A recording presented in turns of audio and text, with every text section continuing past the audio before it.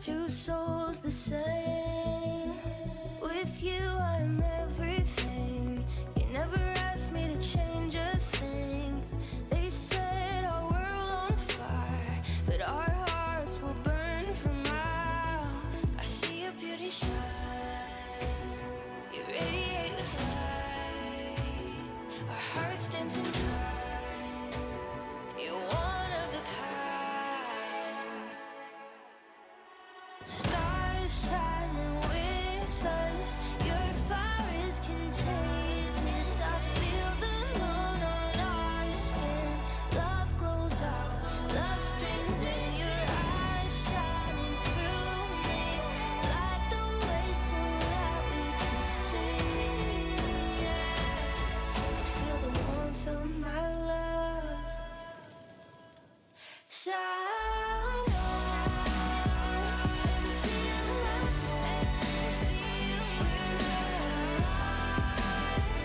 Even when I'm gone, let's circle far from near and far above the flower bed as we watch the stars. We'll never be apart.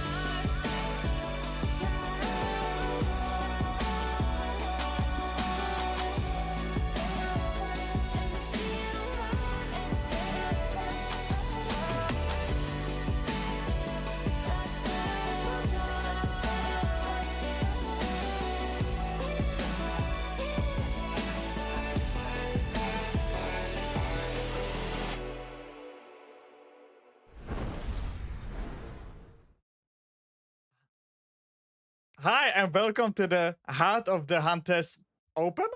We are here with Hash and Marshall. Hello, boys. Tell you something about yourself, Hash. Who are you? And what are you excited about today? Hi, I am Hash. I am not excited about anything today. Okay. And what about you, Marshall?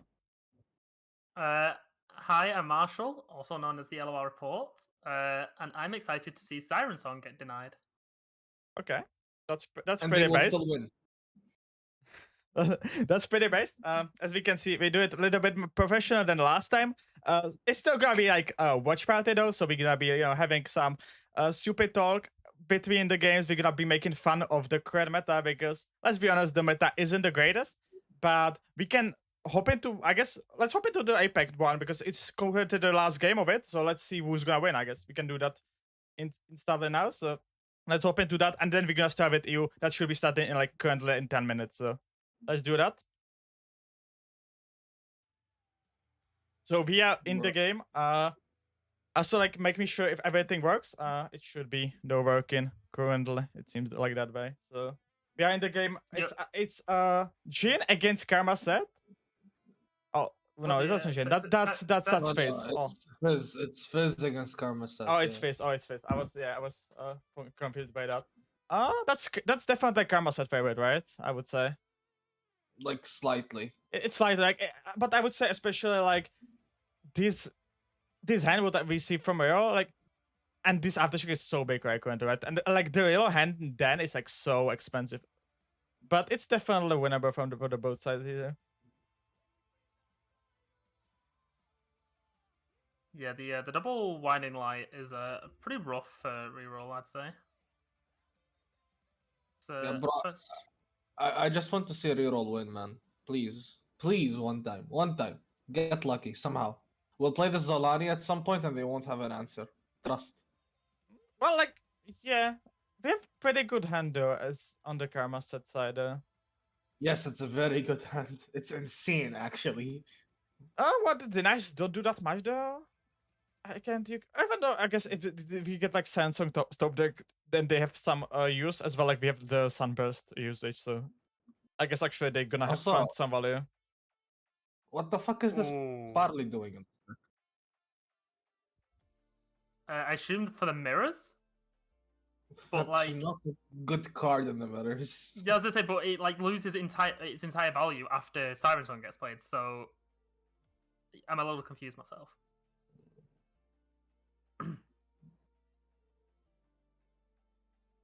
Okay, deny is gonna come in hot.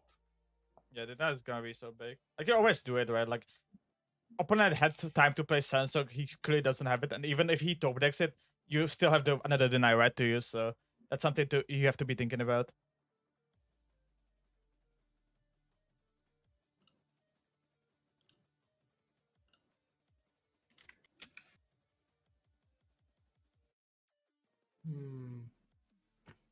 It doesn't seem good for Toro, but let's be honest on that. Even though this Vanek like it's gonna be pretty good, but as we can see, the palm is so big currently in the hand. As you're gonna stop so much damage, and like as well, like the Karma set player just has full health, really, right? So like this seems very good for Karma set player.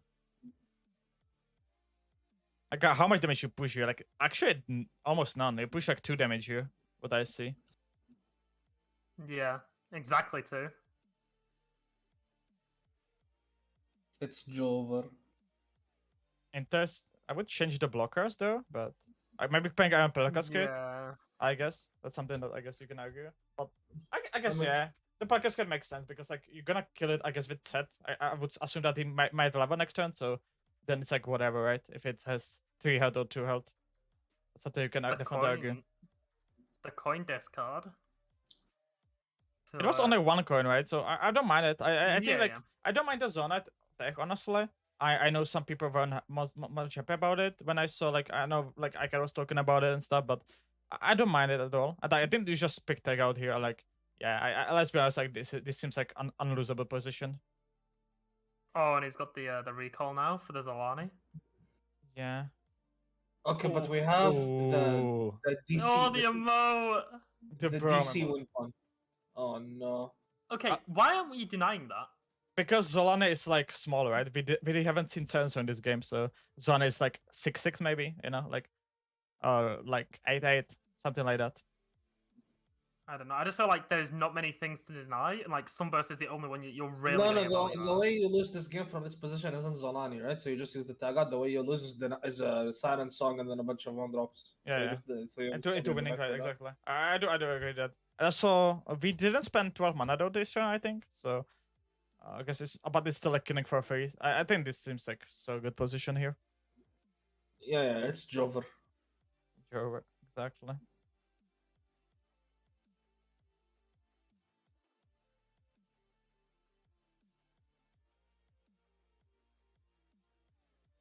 I'm just going to see if this person, because I don't know the characters, I'm going to see if they were on the old leaderboard. They were not. This is a new person. This person's never taken part in a tournament before.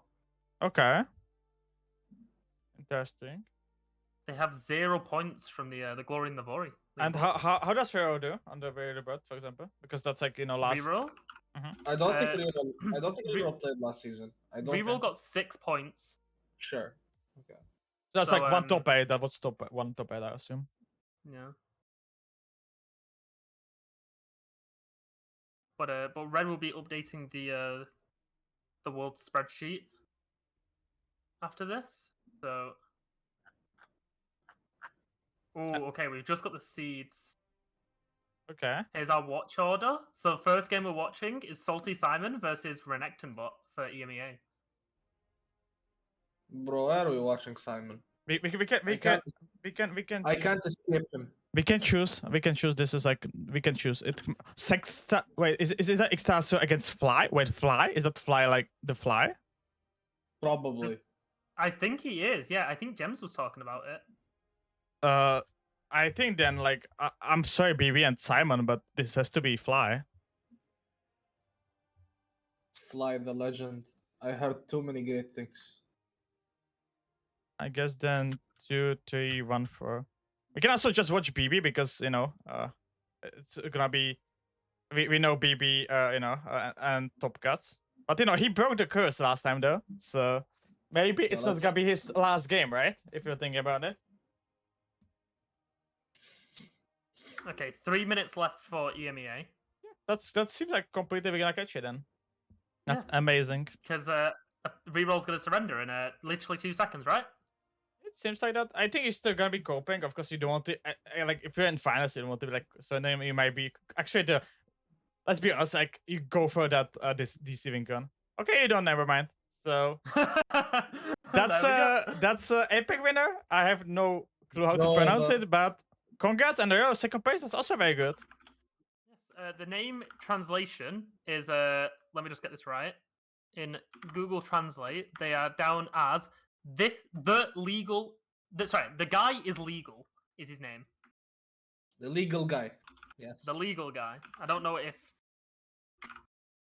no, there's no mention of him, so it's his first time winning or participating in a tournament, and he's taken it to the final. So Wait, congratulations. I'm looking at the Europe seedings, and there are a few TOS breakers, but there is no TOS to stop them this time. It's Oh my Jover. God. Yeah. What about, we have like interesting. What is the, we can I guess show it on stream as well. Yeah, we can look at the deck stats. Hey, this is so exciting. We have Fizz as the most broad deck, Allow Illusion number 2, Karma set number 3, Pog. Do we don't have card stats? I want to know how many instances of Siren Song there is. I mean, you can get card stats if you take all of this, save it as a CSV, and put it into DNE. I'm trying to see if there's anything that's like really spicy being brought. There's a Thralls. Someone's bringing Thralls. Very interesting. Interesting. Yeah, definitely. But very interesting that see the Allied Illusion. The Allied Illusion was nowhere to see almost in APAC. It was like 4th, 5th most played deck, and here is almost catching up to Face. That's very interesting. As well, 13 of the same deck list. I guess that's the most played that we can know from the ladder. I think this deck has like really 2 versions what I've seen so far. So very interesting to see that. Bro, I'm so pissed people found that deck. It was some secret sauce or what? Yeah, we were on it like a week and a half before the open. Okay, based. It's kind of sad. Yeah, even like Daxon was messaging me to not share it, so I think maybe we weren't the only people in RPG, but Well, Tuxen is Smile. Oh, okay. Yeah. But this seems like the representation. Nothing more surprising. Maybe Jackson a little bit. You know, it was 2nd most played in APAC, and it's like 5th. But it's like, you know, the occurrences aren't that like, it's almost 3rd, right? If you think about it, so nothing much more surprising there though. 35 face deck. I guess that's more than half of the field. So I guess we're gonna see this deck a lot. But I guess that's very predictable. Let's be honest on that. Yeah, I mean, it's just the best deck, right? Yeah. Siren Song was unhit before this open. Mm-hmm. How many Samira Seraphim we had last time? It was like this amount, I think. Very No, close. it was more Samira Seraphim. I think Samira Seraphim broke 40. Oh, okay. I think. Because like that was real tier 0, like hard. Mm-hmm. I don't think it was tier 0. I think it's the upper tier of tier 1. But 0.5. sure, we'll class it as 0.5. Mm-hmm. But maybe It's interesting to see that Shadow Isles has such a little presence. I don't find it like that surprising. It should have like. I mean, like, there's just like not enough. There's like 2 issues. There's not enough good Shadow Isles decks. Like the best Shadow Isles decks is what like Heimer, and Heimer's like okay, it's not that good without Vile Feast. And then the other issue is like the decks in the meta don't really care about Shadow Isles except for like Jack Sword. So you're not actually beating that much. Yeah, like the Quietest is of course amazing thing. It's also into Aatrox, I guess, but even though like Quietest doesn't actually beat Aatrox though. Yeah, like, you're right there. Like specific kind of a side, like Viego, right? Yeah, Chase Heimer isn't like happy as the thing to play against Aatrox. I do agree with you. So yeah, then it's like if it's worth it. But we should be starting and open to the first game. Wait, where can I watch this? I will send you the link. Yeah, Pug. There you go. Then we now showing up the bracket. We have interesting one side. Most notably, we have here BB and Kuwabachi. I think this Mike Check as well, one of the previous winners in the past. Seems like quite a couple of new people. Yeah, a lot of new Yeah. people as well. But I think that's something that I was kind of expected from this open. Let's be honest on that. I think the meta is very thingy. On this side of the bracket, we have Boki. I think also LFR Sokoi is one of the most... Yeah, I was about to say. We have Sokoi, my god. But there are a lot of not names that I know personally. As well, we have the rank 1 from EU, the German, you know what I mean. And another, we have Crashy, one of the previous winners. So, as well, Simon. This and Boxer as well, doing very good lately on the rank ladder. As well, Ragnar Siege, of course. So this side of the bracket seems so far the strongest, I would say, personally. But as said, once again, a lot of not known names that much. This is the anti-TOS bracket. And this, we have the Fly with Extasio, we have Teddy, we have I want to Zahis, see. Never Work Fly Alone, versus Ricelin. Teddy.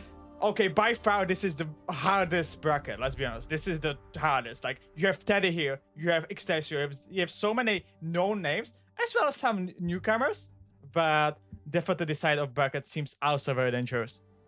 Yeah, just wait until the person who makes it out will be Boom Chikawawa. And as we are not surprised, we have Diana Evelyn here. It's with double kill and no Whining Clyde. Honestly, I'm not the biggest fan of Evelyn without Whining Clyde. I think you are so better than on Samsung. So I'm gonna be honest, I'm not the biggest fan of this list, but I guess you have the kill maybe. I guess you can you don't need maybe then the Whining Clyde, but No, I don't get it, to be honest. I think you need to play 3 Diana. yeah, I also to be like for against aggro as well. The Whining Clyde is so good. Let's be honest. Like Husk, it actually the Whining Clyde is so fun as well. We have Anijin, a deck that I think was very hyped by most. I would say Simon and BB. I think like I've heard a lot bad things about this deck, but man, when I'm prepping for Aegis and I see Simon and BB just talking about how good this deck is, I guess Renekton bot also got on it. No, this deck is very fucking good. Like, it's really, really, really good. And then we have the classic list of face. Only one Moonlight Affliction, what I can catch, but 2 Tailstones. So otherwise, it's the standard list we have. No Whining Clyde once again. As said, at least one of Whining Clyde I think should be in these Samsung decks, but Renekton bot decided otherwise, so maybe he's gonna surprise us. I mean, I think there is even strong argument to play 3 Winding Light in this deck. Yeah, 3 Jolane, I guess that's something also not being that much standard. And we have the Simon. It seems that he maybe ran back this lineup. He has the Jinx Bundle City. He doesn't play the weapon. And I definitely... No, decklist error, surely. Surely decklist error, copy of. No, he doesn't play it. I know it because I'm his Aegis. And I do agree with him. The weapon is making your hand very often very weird. And it's very often making your Jigs not being able to level. So I'm on this with him. I'm gonna be honest with you. I'm on this dim. I think the weapon is a bait. Otherwise, his face deck has playing with the Whining Clyde. He's having triple Moonlight Affliction, no Tailstones, notably, 2 Jelane. I do like this deck list much more, to be honest. I think it's gonna be as well much better in Mirror. Of course, Mirror is usually decided by the attack token. Let's be kind of honest on it, but I do like much more this version than the Renekton bot one. Yep, it should bring some interesting games. And the final one for Salty Simon is the classic, the aggro, the Anijin. The Anijin. With one Avenging Rasta, I don't mind that at all. Yeah, it's correct. And I think that makes sense. You can see that both players didn't decide to play the book that is very popular on ladder, even though I don't think it's correct to play it. So yeah, it's a bit slow. I guess it's really only good if your opponent taps out of mana. Bans. Ban on Anijin and ban on Face. Interesting. So different ban strategies by both of the players. Who do you think that is favorite after this ban phase? Simon. Yeah, I can agree with Simon. I think the Jinx deck is just really good. So Yeah, like Jinx deck against Anijin is like, I would say 70% matchup. Like I think like even maybe more. I'm gonna be honest with you. I think it's even maybe more because like how good that matchup is. You have more blockers and you also kill them earlier than they do kill you. They don't have answer to Jinx. so many how good that matchup is. And I think Fizz also beats AnijIn. So I actually think that Renekton bot gonna be having the AnijIn, and the AnijIn is gonna be the outsider of this matchup. The Evelyn also, we see only one Diana, so it might struggle into the Jinx because, you know, you can, I guess, Sunburst the Jinx. I guess you cannot Sunburst, never mind. I guess he plays Sunburst, does he? Or I guess he can Sunburst the Jinx. But, yeah, I do believe that Fizz is also beating Evelyn, in my opinion.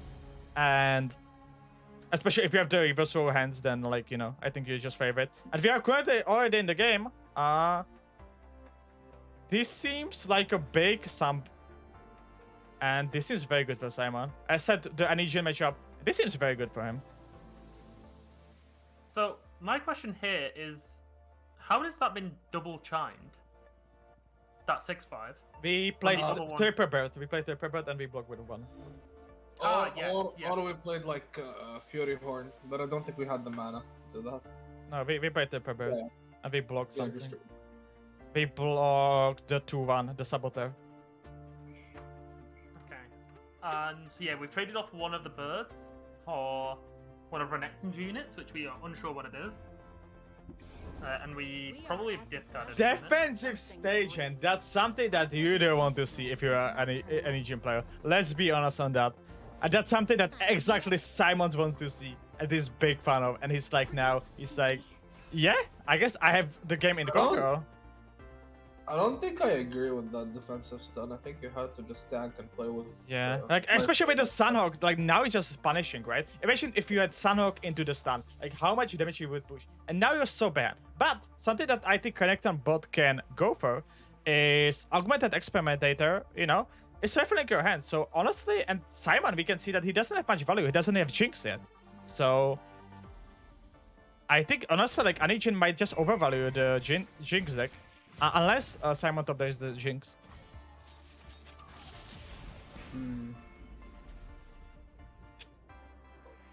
Yeah, I think Simon needs to maybe start drawing for some other cards.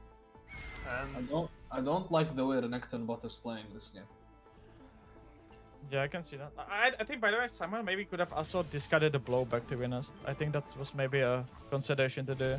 I think, like, he doesn't find usually the thingy. I wouldn't mind just Zonite the... Okay, he goes for some.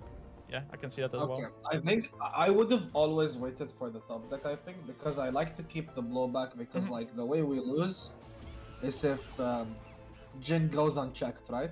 And right now, when they play Jin and like they try to combo us on turn 6, we don't actually have the mana to deal. We don't have the cards to deal with them. I can see that. I can see that. Top deck, we can go for some... We can go for some Mecharader. I guess the 1-4 would be the best, because we have the Chompers.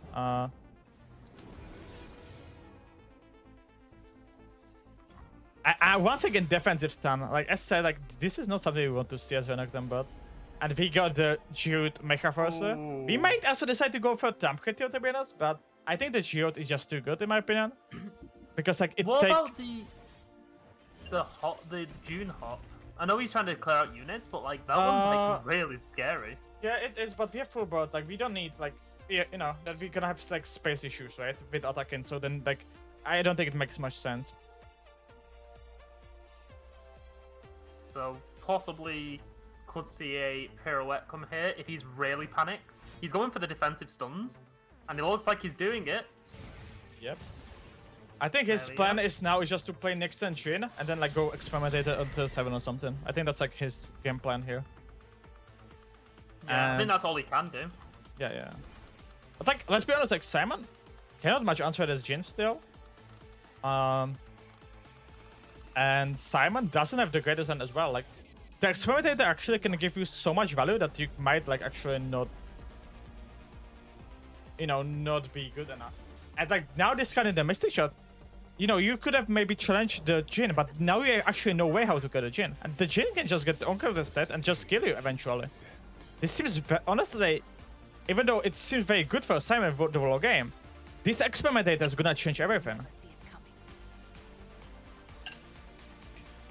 I do believe that the Renekton bot is favored from this position.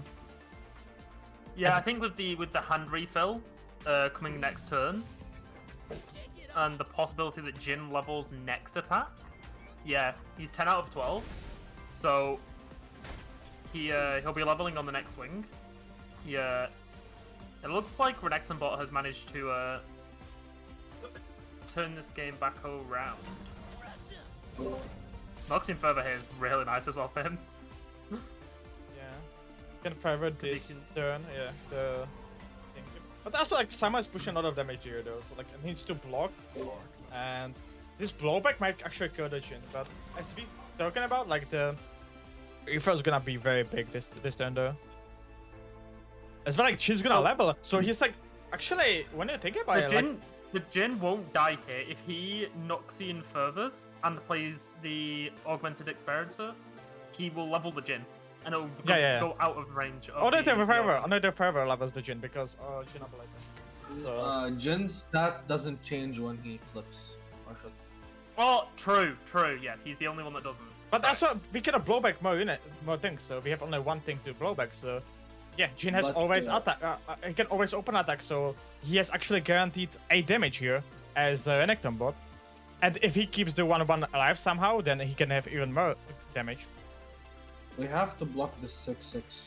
Yeah, I don't know why we're trying to value block. Like that doesn't make any sense to me. But I guess we're changing now. We just maybe thinking on stack. I don't mind that. Like we're just thinking. Also, if you going fervor, going so low, I don't know if I like it. Yeah, if you fervor, you save 2 damage also because you do it Yeah, under the the impact. witness. You go in impact. And the Mecha Forcer gets stunned, so Jhin doesn't get damage. Oh, good point. Yeah, the ability. So True. I think so. No! Yes, it will do. This seems like a mistake. That's a mistake. Wait, this is a paid actor play. What's going on? Why are we like? Oh, Woo? okay. Just And we just like decide. But like still like Simon doesn't have any cards, and it's gonna now depend on the top deck. Jinx top deck instantly ends the game, but like. As for the Birdo, I hate this so much. I think you should be going first as the Renektonbot because you don't survive the next attack. Let's be honest on that. You don't survive that. And like, sure, you kill this guy, but what about killing opponent? Isn't that just better, right? Isn't that straight up better? Oh wow! Wow! What a hand! Insane. What? Cooking. Holy! That's a hand. And Oh my top god! Deck. All for top deck for Simon? Simon. Hold on. Math. Is Simon dead? Simon might I think there's a lot of stuns coming out right now. I think Simon's be dead. dead. Simon has 3 blockers. And Renektonbot is showing like. Is it not 2? That's the 2 blockers. Yeah, it's 2 blockers because of the Lotus Trap. The jury rig will block, right? Oh yeah, true. Yeah, good point. But like, how much damage does it? I saw we losing Bird. Simon just. No, it's lethal. It's lethal. I think it's lethal. You need to develop. Okay, no, you need to overwrite. Well, not always, but like it's correct to overwrite the Sunhawk here for Saboteur. I'm pretty sure. Yeah. Let's push 1 more damage. Yeah. My brother and guys, full much- swing. how much- Please. Damage is this? I don't know what are we trying to do here. But... If he orders it correctly as well, doesn't he stun another unit before the Jhin thing goes off? The order, he the cannot order order. doesn't matter. Yeah. Because the order doesn't Crosshair. matter because the crack shot always go first. Yeah, Crosshair goes first. It's the same with MF. It's the hidden rule that Crosshair always goes first as well. MF goes. Because when allies attack triggers happen before attack triggers. Oh my god, Saboteur would have been Yeah, lethal. Saboteur would have got it. Oh my god. Yeah. So, But what's maybe, the- but maybe I was thinking about like opponent didn't develop, so maybe I guess the Drake is the card that But so Jinx let me ended. just look. Jinx ended though. Yeah, wait 1 minute. Renektonbot is running Ooh. Jhin. So Trying to look at the deck list. You pass here? No, wait. Simon had a way out, I think, right? How? Does he play Ravage? Simon is. I'm trying to see what his deck list is. Simon in his Jinx deck runs Mystic Shot, Electric Harpoon, Lightning Rush, and Blowback. Oh, he does have a Rummage. He does have one of Rummage. I guess it still doesn't matter. You want card short, but okay. Yeah. That was the power of Anijin. Yeah. Yeah, the power of Anijin and winning the unfair matchup. And we said the Anijin was the underdog. And Experimentator just, even though we saw that Simon was so ahead, unfortunately, and like, I do believe that Helicopter maybe also could have maybe played a little bit as well better. We just saw the power of the deck.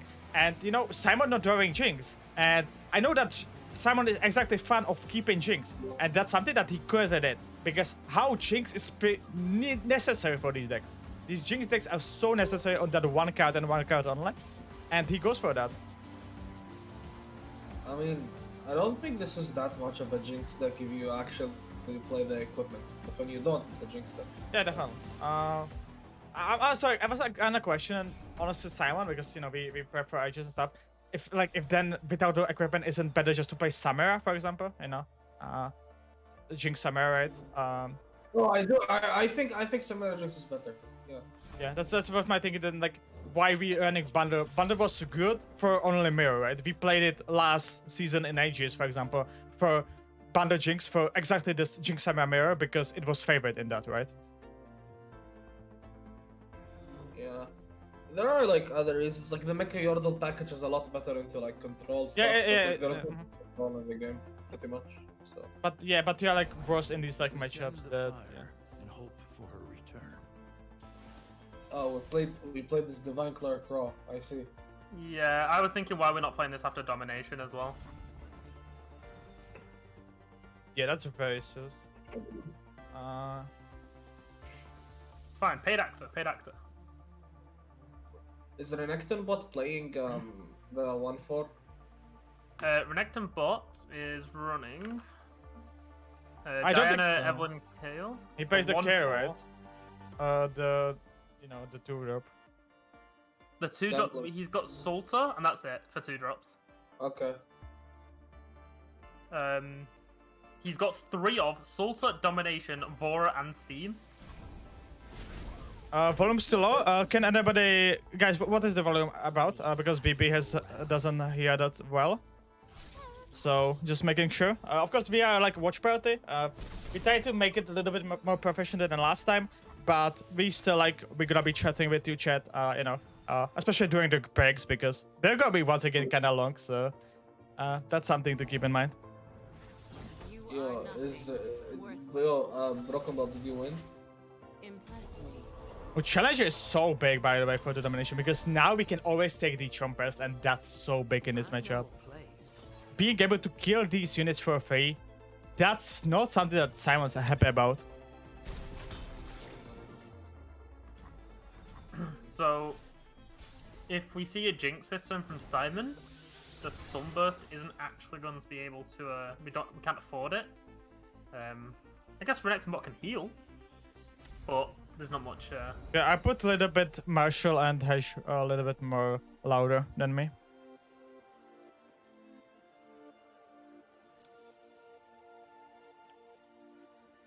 So we see the Electro Harpoon removing the regen.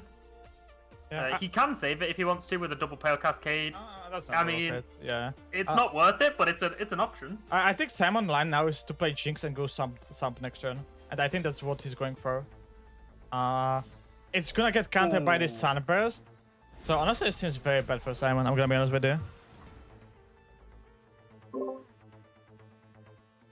Yeah, this Jinx doesn't swing, doesn't stick.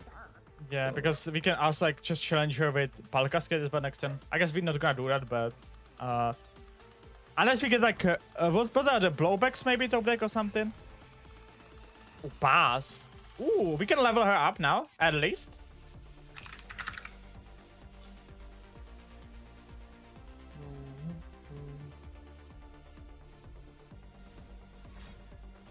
So Hesh, if you're typing, you are too loud, by the way, Hesh. So. Yeah, I will mute. Don't worry. Okay, so we see the Sunburst come out with the Jinx, discarding the. Ooh, Professor? Or what do we take? I guess June Hopper is just the best. Yeah. Professor is always so sus. Like, every time you play it, you're like, oh my god, it's gonna give me 3 cards, but on the average, the card is just kind of bad. Let's be honest on that.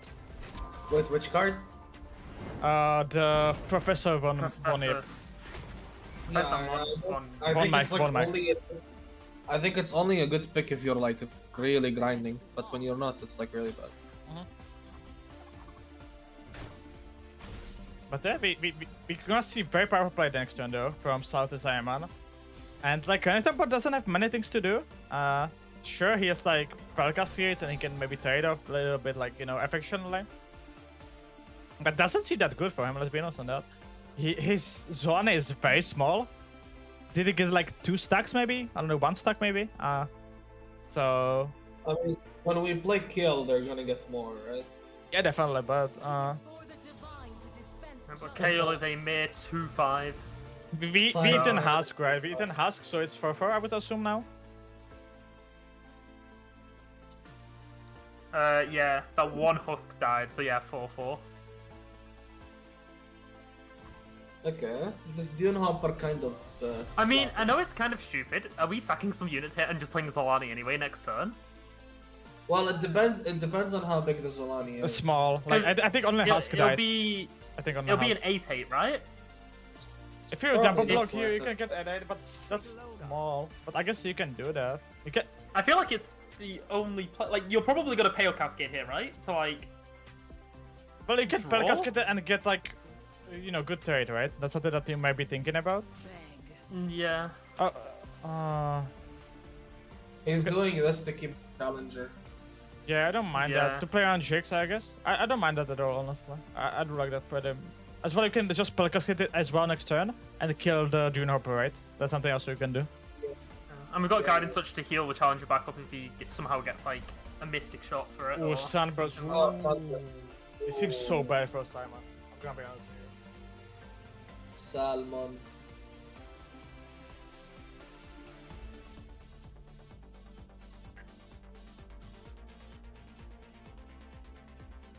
Let's see. Simon's taking on time, or taking on time, but 5 damage. That's all we need to push. But with the Guiding Touch, is even more. This seems very bad for Simon. It might be. This might be end of the run for the, you know, the Swedish growth. But maybe we can find still the burn. Renekton bot knows that Simon didn't draw a unit, so he instantly goes for Sunburst. I like that a lot because you can see in the lock, you can see if the Chime hit the card. If not, then you know it's of course part of deck. So.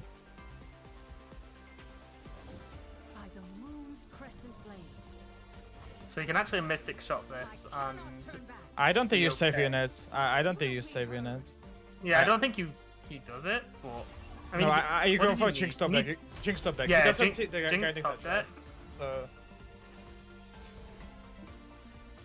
Lightning Crash. So 1 more Mystic Shot. I guess it's still the Guiding Touch is stopping that though. But like, Renekton is taking on time. Like, you know, it's gonna take time to maybe end the game still. But Simon's not happy to see this.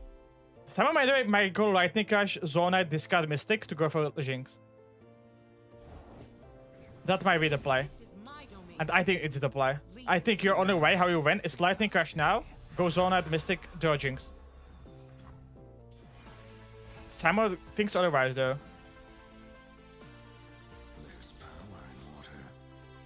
So you can Lightning Rush now, play Boom for Boom. And then you can discard the... This seems like a game because the Jolan is gonna be already big, right? It's gonna be like 10-10, I think. Or 11 with the Husk as well. So this seems like a game. Even though the Zona is gonna be giving a lot of blockers. A lot of mats, but that's a lot of them. No, this is game now. Yeah. Jurig, okay. Ooh, Jurig. Okay. Is that I don't think he's killing... Yeah, I don't think he kills any of the units, so I think he can block and Zolani doesn't grow. You block the Diana, you block the Steam, you're taking... Oh, you're taking exactly lethal? No, you're not. Because of the Jury Rig. Oh, the Diana challenge though. Diana challenge is so big though. But yeah, it's fine, it's fine. You can Jury Rig and... You survive on one. Yes, okay, never mind. And you go for Jinx top deck. Can it be Jinx top deck? Also, Simon always should Mystic Shot before he plays Jinx, because if he gets it, because of Hash. Oh! Oh! Okay. I think... Wait. Yeah, I think it's actually incorrect to play these mystics. We don't have a top deck that like kills them. Oh no. Oh, that was so close. But Simon ran and now that's so sad for the Swedish goat, as I would like to call him. He unfortunately lost to the Anijin. I think we were talking about it. The Anijin should have been the deck that he should be beating, and unfortunately the game 1 went so well into anything but hands. And Experimentator was the MVP of that series, and the second game, yeah, the Jinx died, and he went for the all-in Jinx play, and unfortunately it didn't work. So very sad to see Simon, probably honestly currently the best EU player in the server, go out in the first round, but it is what it is. And Well, yeah. Simon is the best player in EU. I would say so. I think especially because of the What ages. what a sad state of affairs! Holy shit! Have you seen him ages? You know, we have the best team in ANA, that's RPG, and Simon beat it 3-0. You know, I think that's just saying something, no? Isn't that just the but statement? Bro, EU is so good. Any of them could have 3-0'd. EU is so good that currently RPG team is 1-3 or something. What do you mean? You guys aren't even in our group. Like you're just trying to sneak in shit talk for no reason. I'm not even. Gosh. I get you. I get you. What's going on here? But yeah, we should be starting soon in another game. So yeah, the next game, if available, is Fly. I think they 30 ended, seconds. No. The battle says it's 30 seconds. So, for round 2, we're Oh, wait, can we announce round 2 games yet? What's the rule? Well, if we can pick, I know what to pick. Yeah. You've I've sent them that request, the one that you put in the chat. Okay, Pog. And they said that they were watching that one first. So. yeah, it's Okay, Pog. very obvious what we're gonna be watching. Okay, I up mean, next, I we're think- watching the Fly game. I think we can. Wait, we're watching Fly. We're watching Fly. His round 1 game isn't over. I think they were just changing over the spectator accounts to watch them, so they're still okay. going. Okay. So we are going into a game with them now. Yes, we are. They're 1-on-1. Ooh. I think he's dead. I think we've come to watch Fly die. Oh yeah, it's very like Oh. it's Karina, it's Sub Monument. You know, this lifestyle guy doesn't work, and we know that. Yeah, the Sump Monument pretty good against this Reaver's Row deck. Yeah, Sub Monument just counters completely this deck. I see so many times when somebody had full bird, played CS, and opponent just plays Sub Monument and be like, you know, I'm taking 5 damage next turn, you know, if you ask me. So, yeah, this seems like a game to me. Oh, they found me. Jover or no Jover? Yep. Jover. Oh, it's Jova. And unfortunately, the legend Fly is out, but Extasio is coming in and making it to top What? 32. Yeah, one legend tanked, so another legend could fly. Ooh, Scouts losing to Karma set. Ooh, that's very rare. That's something that you don't know don't if want to see. Is that Scouts or is that the Lucian deck? It's Scouts. It's Fly was Scouts. in chat, I believe. Ah, okay. Yeah. I mean, it can happen sometimes. That matchup is like favorite for Scouts, but it's close. So. Yeah. Alright. Did you see what deck got banned from Fly? No. Bard Garen. Oh yeah, I mean that Yeah, makes sense. CS deck. Like, Bard kind was something that I was even considering. Like, it's a CS deck. Yeah, It's doing its honest thing, and like, it's doing very strong thing though. Oh wait, I see what's going on. Marshall just wanted to mention elites. Oh yeah, It's classic. Elite and it's Bard, my 2 favorite like archetypes. Oh god. Bard Oh, Danger. What did I invite to? Oh my god. I guess we need to make us change hash here. I don't know, like. Yeah, you got the 2 competitive guys, and you have the normie guy come in and give you the. I don't think normie guys like Bard, but I'm not 100% sure. No. Normie guys like Meduli, which is like part of Bard. So Okay, this is true. They do like Meduli. That's true. Man, I wish Meduli was more playable. That card is funny as fuck. I think Maduli is good if you just give him +1/+1. Like, you get a chime on him and you just feel good. But if you play him without that one chime on him, you're just like, this feels like ass. He's a 4 attack unit. But yeah, we're waiting if we're gonna find another game. If not, then we're gonna be talking about, and we're gonna check the bracket, of course. But we're just waiting. It doesn't seem like we're gonna have another game, but I don't want to be spoiling anything if in case we do. So that's something we're waiting for. Yep. I'm just gonna see the bracket now and see if there's everything's. Okay, Yeah, there is one match that hasn't finished. All finished. 28 minutes Oh! break. Yes, I was gonna say So they yeah. have, because this match was the Fly one. So Yeah, Fly was the yeah, last yeah. match to go through. So everyone's now through. We have some time to do, so let's check the bracket. Let's check it together. We can tell them which game we're watching next round, right?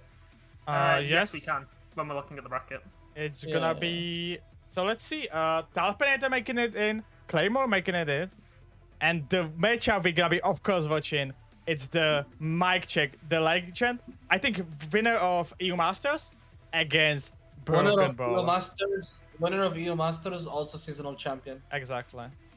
And yeah, that's so high matchup against the person that cursed, and maybe he's gonna break his curse again, right? Because he always was getting out in first round or second round. Now, if he's gonna make it once again to third round, back to back as well, you know, maybe Yeah, he's yeah, actually breaking his curse. You know, something to maybe think about. Jover.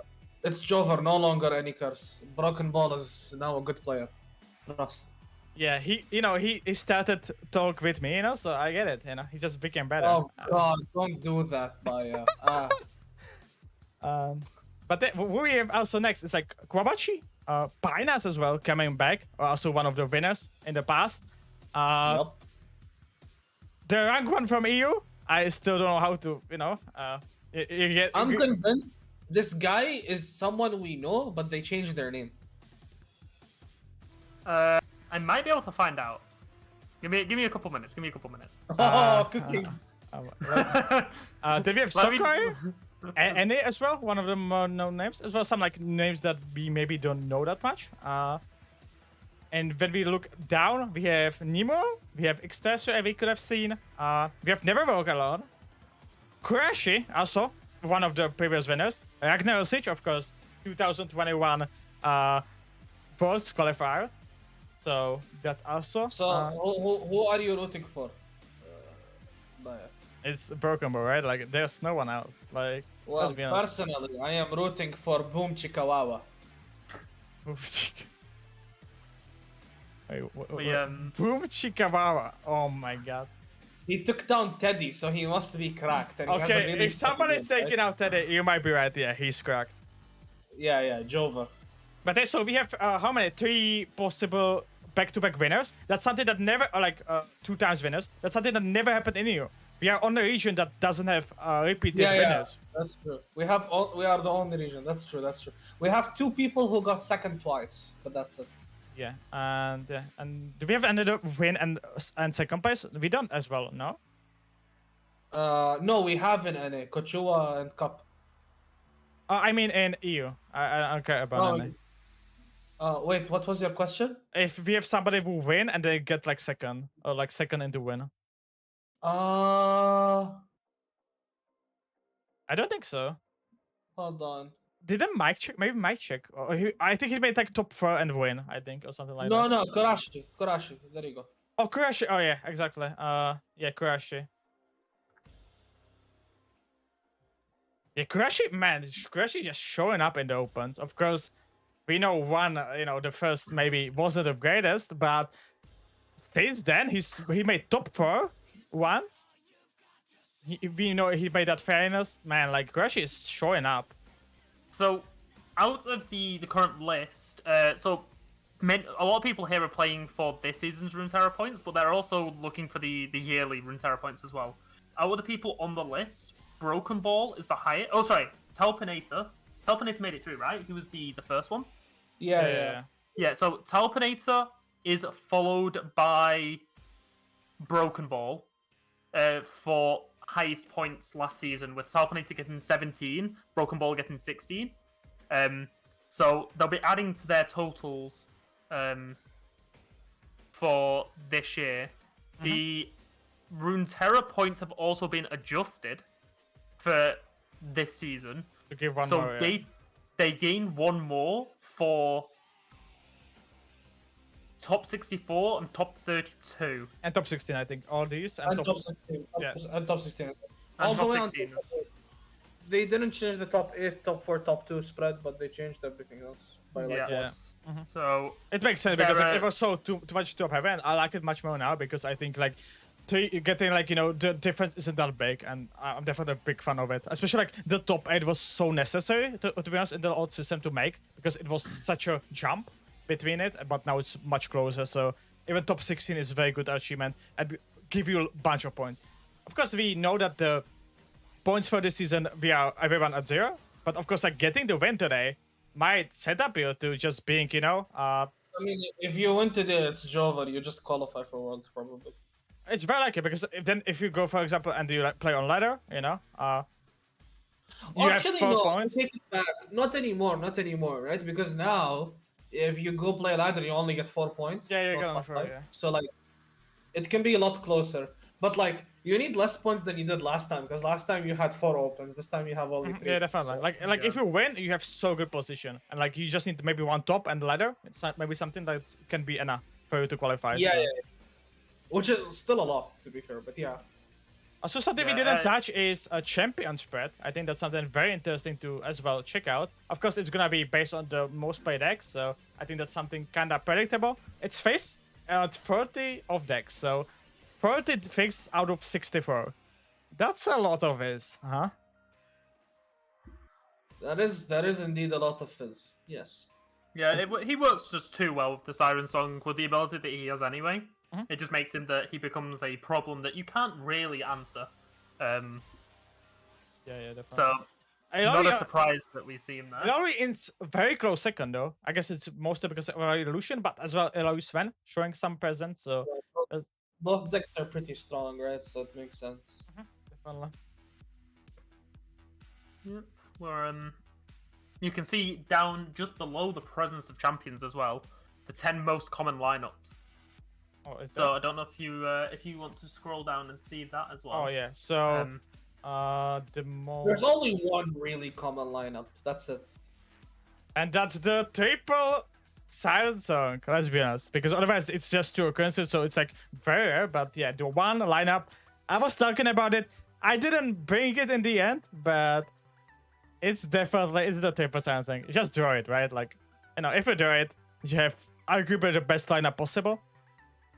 If you don't draw it, yeah, you might have an issue. Ooh. Okay, so Red has very kindly put in the chat the decks that people used for qualifying yesterday. So you can see how many people used what Ooh, decks they okay. used yesterday. The numbers there are very interesting.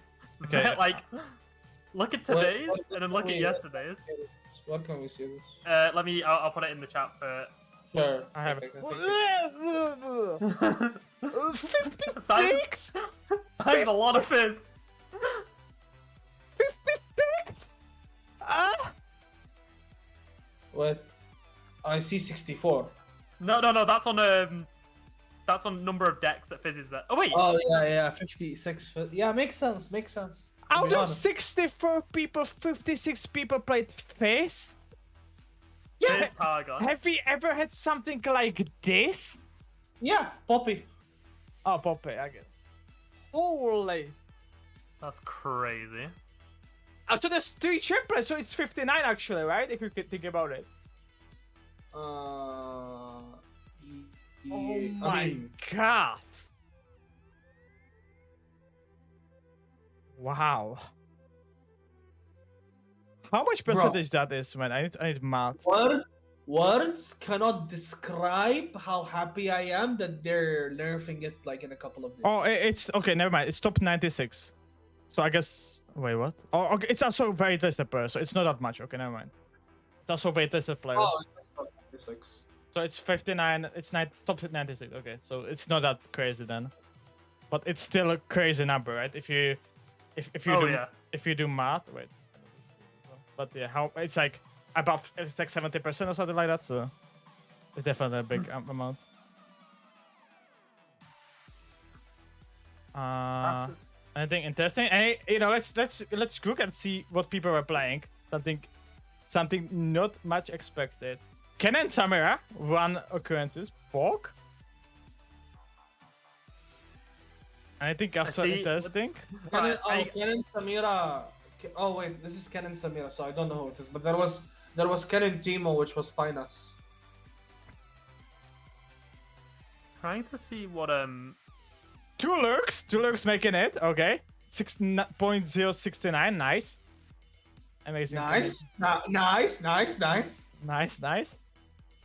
Two lurks making it, and me getting 1 win.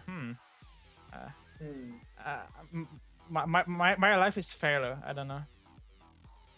there's a Malphite Talia. Honestly, I don't blame you for not topping this meta, but it is the meta. Who cares? Yeah, like this is the one meta when it's just like you can excuse you. That's the only meta where I think you can just excuse yours. But I think my issue why I didn't qualify, I think I should have never went for. I think I should have played Simon lineup. I'm gonna be honest. I think I should have just played face and not playing the other decks. I think I should have gone just face.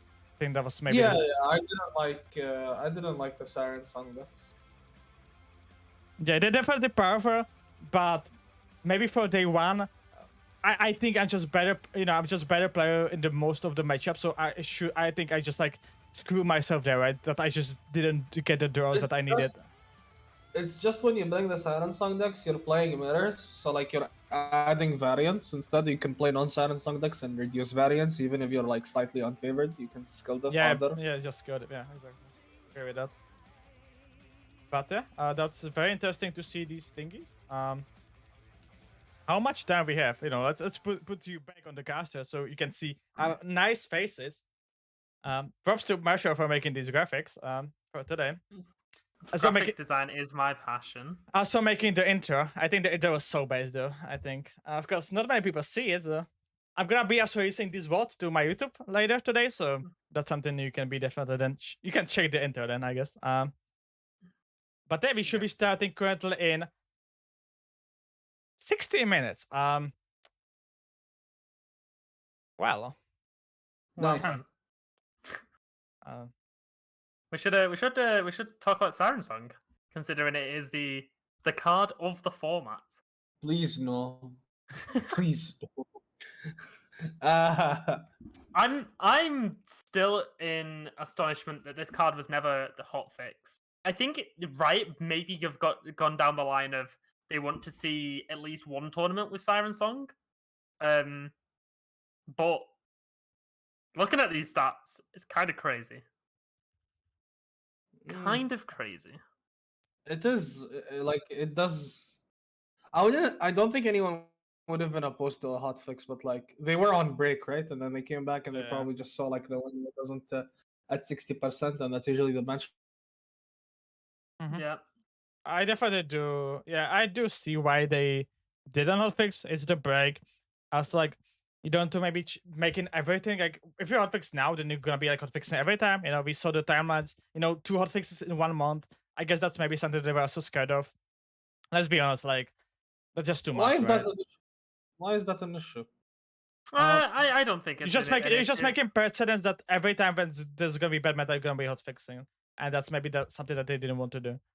But I would be down to hotfix. I think if something deserves a hotfix, honestly, I think Sensor deserve more hotfix than timelines. I don't know if that's. No, I agree. I agree. I agree with all. I think the timelines hotfix. Like even back then, I didn't want to. I was like, why did we hotfix this? Like, I didn't think it was a big deal.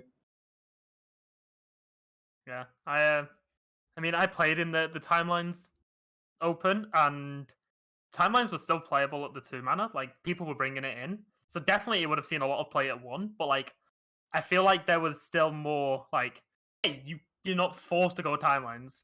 It was like the 3 timelines decks that people were gonna bring. Also, like, 3 timelines wasn't good. Let's be honest. Like it was usually 2, maybe 1. I would say mostly. Let's be honest. The bundles, sure, it has like 60% on the ladder or something. It had amazing numbers, but also it was better because it was an Eternal, where everyone was starting from like silver and iron, and like we played in these lower ranks as well. the deck wasn't just consistent. Like, let's be honest. Like, the deck was, if you had timelines, the deck was very good, but the deck wasn't that broken. Especially things like Jax Vi, and like I think the Thunder timelines was completely beatable back in the time. So, I mean, I think when Talons was 1 mana, I think triple timelines was pretty good. I agree, it wasn't like insane, but it was like 3 playable decks and 3 good decks. Mhm. But when 2 mana timelines, yeah, it was pretty bad. no, I think Yeah, still I like think- some decks were decent. I saw the Jax Vi. I think especially the Jax Vi, even though I thought it was maybe the weakest before the hotfix. After the was the hotfix, best one. after the hotfix, it was the best one, I would say, because then you just play the Even before burn. the hotfix. Okay, I think even before the hotfix, it was the best one. I can see that as well. But I think like I would say Banner City was the best one because like how much higher potential you had before the hotfix. But I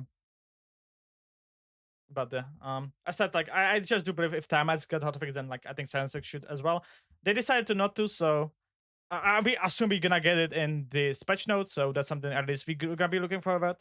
Though So there is a difference between this patch and the timelines patch and this patch, and it's the fact that they've moved the balance patch forward a week.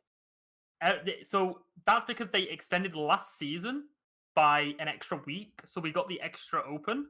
And I think due to the year, like the timeline of the year, and when they want Worlds to participate, they have to lose that week somewhere, and they've chosen this upcoming week, which I think is fine. I don't think there's any issue with it. But apart from the fact of, I do think that has taken a role in the hotfix not going through. I think what they've rather done is say, listen, well, rather than hotfix it, we're gonna it's gonna be hotfixed in 4 days. So like, play your open. You only have to play for it for an extra 4 days. You're not playing it for another 11 days. If it was 11 days, I genuinely think it would be a lot more of an issue. I would quit for 10 days. Yeah. I mean, Yeah, a lot yeah. of people would probably go and play a different game until it's hotfixed. DFT is pretty good. I was to be honest, but yeah, I still don't get why we have this downtime. Like we had it after like the last. I maybe there's maybe some like reasons because of the I don't know, they may be doing something. I don't know exactly the reason, but the downtime is always so weird, right? Like it was after the last open as well. We had like the 11 days, right? And it was like, what I'm supposed to do, right? And like that's something that if it's possible, maybe in future, like to just scrap this time ever, so it's never happened again, I would be definitely fan of it because it's always weird to play after all competitive events happen, right? Let's be honest on that. Yeah, I think the main issue is Riot's resources. If they cut a week off, they're losing a week they're losing 3 weeks every cycle then. Because it's the time between the tournament and the patch notes. There's always 11 days there. So if you're moving it up a week, there's 3 weeks where they can't work on stuff, which I think is the issue. I think in an ideal world, they would do what they're going to be doing this patch every time, which is you do the tournament, 3 days after the tournament finishes, you're getting your patch notes. Maybe actually the reasoning is that they want to have more time for like we know about the 2 weeks because of mobile and stuff, so maybe there's the reasoning that like they want to be they actually want to know the meta so they can like balance it or something.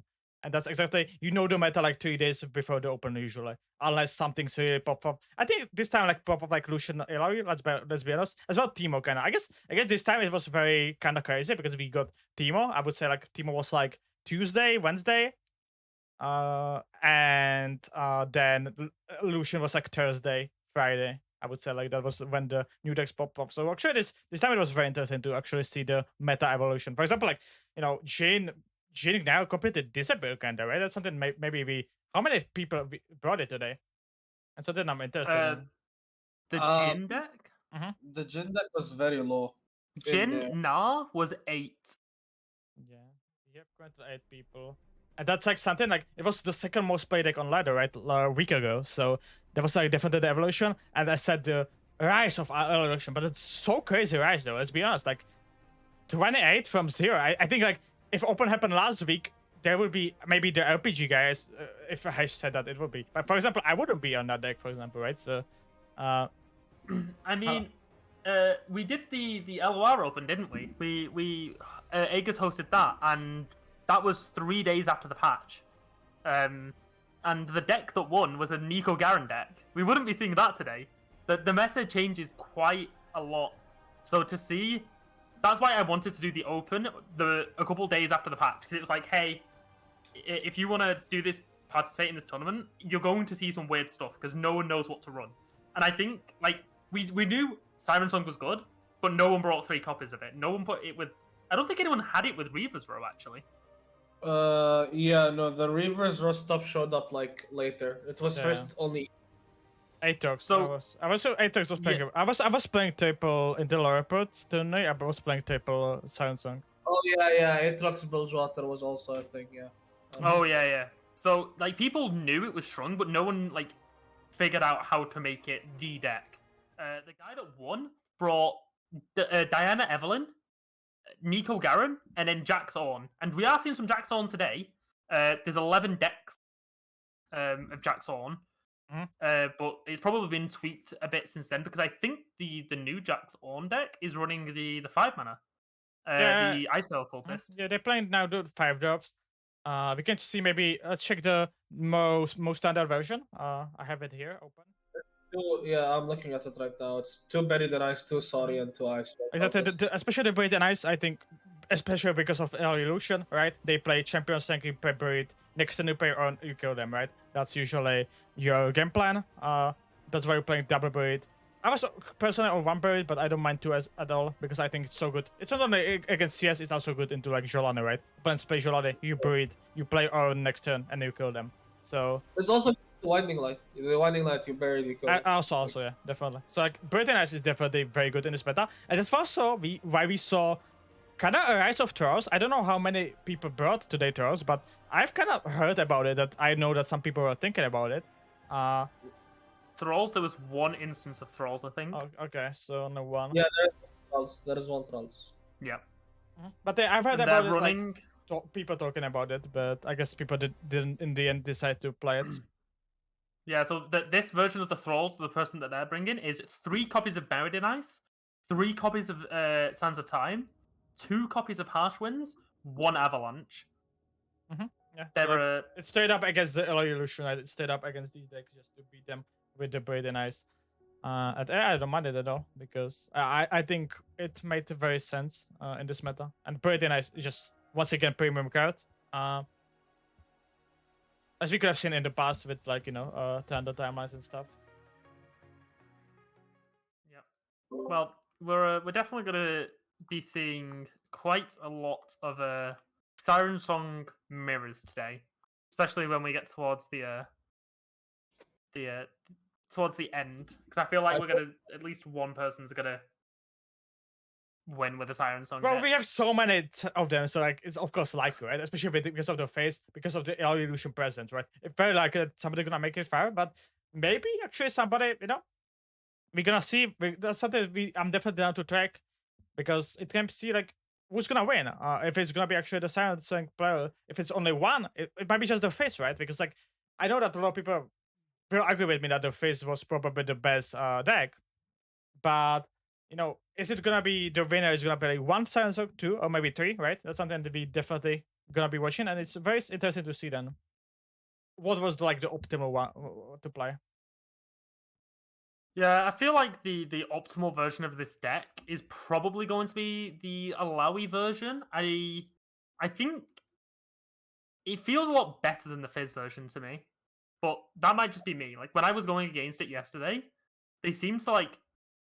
Of course, you can low roll with the hands, but like it seems to have a better early game than the Fizz, which I feel like is like where you want to be a bit stronger anyway. So I feel like turn 6, turn 7, maybe turn 8. That's when you're finishing the game anyway. Like the amazing thing on that is that you don't need. You have so many win codes, right? You have Ilawi, you have Siren Song, you have River, so you have Champion Strength, and honestly, something that I just did, for example, a few days ago was like. I didn't have even Bird, but I had Ilawi and Tentacle on Bird, and I just killed my opponent with Champion Strength. All I need was Ilawi and Champion Strength, 2 units, Ilawi Tentacle, and it was Enna, because how much did we that push? And like, that's, I guess, why so many people hopped into the deck, because how many win codes you have? You don't need to draw the Siren Song, you don't need to draw the Reverso. You just, go by CS. The classic, Scouts, Team Tristana, the gameplay that we saw. And it's very often Enna. Issue on this deck, mostly is attack token. I think this deck is very attack token dependent, and if you're attacking on 6, you are much better than if you're attacking on 7. Because not only because of CS, but also Reverso. Reverso, I guess, it's even the bigger one. Because honestly, CS on 7 is sometimes even better because you have more time to develop the bird. But the Reverso is so big if you have it on 6. Pop off. I also think the other thing is Fizz is a lot better because like it has like Divine Clerk and Moonlight Affliction, which fix problems the deck should have. I do agree with that. Yeah. You're not supposed to be playable into aggro. You're not supposed to be having interaction. Like you're supposed to be low interaction since you're like in Bilgewater, but you go to Targon and you just get silences for no reason. Yeah, so you can play some as well, right? Some people do as well. So yeah, I think the Ally Illusion, of course, flaw is only you have only interaction is Tentacle Smash or like second Ally, right? It's also Tentacle Smash. So yeah, that's like the low interaction is something that you might not be happy when you're playing the deck because sometimes you just cannot do anything about opponent's engine, opponent's Rincon, and you just lose to that. Yeah. And that's why, yeah, we could have seen, especially this patch, I think, like, we finally saw the potential Moonlight Affliction. I think we can all agree on that. The double hash, when we saw it first time, we were like, holy, it's so good. It was a good release when, like, hash was the best card in the game. It got released on that, and we were always, like, waiting when it's gonna be the moment when it's gonna pop off. And we finally see the meta when it just show up so much. The making... especially with the fearsome keyword, making some blockers not being able to block is so big in this meta. And yeah, I'm very happy to see this card finding some play. Of course, in a deck that let's be honest, maybe too strong, but it was cool to see it. Yeah, I mean, like we all kind of knew Targon was gonna be batshit nuts once it got like good support, but nobody would have guessed that support is what we're seeing today. Yeah. We didn't get Targon champion yet, right? So and like oh yeah, no, we've so, not like, even touched that area yet. I guess Morgana is in discussion now. I think Morgana maybe it's gonna be maybe probably because they've printed every like proper Targon champion. I think so. They'll probably throw Morgana. There's not an Targon champion. Yeah. So I don't think Morgana's going to be Targon, mainly because of the Mage Seeker game. She's quite clear that in the recent lore that she's in Demacia. So it's either they break that and they just put her in Targon because multi-region. It could be. I would love if once again. I love multi-region cards so much, but I think she should be Targon, and that's mostly because. Yeah, we don't have any Targon champions left, so we cannot. We have to make these moves, and we're gonna at least make some sense. And especially when Kerr is also Targon, I guess it's making even more sense, right? Yeah, I mean, there's always the chance that we get a Runeterra exclusive champion. But who? Yeah, that's a good point. Yeah. Maybe Tiari, because Tiari is like one of the characters that's like quite specifically Targon. But I mean, it could be anything. So but finally, after a long wait, we should be getting back to the game. Yeah, apologies for having to listen to us. I know you guys wanted to get from. Yeah, unfortunately the match is finished too early. I guess too many people draw Sandsong too early. So, but yeah, we should be back in the game, and we're gonna be following Magic against BB. We can see as we could have seen already, very interesting bracket, and even the next round for this winner of this match might be kind of hard. It might be Tarpanator, also very known player. Wait, Tarpanator is Italian? I didn't know that, but it might be Italian. It's fire then if BB wins. Yeah.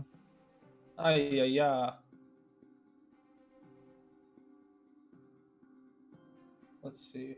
We need to make a name for the guy from rank 1 EU because Barcode. Okay. Yeah. Barcode seems correct. Yeah, Barcode. Do we know if that's his Smurf account, by the way?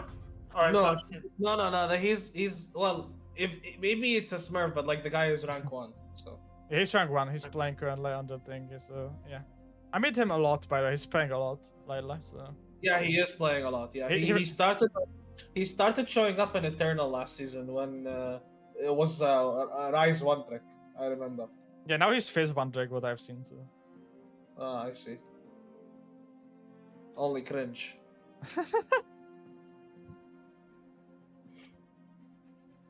There's one player here, by the way, that I'm kind of rooting for, and it's only because I bullied them on ladder at the start of last season.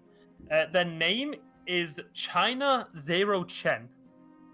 No. They made it through to the round 2, and I'm really interested to see how they do because I bullied them in the ladder. Face stage does the most stock list, I think, that we see. I think this is the Zero Winding Light, right? yeah, Zero Winding Light. This is the most stock list. I think this is the if you play on ladder, this is most likely the list you're gonna meet. I haven't been playing. Okay. The Triple Moonlight do some. Yeah, this is completely the version that I've seen like, honestly, like 2 weeks ago almost. Diana with double Winding Light. Okay, I like this much more. Nice. This seems very like. Yeah, this is some very close to my list that I wanted to play. I like this list a lot. I kinda want 3 Moonlight Affliction, but otherwise, yeah. Yeah, I think the Tailstones tend to be kinda weird. I think the fucking Sunburst is just not necessary. I can see that as well, of course, but Tailstones also tend to be kinda weird. And this is double Silence and 2CS? Suppress. 2 CS? 2 2 CS? CS and 2 Silence and Suppress. Instead of 1 Mirror as well. That's from the No, stock so I list. don't hate this. I don't hate the Silence and Suppress. I think it's actually fine. But why are we playing 2 CS? Yeah, I don't get it. Like, yeah, I agree with you. I get it why he's doing that because he wants to beat the Fizz, and I think if you play Silence and Suppress, you beat Fizz, like definitely. But Yeah. You beat Fizz without it. But yeah, and it this helps is even BB list, and it is 1 Eternal Range. Once again, we can see that and the exiled ones don't like the new weapon. And then I guess classic list, 1 Lightning Crash, very similar to the Simon one, just a little bit change on the Eternal Range, I guess. It's literally just Return Orange over Ramage. Yeah. Otherwise, it's the exact same list. Same It's list of similar. Anijin as Simon, as we could have seen earlier. One of the Avenging Vestaya. I fucking hate this Witness card, by the way. It's just an extra stun, right? Yeah, but it's really hard to proc flow, so very often it's 4 mana. Yeah. Well, With Jhin ability, it's- right? Like, Is it not supposed to be used as like a defensive card, considering the flow activates of skills? You're like always sad if you're doing it defensively. Yeah, yeah. But yeah. and the scouts. I know that BB is very high on the scouts. I know he was this talking deck- so this much deck about is it. fucked. This is so fucking good. Yeah. I love the Sergeant. Sergeant is such a good card design. Yeah, so Sergeant is just to tank your MF. You just play it on 5 and you always get MF and you're so happy. Like, it's so good. The Sergeant is so good and I'm really looking forward when we're gonna maybe get the balance patch of Silent Soak that I think like Sergeant's gonna bring a lot of new Demacia stuff. Sergeant is just a really good card, yeah. It just gives you a draw in Demacia, so.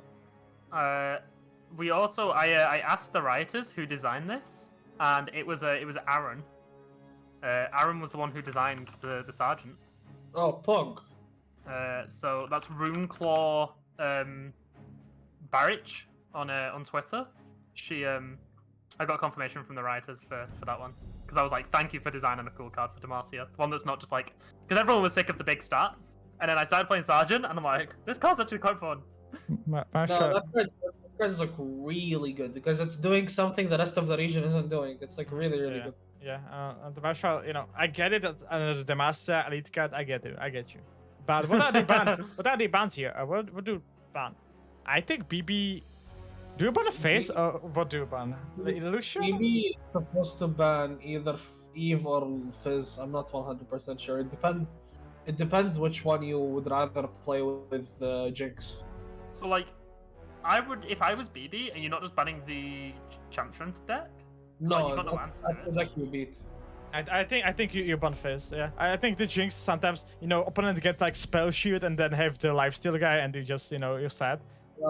Yeah. Like BB is triple favored into Lucian. So.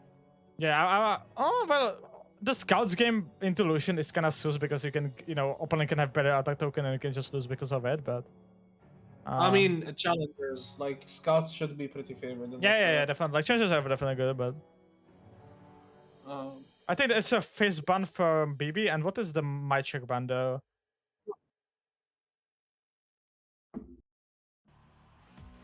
Is it a? I can see argument for every deck, to be honest.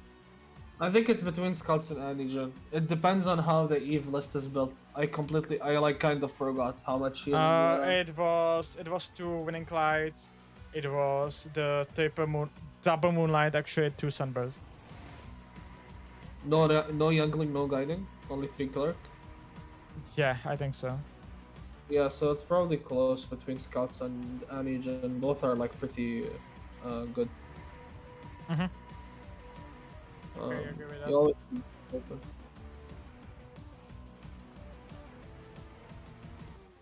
Let's see.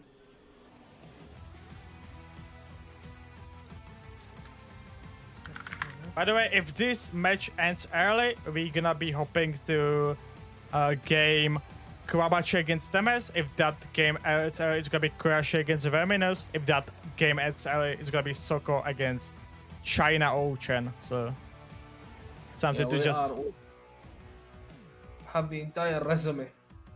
yeah. We can be requesting matchups. So if you're also interested in some matchup, maybe that maybe can eventually happen, you can check out the bracket. Don't do any spoilers though, because the bracket might be ahead of what you see on the stream, because of course there's 15 minutes delay. We are not on delay, but the feed that we're getting is on delay, so that's something you need to keep in mind. And yeah, so just if you want some matchup, you can just definitely keep that in chat. We as said, it should be like a watch party, so I'm down to definitely enter the chat. We can be talking about some things, and, especially during the breaks. As said, we down definitely to get maybe some of your input. Yeah, we should be closing up the bans now. It takes 5 minutes for them to view the decks of the opponent, because day 2 is open deck list. So probably BaJAtak and BB are just checking over each other's decks, probably screenshotting them so they can have a look at them later, and deciding what to ban. But I would say that 5 minutes is coming to a close relatively soon. And here we are with game 1. We are seeing that it is the Lucian Alawi deck versus Scouts. So those are the 2 decks that made it through. So I would assume you shouldn't get the man. I would assume. I would like to think so, yeah. I guess we're gonna get confirmation now. We'll get the confirmation on the right-hand side in the next 30 seconds, my bet.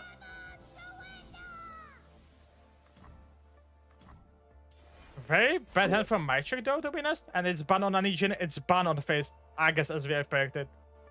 Yeah, Yeah. that makes sense. Good job, Hash. It was really hard actually to guess that. But yeah, this seems very bad for BaJAtak, let's be honest. These 2 challenges combined with MF is just gonna take off this board. And BaJAtak doesn't have Sensor, doesn't have Reverso, doesn't have CS. Well, this doesn't seem good. I think like specifically Reaver's row is really important. Yeah. Especially with attack token, right? So still like BaJAtak can definitely he hired the attack token, but this block on chip and now the MF. Wow, this seems so good for BB. I'm gonna be honest with you. Yeah, he BaJAtak really doesn't have any play for this turn. That's oh, he does get the Reaver's roll though. Reverse top deck Would've been is nice. very good. As well, Would have been nice if he had that chip still. the chime went on Lucian, I think, though, as well. So No, it went on the it went okay. on the pool shark. It went on the pull shark. Yeah. Okay. On the one on the left. So he's probably just deciding if he wants to play that pool shark, because he knows he can't play the Lucian. Like so far, it seems that it might be actually the attack token diff. Let's be honest, that especially with the reversal now, BaJAtak can just like play reversal next turn. On turn 5, set up the bird, and on turn 6, go for CS. If he finds I don't know how I don't know how much board you can set up on turn 5 is the thing. Yeah, I guess BB, if BB doesn't attack, play smartly, then he can, I guess, deny him the board development. So he might be right on that. Also, especially if the Sergeant hits a challenger. Like, we got a fleeting Ooh. one. Yeah, it's just good gamers. Holy. So my question to you then, are we doubling it up? Do you think that's what he's gonna go for? Or do you think he'll just go for the go wide with the other available units? you probably have to go for the go wide. It depends on what the Rock and Ball does here. There is a very holy shit. We hit the fighting light. And Oh my Shocker, God. we can CS defensive CS next turn. Wait, no. If he picks Tracker, he gets Challenger. I know the Yeah. interaction. It'll get the Challenger, Yeah. so he has to pick Tracker. This is really hard. It's both of them are extremely good. Yeah. I as I say, it's always Tracker. Yeah, I think Yeah. you take Tracker and play Inspiring Light. Yeah, I definitely. By the way, this interaction works because play effect happens before the unit summon, so that's why Taker's getting Challenger here. Yeah, this is why this is the best card in the deck. If you could play 5 copies, you would. Yeah. It's just better Quinn, honestly. Yes, it's so much better than Quinn. So the fact you have the choice as well, like you get the as long as you don't low roll, that is. You just pass? Oh. No, you play the Inspiring Light. Yeah. I guess you. But you can do that next turn. Is that a reason to do it now? Like. You're don't- just applying more. You're just applying more pressure. Like if Mike Chick passes here, you're passing back. Well, Mike Chick I'm sure develops- dead, but he cannot pass now. He has to play something, otherwise he's dead now, maybe. As well. Yeah, and then here you're getting 3 trades. You're getting like 3 free trades. Like And you're then, pushing. this is so big, yeah. But, like Maisha can get on like 3 setup units, so like even Skish doesn't scare BB, so it seems so good for Also, BB. like we just have infinite fearsome blockers. Also, like this is chilling. It seems like this seems very good for BB. Yeah. And now he also he know- plays Lucian. Those CS Yeah, as we well. Yeah, we tap under CS because we want to facilitate this allowing. Yeah, definitely. But yeah, I do agree with you. But like, it's a good info for BB, right? But like tells you, Yes, it's oh, very- FML so sad. Not something you want to see. I don't think Oh, it that's- matters. It's sad, but I don't think it matters. Yeah, I think BB is very favorite here, especially with the CS next turn. All BB needs to do is not make the solution kill him somehow.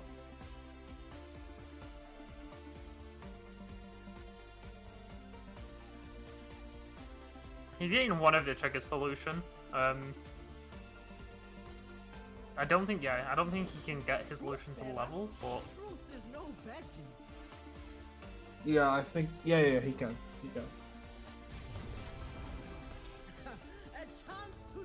You're full swing here, right? yeah. Yeah, but Okay, let's not see. sure. It's gonna just seal the game next turn. You never full swing. You never full swing because of the 4-5. Because of the 4-5. Yeah, you just do this and then here you jump block. You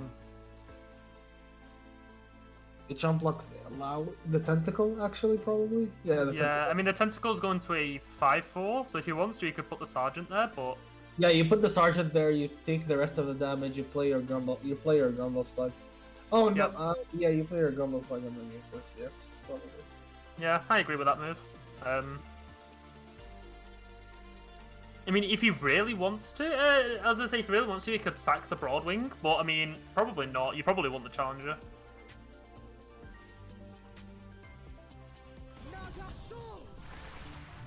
And there we go. We see it locked in. So Sergeant moves over to the left, and then we commit to the block.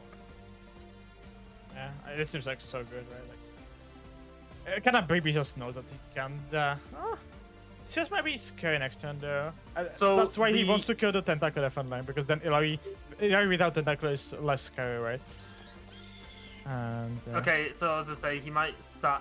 Ooh. Oh no, never mind, he's locked in. So what I've realised as well is we're champion strengthening and MF is going to level because we played MF on 3. So we attacked on 3, we attacked on 5, we're double attacking on 7. So MF is leveling with this attack as well. Yeah, but like, why do we care about that? I mean, it's another way to secure lethal. yeah, Sure. Opponents did like 15 times. I do agree with you. It is like the 8th way we present people here. Exactly. Listen, the more ways we present lethal, the more ways we secure the win. Yep. And no. it sounds cooler to say that you won through MF ability rather than you won through championship. Actually, if I was Broken Ball here, I would only swing with MF.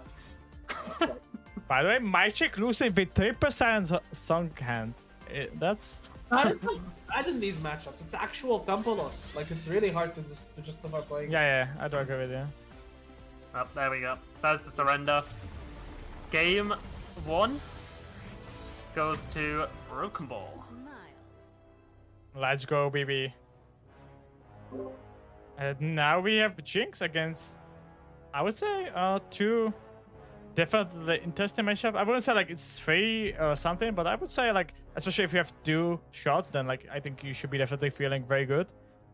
But it's still definitely doable for my chick, especially if he, for example, with the Evelyn, if he finds a big, lifesteal guy, then it's definitely very good for him. But then let's hop into the game. It is the exact Evelyn. We have the lifesteal guy. We don't have the silence song though. So that's definitely an issue. I like the hand from Broken Ball. However, I see that Divine Cloak in the hand of Mike check. No, this Divine Cloak doesn't do anything right now. It doesn't do anything right. you Never mind. need- He full mulligan. Yeah, you need silence song. He doesn't do anything without silence. But I like a lot of the key by BB. He kept scrappy with chompers, and that's something that I like so much. Yep. Pass, okay. Now I guess he's going for the scrappy. Damn, the Discord fodder in this hand is really good. Yeah, BB's hand is very good. Oh, not the greatest hit, so to be honest, not. This is not something you wanted to see. What would you take there? I was gonna say I would take the bolt. Yeah, it's definitely, but yeah, like you were looking for the 1-4, you were looking for like maybe the 3-3 or something like that, maybe or for like 5 up into the late game, but you didn't find anything out of that, so that's something that you're kind of sad about. Diana top deck, but we don't have a way how to activate her. That's so sad for us. Well, actually, if you read Diana, you can activate her using her. Nice. We've got no Nightfall in hand. Or Jinx top deck as well. This seems very good for BB, I'm gonna be honest with you. Of course, we have the Jinx is- double sunburst, but Yeah, exactly. But Maybe like, he can play around the double sunburst. but you are really not happy to play this oh, domination. Tough is really good. Tough is really good here. Yeah, I agree. Yeah, now we're just open attacking because we don't want Steam to be a big illegal, like really illegal. I'm not agree with that. Yeah, And- full swing because you have board space. It's very nice. I agree with that. You're gonna have some first space issues on Crawl. maybe it's so knowledgeable on this deck. Like, I would say probably the best pilot in the world on like especially the Jinx Bamba variant.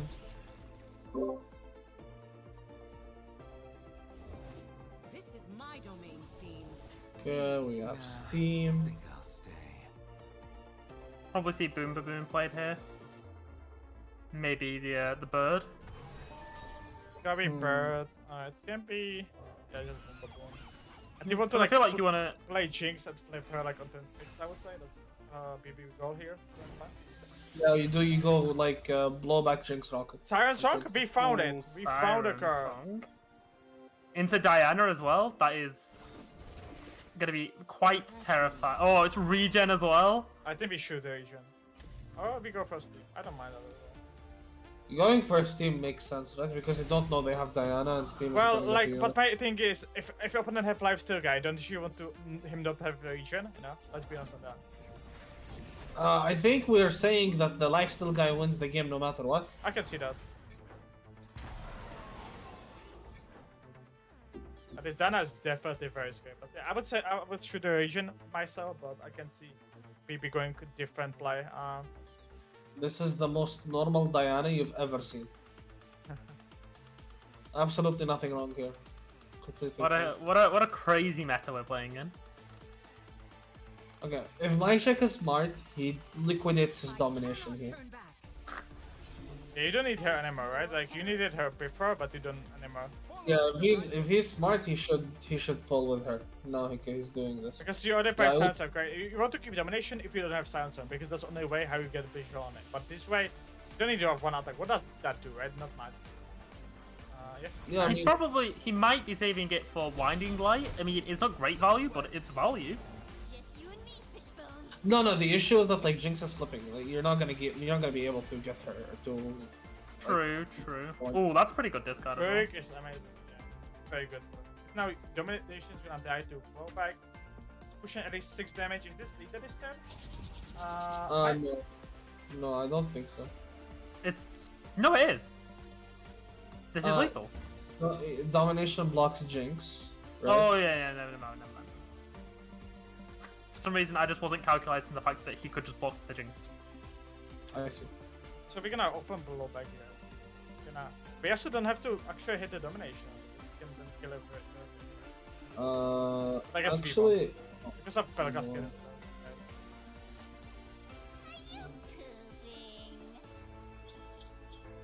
I think you I play think blowback first. there is a world where playing this Judy ring and swinging is the correct line.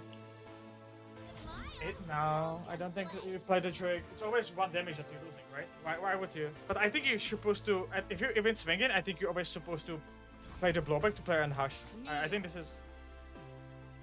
Oh, is it? Okay, so we're going to 9. We're doing at least 6 damage here, so Yeah, the issue of BB is that like this is now die. And Yep. opponent can control the broad because of the 2-drop into the 4-drop, right? So even if I mean, you play this. Do you play this blowback?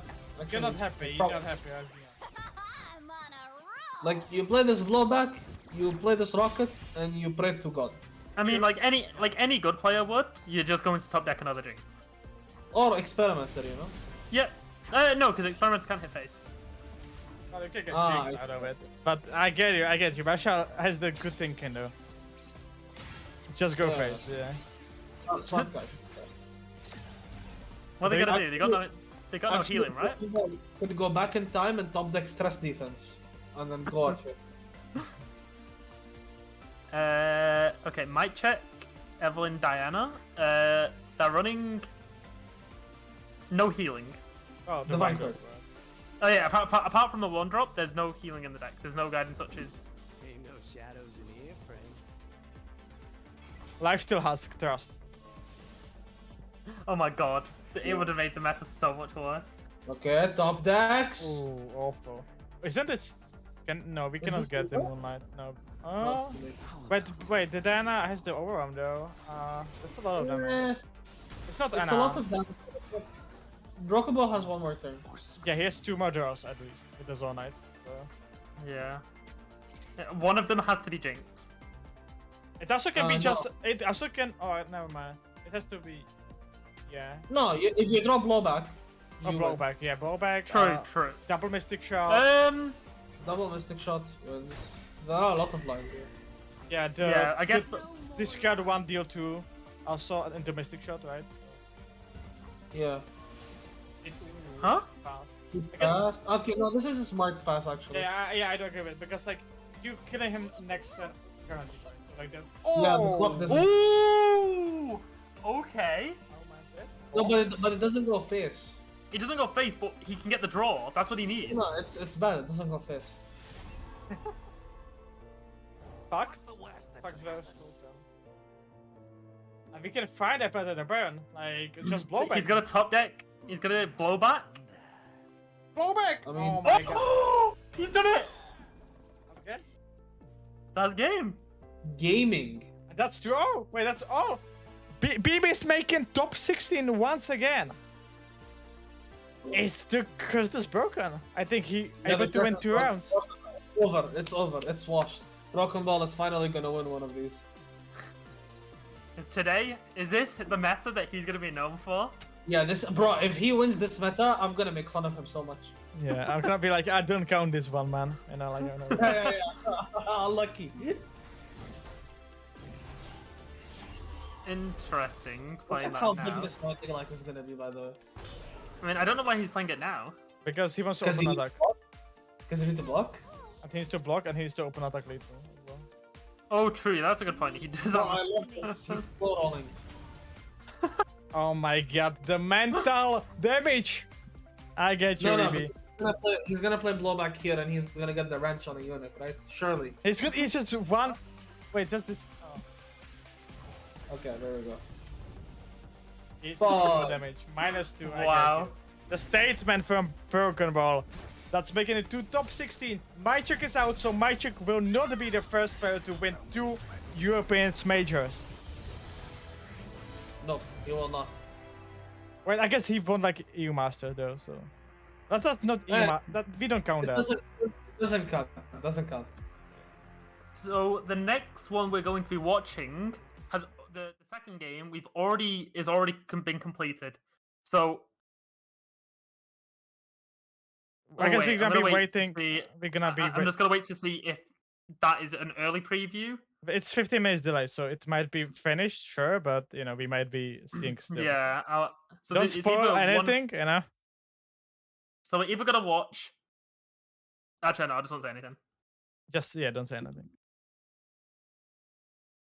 It'll come up on stream in a second anyway. Hopefully. But that was a pretty good augmented top deck. Yeah. Definitely BB taking that, and in the minute we have, so I guess we can talk about the series. I do believe that both players banned how they should, I guess, and BB just had the better hands, I guess. The scouts game was very convincing one. Opponent just didn't have CS as well. Like he had the challengers that he needs, and he just was able to take out the bird, and it just worked perfectly. The scouts actually were very convincing in that match, to be honest. Oh, we can see on the screen which game is up. Yeah. So we're going into Karashi versus Verminous. Verminous. Verminous. All I know is it's Kurashi, not against TOS, so it's over. It's doomed. I think the peak comedy that we've ever had was TOS winning a tournament. Beating 2 people who broke TOS in the process. Yeah, I think that is the highlight of any tournament. But have you hop into the game? We are in game 2. Kurashi is 0-1 against Verminous. Verminous playing Jhin Control against Jigsaw. I think this is favorite for Jigsaw. I know nothing about this, but I swear this guy is Jhin one trick. Might be. And we I literally say only- Fizz winning Jhin. already once. And if this game finished, then it's gonna be Jhin against Fizz. So Oh, that's a very so favorite good. matchup, though. That's a very favorite matchup. So I guess this matchup might honestly even decide this, because like then it's very favorite matchup for Kurashi. So Correct. What flag is Verminous? That's Turkey. Turkey. Have you ever been to Thanksgiving? Did they change it now? It's Turkey, I think, this time. They changed it to Turkey, yeah. So they're not Turkey, but they're Turkey. Oh, true. They did change their spelling. That's true. That's true. Yeah. Like Czech Republic changed to Czechia, then like so did Turkey to Turkey. But we're gonna call it Turkey still because I don't know. Yeah, just like how I call you guys Czech Republic. So we see the grandma come down. I'm just going to check Verminous's deck list to see if he's got any equipment destroying. It's like signpost is the only option. Yeah, he's not running signpost, so he can look. Karashi can see his list, and will know that he can.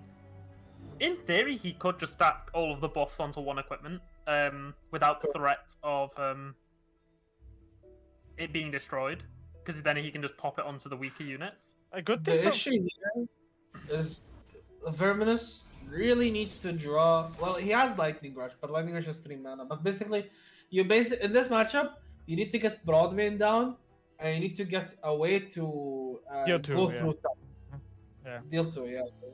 And If you he don't- if has you it, don't- right? He has it, right? Here, like, I think he has Birdmine, so like, I think he's maybe even chilling here. Of course, it's gonna be very interesting to still see how he's gonna play out because, for example, dealing with these checks might be very hard for him.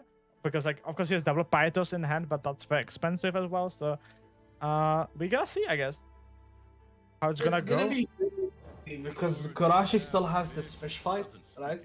Mm-hmm. To kill the. But I guess here's the Birdman, but here's the way how to protect, especially with the double Pythos. Like this is very good Birdman hand, right? This is like Birdman hand of the dreams, so it's been and that. So. Yeah, it is a good hand for Blood. It is until this 2-drop comes down and then On comes down, and then it's not so good. I mean, you have Lightning Rush, and then you have something. You need to have something else.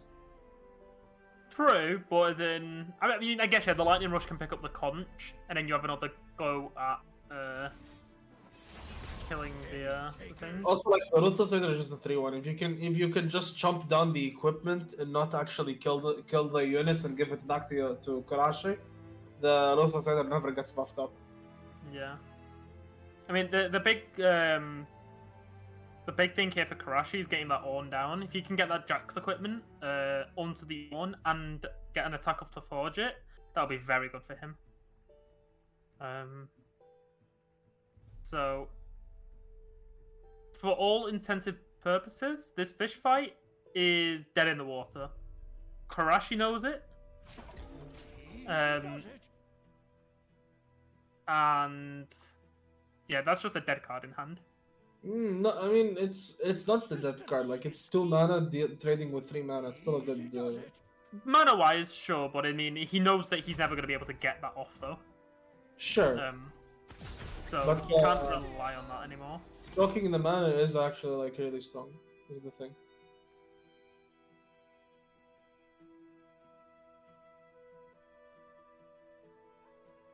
So, Verminus is probably going to throw down probably that portal actually. Portal-Palooza. Get himself some draw, get himself a chance to get some units. Did he get rid of the deny? He did. Oh. Well. Huh? Well, No, I don't dislike that. Like it might be right. I'm just going to have a look at. Okay, we drew Rex, so we have the end game. But we drew no portals. Yeah. This land is ours.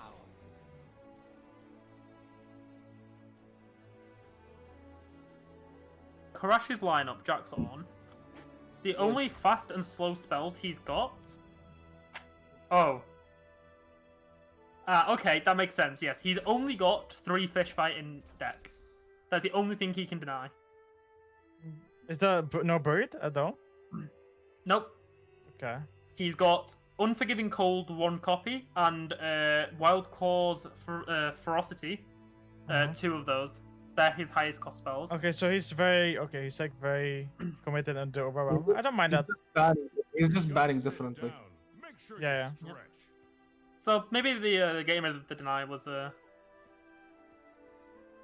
not that bad. Like this fish fight, how much damage is it on open? It's pretty quite a lot now.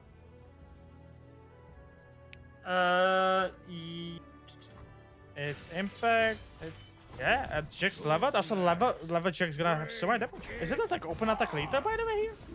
Jax is dealing. Let me do the maths. Jax is dealing 7. 7 plus 7 impact. plus.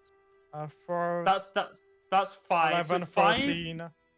It's 16. He's 1 off. Oh no, he's got lethal with catch. He's got lethal with catch. If you have also impact damage with the weapon. So. I've counted those. I've counted.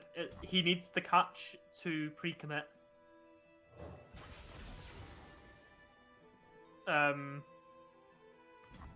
He can. What do you mean? This is 18 damage.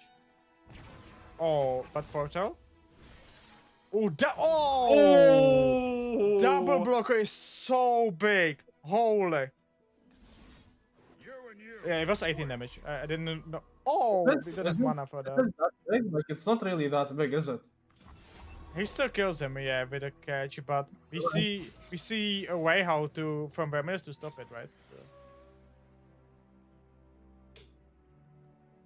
Also, this damage does stick, right? The opponent deck doesn't play any healing, so like he's gonna be forever on this house, right? And like you can just play the wild card and just find the damage eventually. And if he now, for example, use the recall, unless he use it on the overarm, he doesn't have way how to deal from tar, right? That's something also to be thinking about. I guess he can group shot, sure, but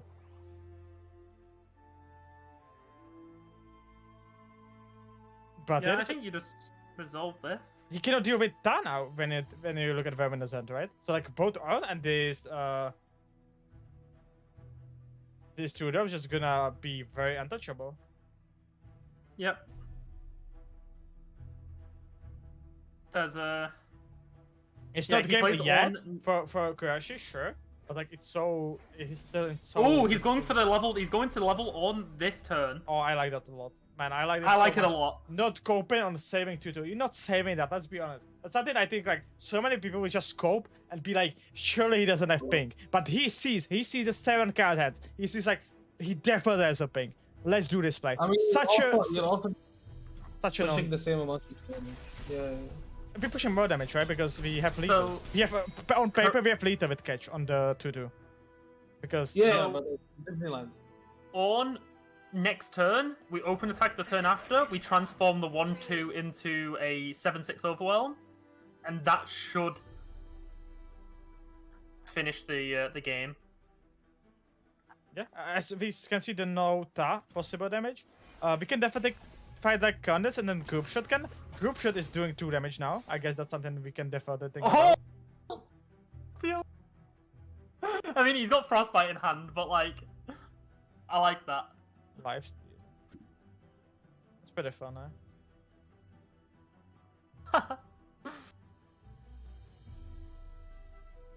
Very good hits from Verminous, but the group shot's gonna be activated. Very something to be thinking about. You can deactivate the group shot with the all-plated landmark.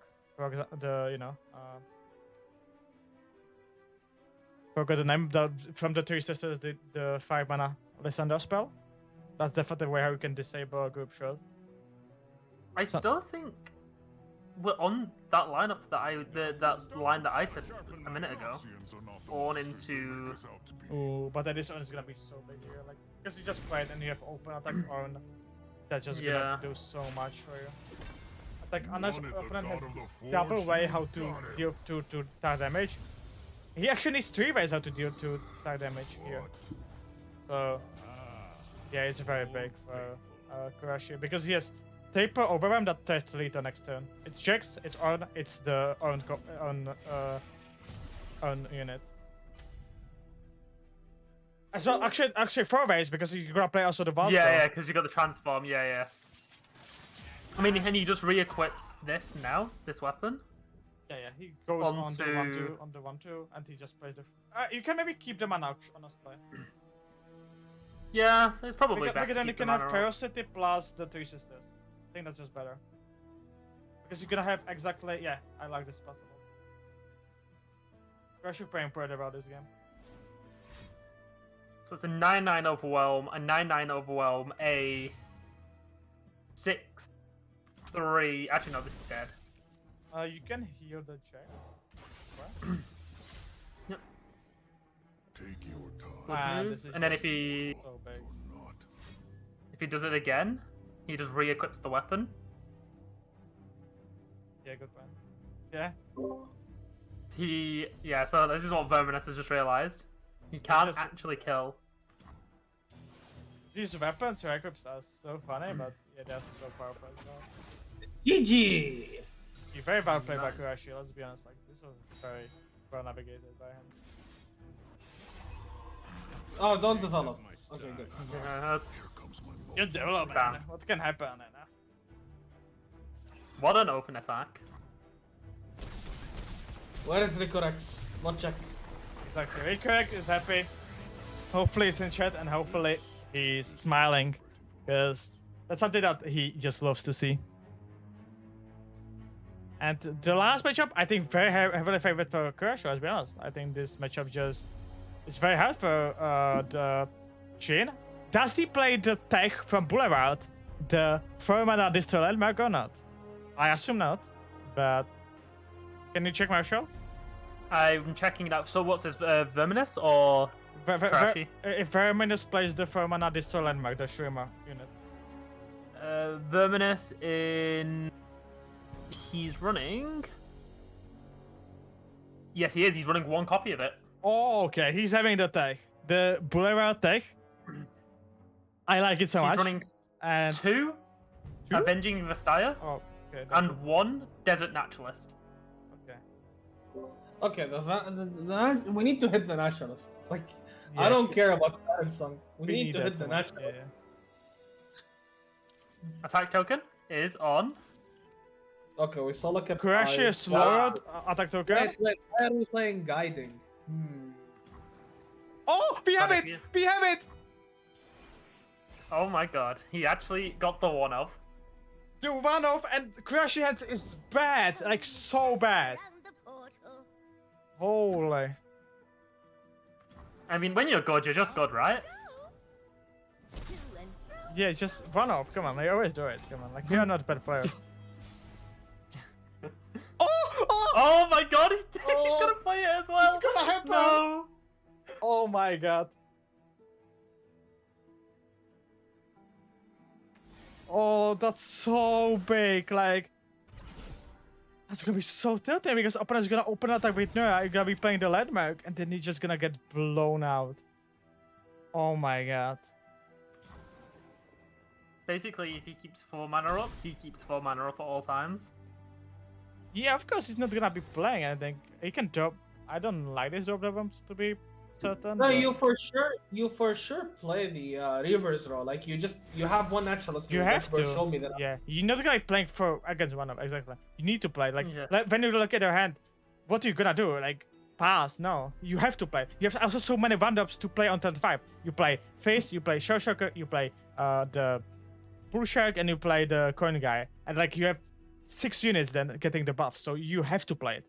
And the fact that opponent has the one-off, it just hurts you so much. But maybe he's gonna destroy his landmark. Maybe he's gonna be he wants the 5/5 guy. That would be so troll. There's no way he would do that. He's running 3 of Reaver's Row. If he destroys his own landmark, I'm calling... Maybe he just stole the list from somebody and he doesn't know that that's the deck, you know? So, by the way, he can have multiple because he can condense the naturals then, by the way. Oh, true! Oh, go on. Open attack. Just open attack. My god, it's gonna do happening. it. It's happening. No. Wait, If I don't... how many winding lights is Karashi on in this list? Karashi is running... Winding Lights. Group shot now, I think. Yeah, group Group shot. shot... sorry. Winding Lights is none. Oh, And group shots are 3. Why are people playing 0 winding light in this deck? It's so good. yeah, I don't know. I think people just. Oh, the double guiding torch? Hell yeah. That's what I like to see. Drop the bomb. Gotta kill that Nora. Goes for Valo. Oh, wait, no, okay. he's... No, winding light is very good in the Fizz version, Teddy. It's very good in the Fizz version. Oh, very Oh, good. now to that- hit. That is a good hit. But I think I know what's gonna happen now. It's gonna be the reverse throw into the naturalist. It's happening. No. Ladies and gentlemen, Boulevard was right. Boulevard, Hey. always listen to Boulevard. Boulevard is never wrong. And it just feels so good and so bad for Karashi. Actually, with this happening, this means Verminus has the Boulevard blessing and he will win this open. Just wait. Karashi has just flopped on tempo now. Honestly, I think It's Karashi ridiculous. Wincon now is going for face. I think he's supposed to go for face Wincon now. Well, Yeah. there's a mini morph, but yes. Oh, good. Oh. It's not his game. The universe has told him that he's not allowed. Jover.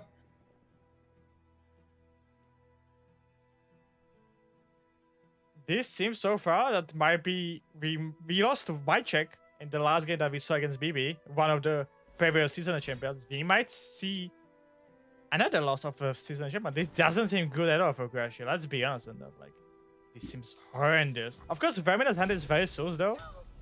Let's be honest. It's very sus, but it's the fact that Crashy's got nothing. He's got at least a Nora generating units. Like, it might have to be the point where Karashi's gonna have to sunburst maybe the Jhin if he plays it on the board, or you might just have to sunburst the Nora to make it stop getting value. Why isn't it broadcast on the main channel? Because currently there's no official broadcast. There are only community broadcasts that are made by community, and it's all powered by AegisEsports. That's making us this clean feed that we're currently watching. So I know that I'm not the only person that's doing it. I think in Polish is somebody doing it, as well in Russian is somebody doing it. Yeah, there's one in Russian. I tweeted it yesterday. I'll post the tweet again in the chat for Wait, people that want to see it. this is not the official broadcast? Sorry to break the news to you. I'm not getting paid? Fuck. And they know they get nothing, man. Neither do I, or like Marsha, but you know. And Marsha like spent how long we were preparing the stream? What do you mean Baya, what do you mean you get nothing? You do realize this is your stream, right? and how, you know, without ads, without anything, yeah, I made like $2 today. Thank you. Yeah, exactly. No, run ads. Like Yeah, now? do it right Now? Yeah, right now. Right now. Yeah, do it. Unlucky chap. Okay, so that's the sunburst out. So he decided to hit that Jhin. I would never do that to chat, man. I get it. Like Hash is so like evil, but you know, I like you, chat. Hash is just money focused. He's a businessman. Yeah. I love capitalism. Yeah. And ads in finals, exactly. I'm gonna end like 50 ads in finals, and you will never find out who won, unless you have sub at my channel. F1, oh my god. You guys don't watch the F1, do you? They have their own TV like management, apart from when you go to Monaco, and the Monaco like government do the TV coverage, and they fucked it up massively. There was a crash, and then they just started like showing replays instead, and it was like, yeah, no one was clicking the right button, and everyone was like, this broadcast is ass. It was great. Oh, this game's really not going anywhere. Little by little, we're chipping away at that Nexus. Oh! I mean, what's she at, 4? Yeah. This game's gonna take a long time. I'm gonna be honest with you. No Samsung. It's so sad for Croatia. Like, I think if he found like Samsung, it would maybe be winnable for him, but because he's gonna unlock it. Honestly, I think what might happen is from Croatia is to go for Toaststones and go for the 10 drop or like the 9 drop or something like that. Like the Invoke Wincon, you know. Doors to adventure. Oh my god, as well now Broadman coming in. Oh boy, here I go. How big is the Solani? Not at all, right? A 4-4. I think she's literally a 4-4. I saw the animation go off, but I don't think there's anything. Oh, Hurricane! Ooh! Oh! Contents! Is it the contents? Oh my god. It's the contents, play. Come on, do it. Please do it. It's the I think it's the contents. It's the contents, I think. Oh, the suspense is terrible. I hope it lasts. Oh! Oh, that's not what it said. That's also deny. So Samsung is not working. Oh my god. He needs to drag the Fizz You cannot drag them. somehow. Well, the Fizz is just... he probably is not just gonna block the Nora, is he? I think he just wants to smoke, right? Open has done hot.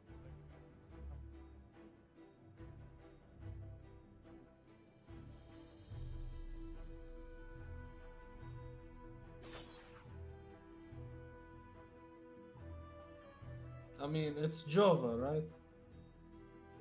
Most likely. Yeah, it will take a while, to be honest. Yeah, if he see the contents play, so he might not see the contents play though, to be honest. Like, I don't think he ever did that in his life, right? Like, maybe he's not thinking about it, right? That also might be the thing. And then, like, if you see there's no fearsome blockers for Vermina's side, so you know. There's no way you don't see it, but I was about to say Kurashi might use. So like I think there is an argument to block the Naturalist with Fizz and do this instead of blocking the Nora. Then you tell the opponents to condense it. Then if- Well, you hope they don't notice. Like your win con is you hope they don't notice regardless, right? I can see that. I don't mind this play, like. Charlie's getting to 6-6. Let's go. Oh, go on, Reaper's roll. I want to see it. I want to see it. Come on. Just Vermina see it. And he does. Of course. Yes. Oh my god. Boulevard is the goat of this deck. I'm very happy to see that. Yeah. And now Kurashi is gonna pivot to like trying to win with Fizz, and He's it's gonna just not see gonna minimum. work.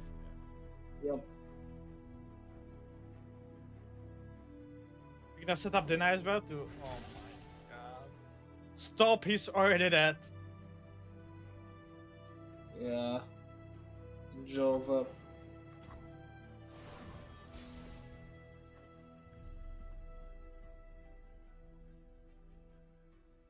Yeah. We have I. We can start with I, push 6, but then mini morph. Yeah, these ones don't really do anything. Mene block with 1-1. Fly to drop next and open with Birdman. I think. Maybe taking 6 is correct, to be honest.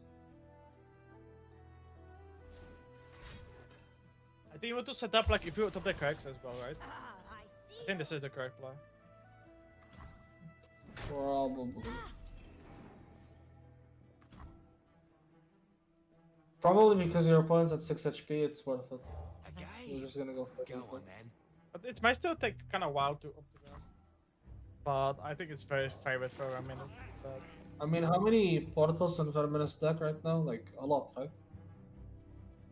oh, good point. But Portus everywhere.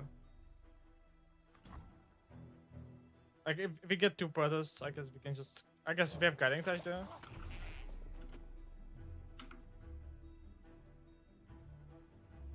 We have guiding, we have Moonlight if we hit like Overwhelm or Fearsome or Elusive. The issue here is that... The issue here is just that, like... Narcotic with transform. That's an impact damage. Oh, that's funny. That's an impact damage if I've seen one.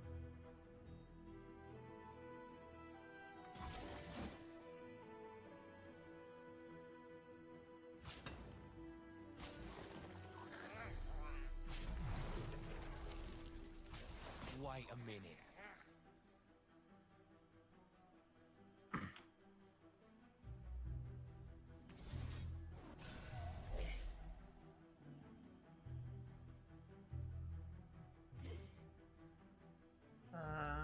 I'm just sorting out the post for the Americas right now because they'll be starting in a couple of hours.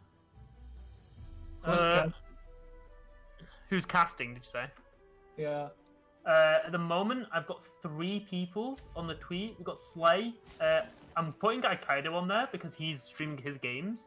They're gonna be delayed, but like he's still streaming. I think Boulevard is doing as well.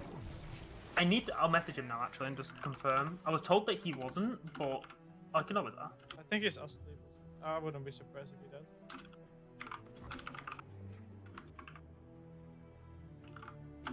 Just because I need to make sure people are staying up to date on what they can see. Timer is still by there's the one- back, and like this game might take really long. Let's be honest with that. Like timer actually might take a beacon here. We have like 9 minutes left. It's not only these 4 minutes, but it's 9 minutes. Like, something to keep in mind. I don't like this play, to be honest. I don't like this attack from Verminus. I think No. Oh, never mind. I thought you had Rex in hand. it's just too. I thought he's getting It's impact. just so like. I just don't think this is the way how you should be playing. Just first deny, and like if a opponent plays Silent Song now into a lot of units, what you gonna do? Like, I guess you still have Brother Man. I guess you're still winning. Like, I think honestly, Kurashi just should now understand that his only win is by a timer, and should just play very fast, so Verminus catch him to him, and like, of course, abusing timer is not something that's, you know, but if you like, you know, play natural and like making, then it's his actual win gun.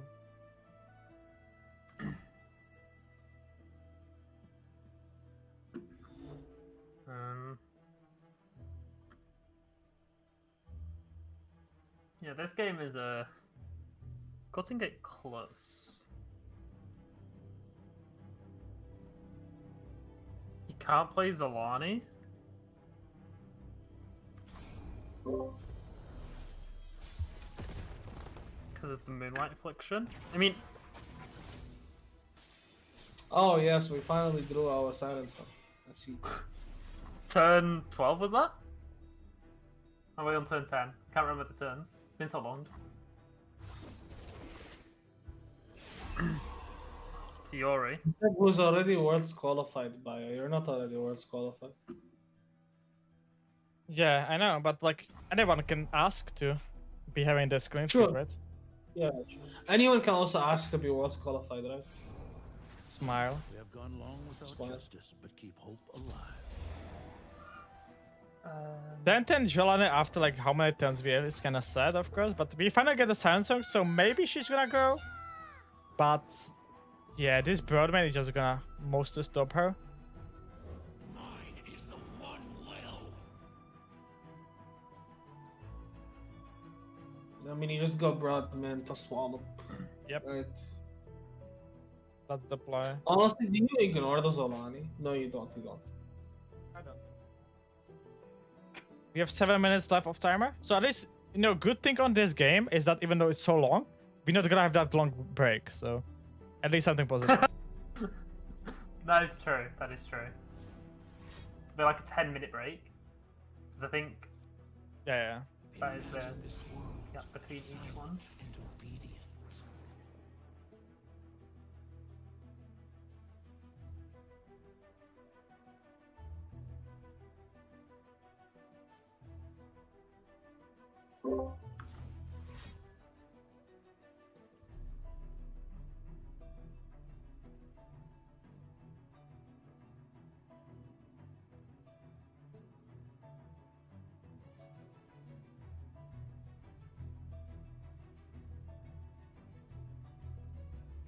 Okay, I've just released a tweet for the AM people, and then if more people start streaming the games, I will add them on. I think this is just timer game. I'm gonna be honest with you, but this seems like a timer game. When was the last time we had a timer game? None of the players wants to kind of win. It seems like the other way so far. So Bless the faithful and see it. Ooh. Actually, you can Moonlight Affliction the Broadman. we have 5 minutes left of timer and 30 seconds.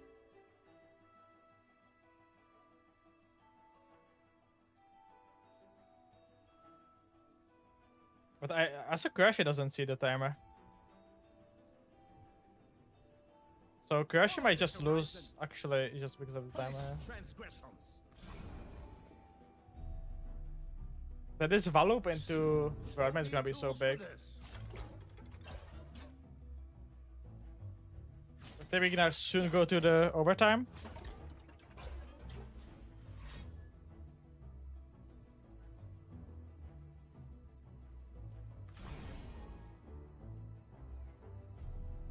We have now last 5 minutes. I mean, Verminus is ahead on time, right? Very ahead. Yeah, 1 minute and yeah. I think Crashy just doesn't see it, but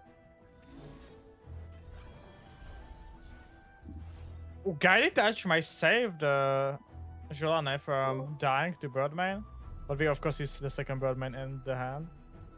And then the third Broadman in the hand. Also, you can, by the way, hash. Can Moonlight Affliction hash your units or not? Yes, I think so. I Moonlight forgot. Affliction says silence 2 enemy units. Oh, so you cannot. Okay. So because you can hash her and then she's have 2 health and she's like full health, you know. That's something you can be thinking about. For example. Yeah, but you can put Broadman deals too. Yeah, I know, but like for example, if we get to like something. So it's stunned, so actually it dies. Never mind. Oh, Karashi, you're unlucky.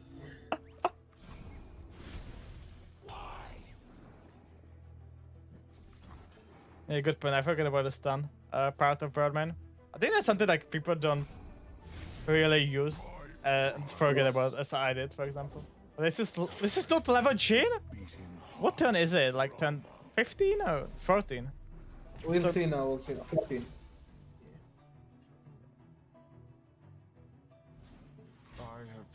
Okay, surely we win now, right? Hopium?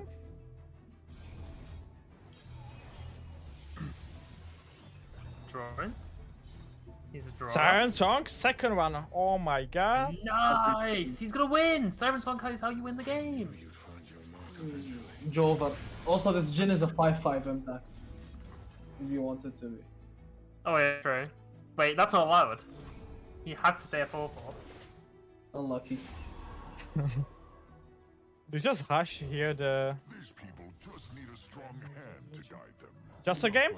And Kurashi then is officially out. We saw both Mychick and BB getting out after this round. We also need to check out the BaJAtak because I'm gonna be honest, very soon we're gonna have more action. Yep, and there will not be back-to-back. There will not be a 2-time European champion. I think all of them are out. Once again, oh my god. Take your seats. We once again gonna crown the new one. That's so crazy. No, we have Pinas in. What you mean? Still. Oh, true. We have. And Pinas. Pinas we're gonna be also following next game, so that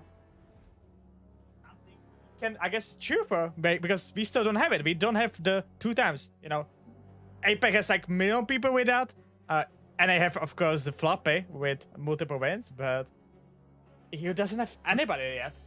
And So- even though we have the most trophy because we have also 2 rows, it's so crazy to not see that. I guess we are just the most closest and the most competitive version then, you know? Like, it's kind of clear, right? But then, back to Okay, our comes 3 and- minutes. 3 minutes, so we have to fast cover the bracket, I guess. We got to Speedrun top it. 16 even, so yeah, just gonna set up it and we're gonna hop into it. We have a couple. We have a couple of really good games. Very good games, exactly. So let's check it out together. We have Tarpinator against Broken Bow. We have Temes against Pinas. We have Ragnarosage against Frozen Fire. We have Hollow against, I guess, the winner of this game. So it was Verminous. Shrift against Botanist. Sokoi against Beloved Boy. Nemuel against Ixtasio. And Brebe Savage against Skrellia. I said only pass winner here is Pinas. So that's only pair that can win as well. Otherwise, it's gonna be completely new winner.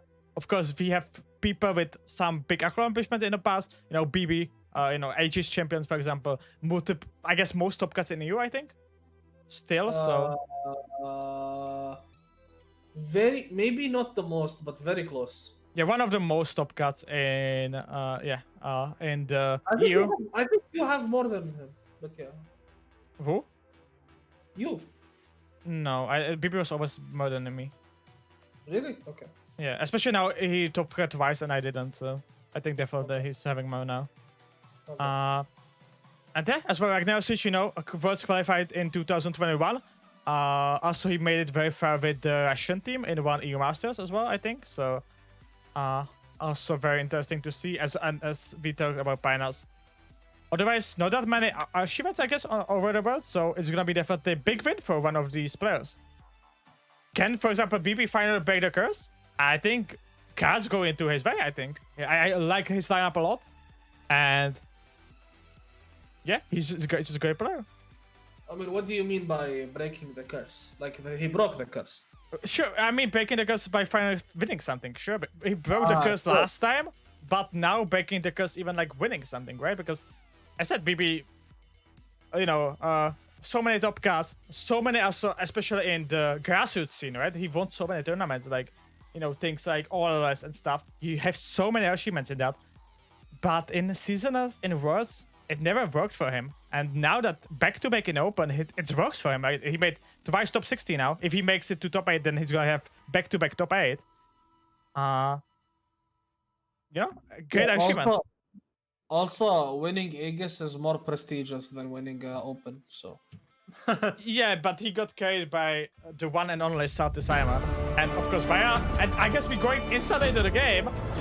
I guess we're I don't know gonna. who we're watching. Binance. Oh, we're watching Finals. That was kind of crazy that that game lasted so long that we're going straight into the top 16 now. So fun fact about Binance. So no ads. Oh my god. Fun fact about Binance. He is older than every card game ever existed. Yes. Binance is 40 something. No, he's like 50 something. Wait, that? Damn. Oh, I didn't know. I thought it's 40 something. Wait.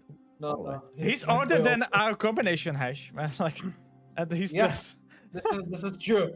we are 40 right together, and he's like, oh my god.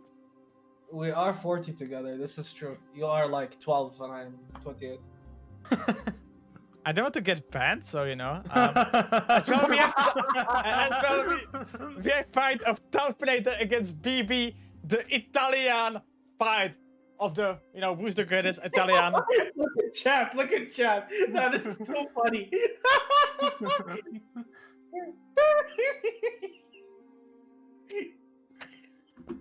Bro, shit, do you understand if I get banned again, you're not gonna have any stream, you know? Like, do we understand that?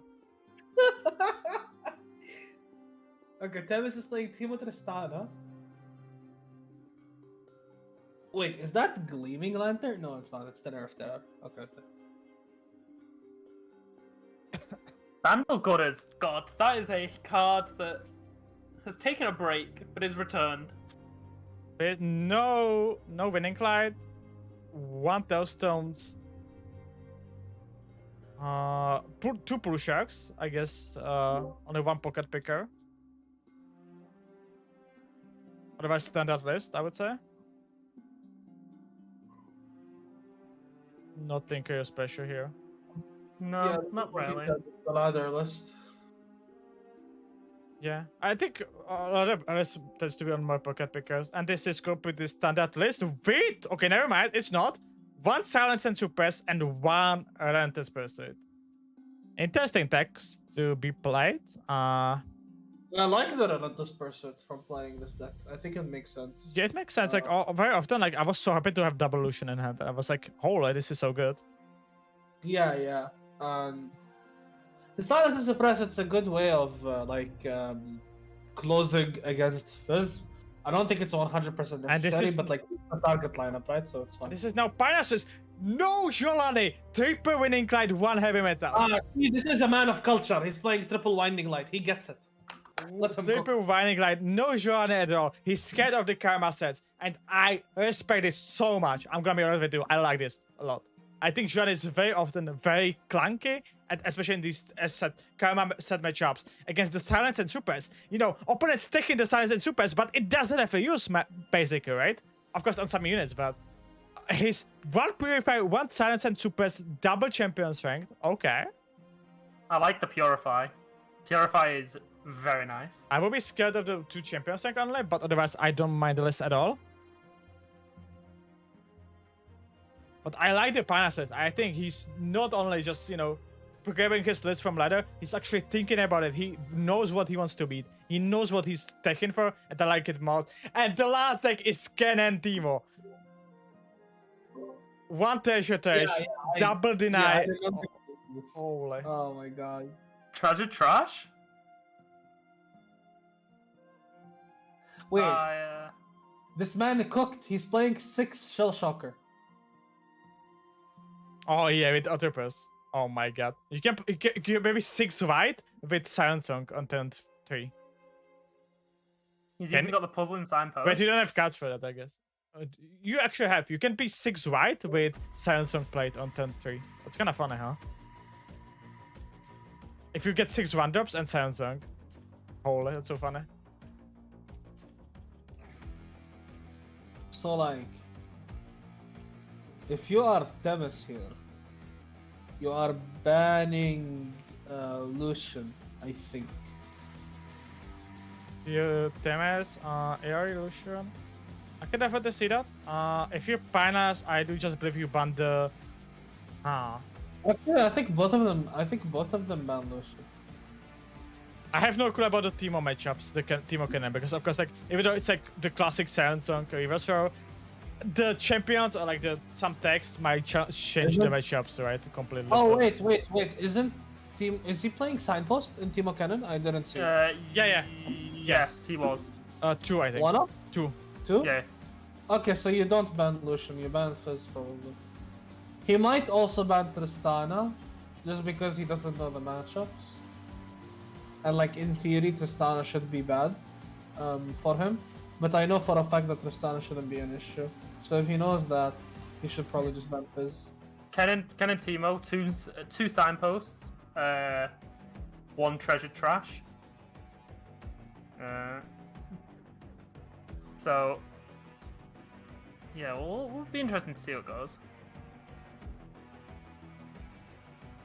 I'm kind of interested to see how the Tristana deck does nowadays. It's very similar as it used to be. It's just about CS, like just draw CS, draw ally curve, you know, that you summon the alls, elusives, and yeah, it's as we know. Skill intensive then. It's CS deck, you know, what do you expect? Let's be honest, like, yeah, these CX decks sometimes they're just too easy to play, you know, too easy to navigate, and too easy to also like counter their win control, you know. If you have deny, if you have so much, you know, you can just navigate, you can just go to bird, yeah. The CS deck is just simple. That's why I also think that CS should get nerfed, because I think these decks, there are just too many of them, and yeah, even though I think that for 9 mana you should be definitely having good and impact for spell, I think the CS is maybe doing just too much. It's just ending the game very often. And 9 mana, what about making it 10, right? For example, in my opinion, I think that just would be an amazing fix to that thingy. He's cooking. He's trying to destroy Demacia. We're already hit. Wait, what do you want to do? What did you say? Increase champion strength to 10 mana. What Yeah. the fuck? Why? I think the card is just to impact for 9 mana, and like there's so many decks that it just depends on one card only, and like I don't find it healthy myself. I think this turn 6 is also too early. I think turn 7 should be when you should be having these impact for spells coming in, and not turn 6. Turn 6 is just too early. Well, like you know, it's like without cards like Reavers and Silent Suns, like really hard. That is a to have hand. a really strong CS on turn 6. Well, Unless you're playing a deck like Teemo. Scouts, but if you're playing a deck like Scouts, you should be able to have a good turn 6. Forced us to choose death or the blade. I guess we're not gonna agree on the same thing. On my blade. That's fine. We will Very resist. good hand for Temes. Very bad hand for Finals though. I don't know, not the greatest for Temes. Like, he has also the attack token, but like no reversals. Maybe it's not the greatest though, to be honest. Okay, both of them bad Lucian. I see. Okay.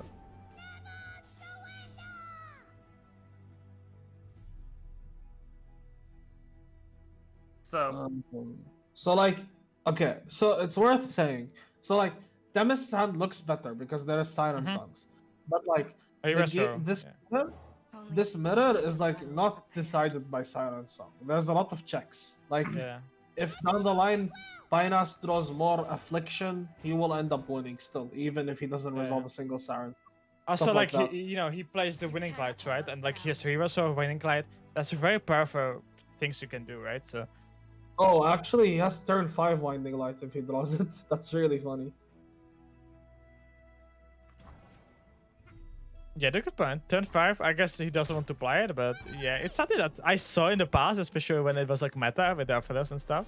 It was very funny. So it's quite funny considering one deck has Zalani and one deck has Winding Light. So it's like they're not overlapping on finishes. Yeah, but you see on Penny's hand that Joran is not doing anything this game.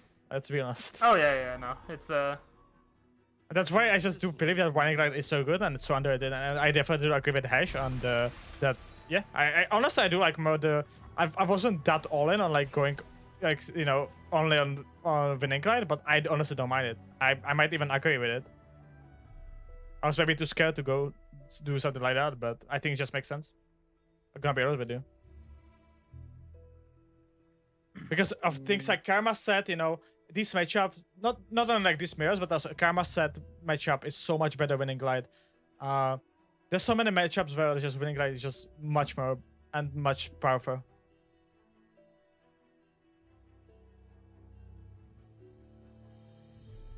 Yeah. Pioneers needs a good hand here. He needs to draw units. Poor guy.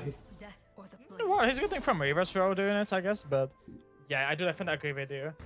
That like he would love to get something like double turbo. I think he plays one of double turbo if I catch it to correct place, so maybe that would be amazing top deck next turn. To maybe you know really, yeah. to utilize as many units as possible.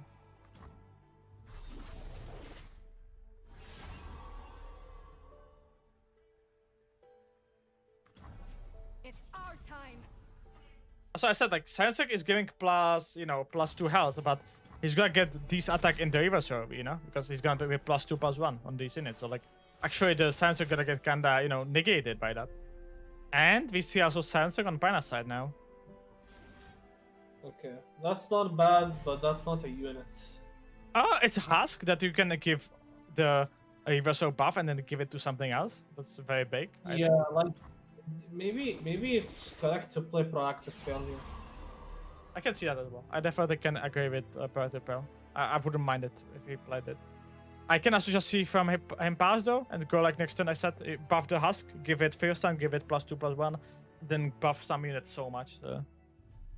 I think if like Temis passes, you chill and you pass back. Yeah, I think no Temis. I think should be playing Pull Shark here. Yeah, back. Agree. Always. Honestly, probably still pass.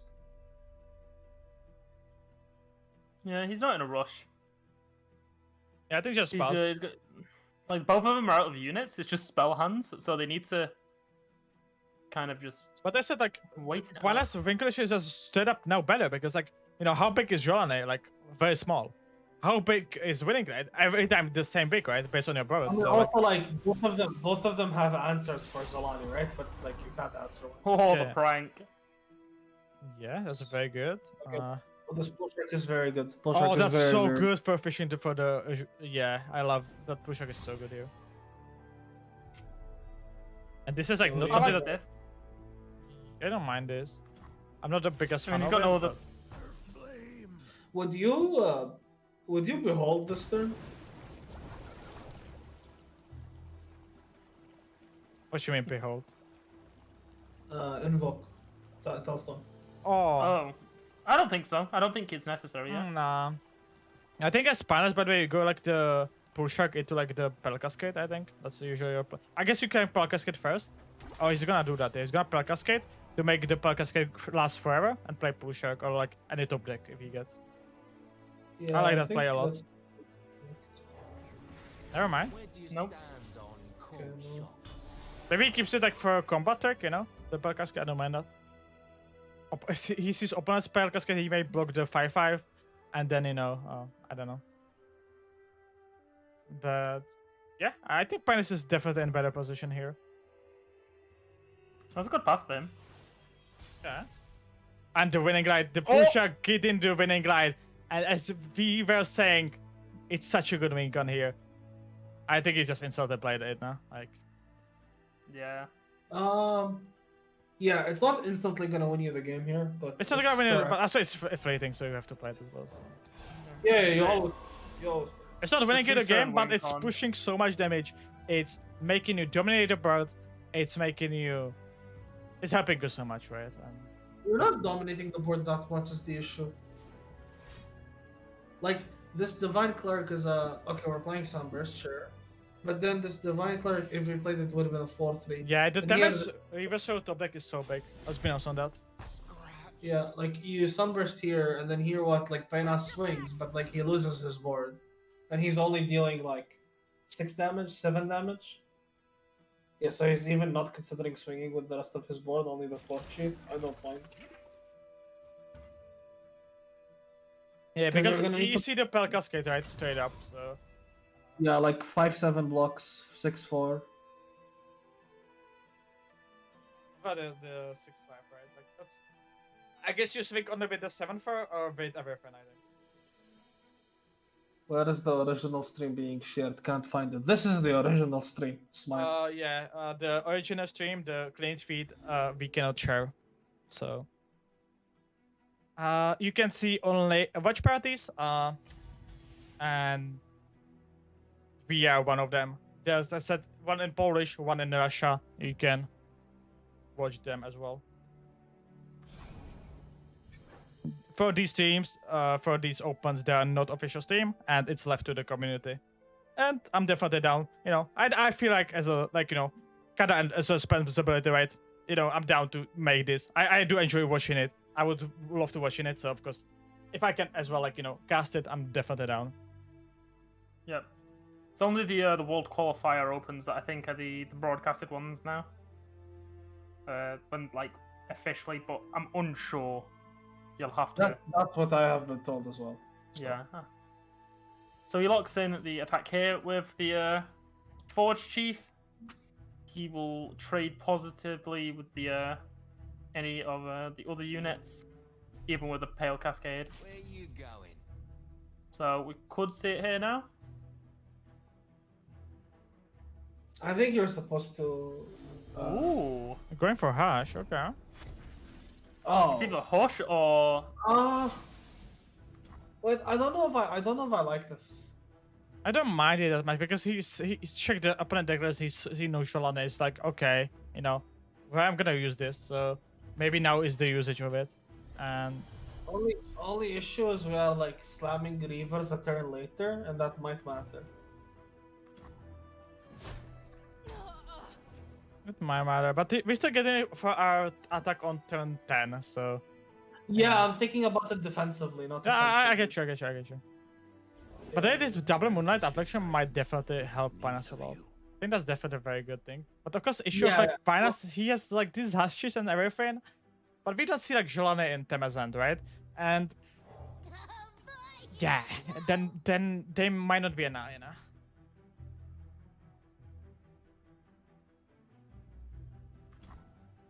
Yeah, I can see the invoke. I can see the invoke idea, definitely. Especially since the expensive spells are not needing you to build the invokes anymore, so actually the invokes are getting much more value, right? To me, it looks like Penas is just gonna outgrind because he has the Moonlights. But this game can still go anywhere, to be honest. Yeah, it depends on what we're gonna top deck. Panas can get dead draws, there are definitely some dead draws that he can get. I think we're kind of waiting who's gonna get Eye of Nagaka burst, and that the guy is gonna be in the driving seat, right, for the rest of the game, I think, because he's gonna have more value. When you play Eye of Nagaka burst, you have bigger chance to get another Ryan, and then it can just somebody can just get the tempo now, right, and just out tempo the opponent.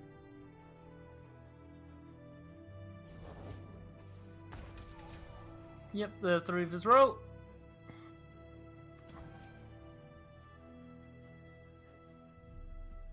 And we will probably see the swing come through. He probably would pass, actually, thinking about it. Yeah, he's waiting for the Reaver's Row to perk. But I think maybe Pinus might go for the invoke this turn. I wouldn't mind it. I think maybe your Winkles just go for the elusive guy. I'm the dragon. Oh no, he should have done that. He had 9 mana. He should have invoked, and there was a chance he had the obliterate landmark. Ooh, also I can see that. I don't know if that. But I think he's tapped out because it's 9 mana. I mean, it would stop him from winning the game. He has double height or something. I think Pinus, but I think he should always Pal Cascade the face or go for the invoke now. I think that's what he definitely should be doing here.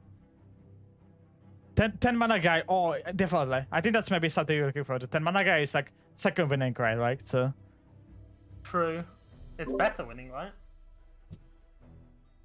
Because it is better.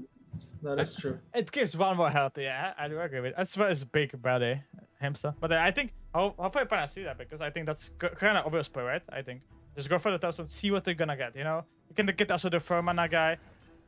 I don't like this. I really don't like it. Okay. I was about to say, why are we allergic to proactive fail, and he finally did it. But why we use that spell? It cost the Pearl Cascade cost the same mana. Did we just wasted 1 mana spell? Yeah. Oh wait, did you need that third level? It was because Oh, of fifth the level. physical Oh, fail. okay. Sure. Understandable then. Good point. I didn't catch that. So we get the Oh, I 5-2 think hit. we're gonna full swing and use Moonlight as a combat trick to deny healing. No, okay, we're not. I don't know if I like this. I feel like we're supposed to swing more. Yeah, we I can do. see a move like that as well. Winning card maybe. We know opponent has 1 card in hand, right? So anything we get rid of and Can we use the board- invokes? I'm very concerned that Pen is not using the invokes. I think he should be more proactive with them.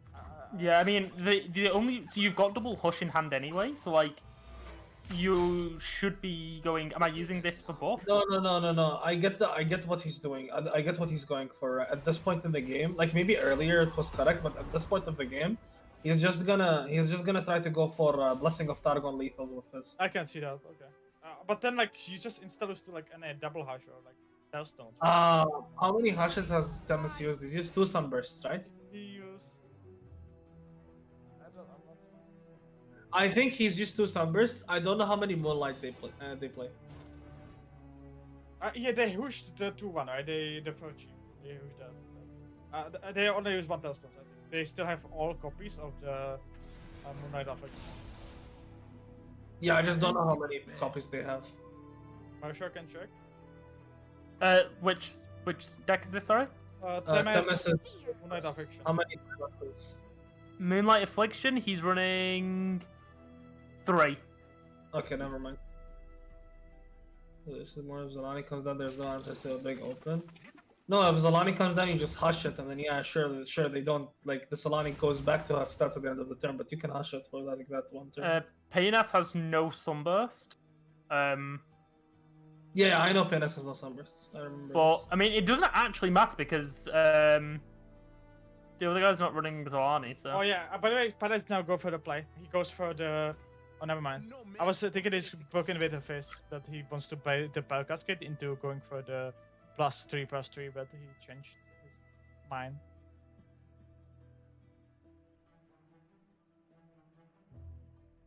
Should kill We're the 100%, Yeti. Oh yeah, I do like holding killing the Yeti, Yeti. right? Kill the Yeti, definitely. Don't kill the 6/5, kill the 5/5. Yeah, okay. Yetis are like sure they are 1 mana 7/7s, but they are no Jolani, right? They are not Pearl Cascade, right? They are not something big. Reverse row.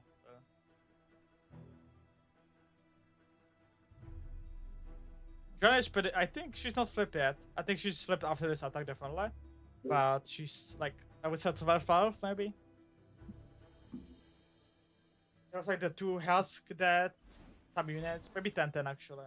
Something like that. Temperamental as Okay, we're going for the Pale. Are we gonna go on the Pull Shark Critical Fizz? No, we're just doing this. One of the reverse row. Wow, that's so big though. And Is it? Yeah, I think it is. Because you're not dead do next you see? turn. Do you see Pina's birth? Pina's doesn't have anything. It's so big. Yeah, he's got 7 damage just with the units. No. But like when you don't have a silence for next attack token, Penas just kills him because he goes Blessing plus Rally, right? Yeah, sure, but like Temes plays the reverse row into push shark, and like then does Pina's want to all in? I guess he can. He probably has to, right? Might be right. Oh.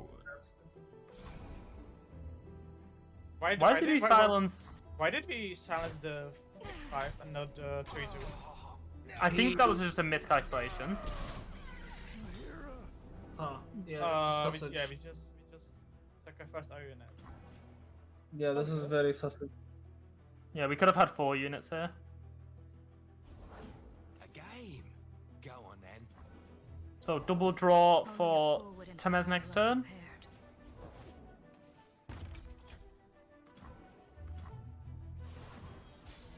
And Jolane? And we have also open attack Jolane. oh, That's not like normal Jolane, that's open attack Jolane.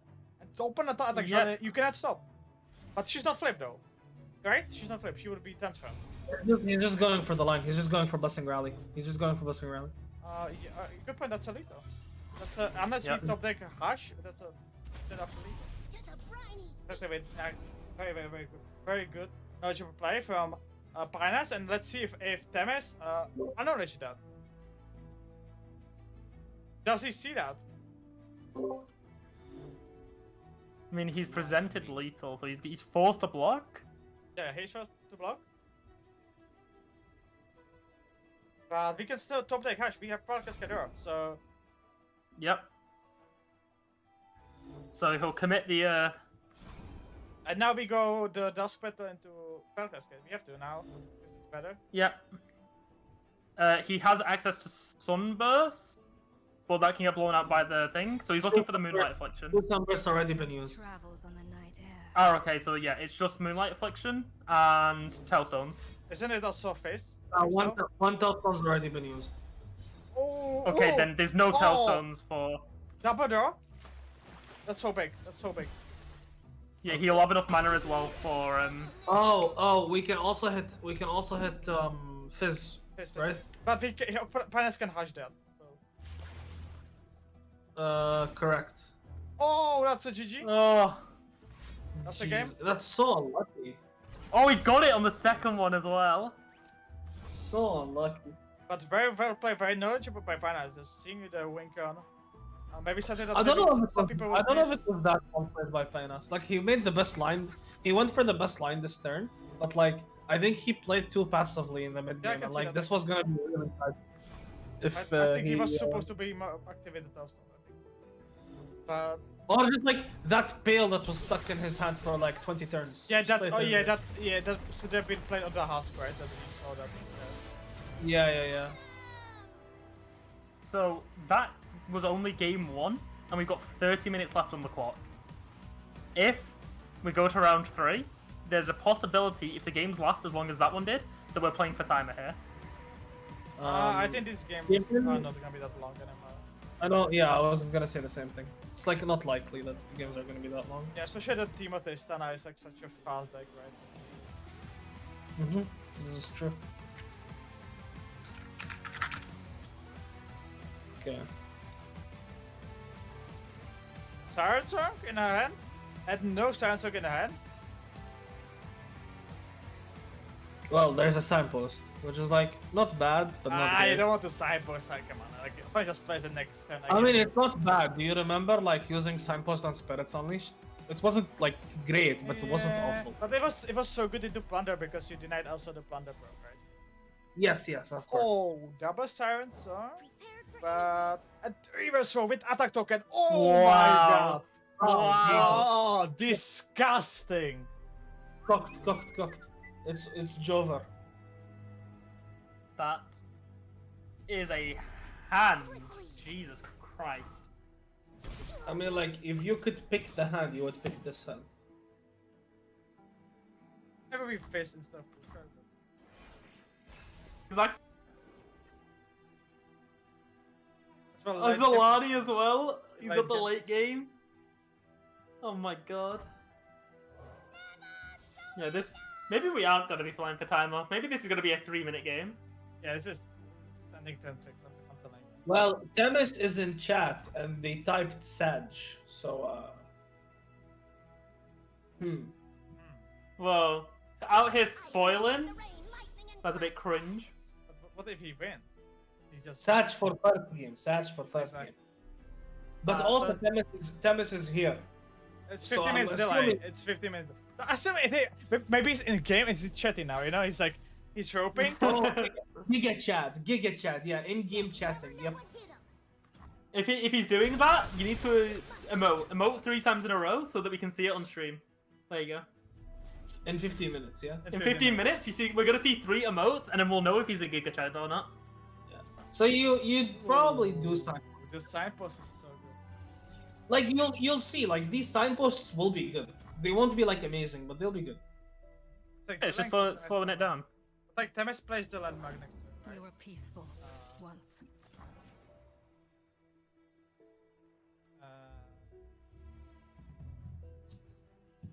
But the sample's gonna be good. Like, it's doing counts, right? It's time on the card, it's just like passing, right? It's just like do nothing. Yeah. It just replays the card. Oh. That's impermanent. That's +2 damage. Oh, and it's lighting. Okay, we're flipping our cannon. Fine. Or Ragnos is just going into top 8.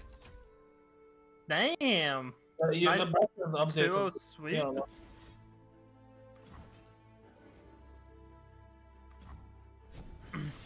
Ooh.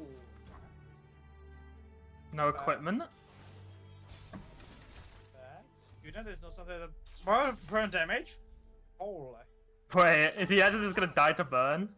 A team of mushrooms. Hey, now wait, well, hold on. That's Let me get a the- lot of damage. You poor thing.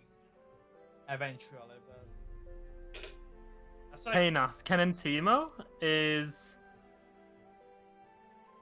There's no burn in the deck. There's cannon, not I mean, apart from the Kennen, there is no other burn. Are we flipping Kenny? It's close. It's really close. So funny. Because you know there is also the thing where like when you play champion spell, your champion goes to like the top, not the bottom. Team. Yeah. Champion spells don't go to like the bottom. They go somewhere in the top. Well, so it's like shuffle in the top I 10 played this cards. game like for 2 years. Couldn't they tell me that like earlier? I don't know, like. I'm like not 100% sure this is true, but I'm like 90% sure this is true. I heard it from somewhere. So you heard it from somebody. Okay, that's the classic. You know, somebody made this shit up, and Yeah, actually, my cousin's dad's uncle's mother, from China, works for Riot. oh, But you wouldn't know them. You wouldn't know them because they go to a different school. Yeah, exactly. Okay, that's the second signpost. Wow. it's hilarious. Signpost. Just... And this Timo, he still doesn't have. Tebes doesn't have way how to stop this Timo. Like, you know, he's just gonna die to Timo puff Shrooms. caps, man. The good old puff caps, man. There's no way. He just takes this. This is 12 damage. He just takes that. Oh, Timo! Oh! Mushrooms! Oh my He blocks God. with Timo. Oh wait, you can't block with Timo. Oh no, he's gonna lightning rush now. He'll lightning rush now. To deal. Oh no, wait, it's only. Yeah, it's 2 damage. It's 2 damage, right? It doesn't do anything. Just pass. Why would you do anything? Just pass. He's gonna do it. I can tell. There's a pause. He's gonna do it. He's gonna double Just lightning rush. believe Kill in the Timo porters. mushrooms. Just believe, man. All you need is to do is just believe. Oh yeah, and we can treasure trash next turn. That's the play. Oh wait, no, because we have to spend up to 5 mana. So 1 lightning rush and the Timo, and then we treasure trash. And then we generate more mushroom units from the treasure trash. Get someone man. We get Karina. Oh my God. Go on, he should do. He should open attack with the Timo, He's roping. and then he is roping. That is certainly. Understandable. Deceiving con. Ooh. Oh, told you, lightning rush. Why do we hit proactive with the reason?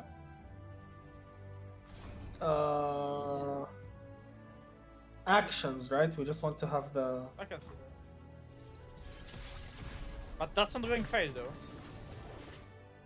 Agent, that's not a elusive, that's not a challenger, so Timo is safe. Up 2, 3, 4.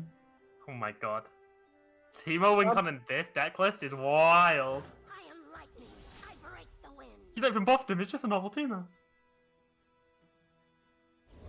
Up 2, 3, 4. Also, can we talk about how like poor guy Temis, no silences, like no moonlights this entire game. Well, he got Unless- double denied sensor, man. He was trying to play one card I per cannot game. believe that the signpost is how he's gonna win this round.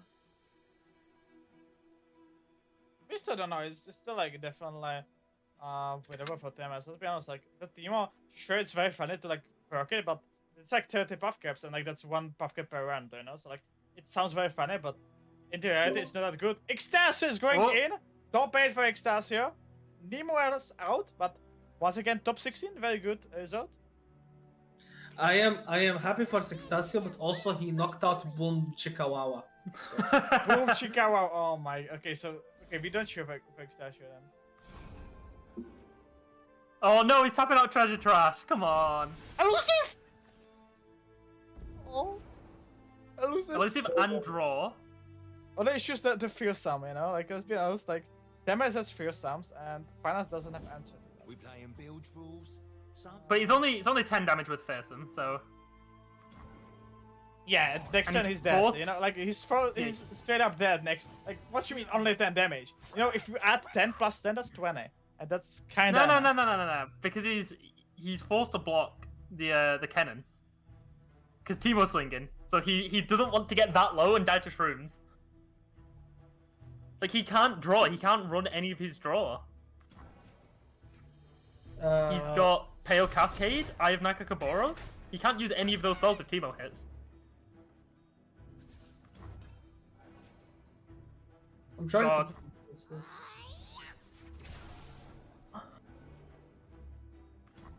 I cannot believe the Shroom win con. So far, we're picking such a banger games, by the way. You have to. Oh yeah, no, this is lucky hand. Oh! That's 2. Two, That's a pen. That's one. Oh! He's not even hit yet! Wait, so Up, 2, 3, 4. lightning crash? That's on a recon. You cannot beat the fearsomes. You have to believe. You might.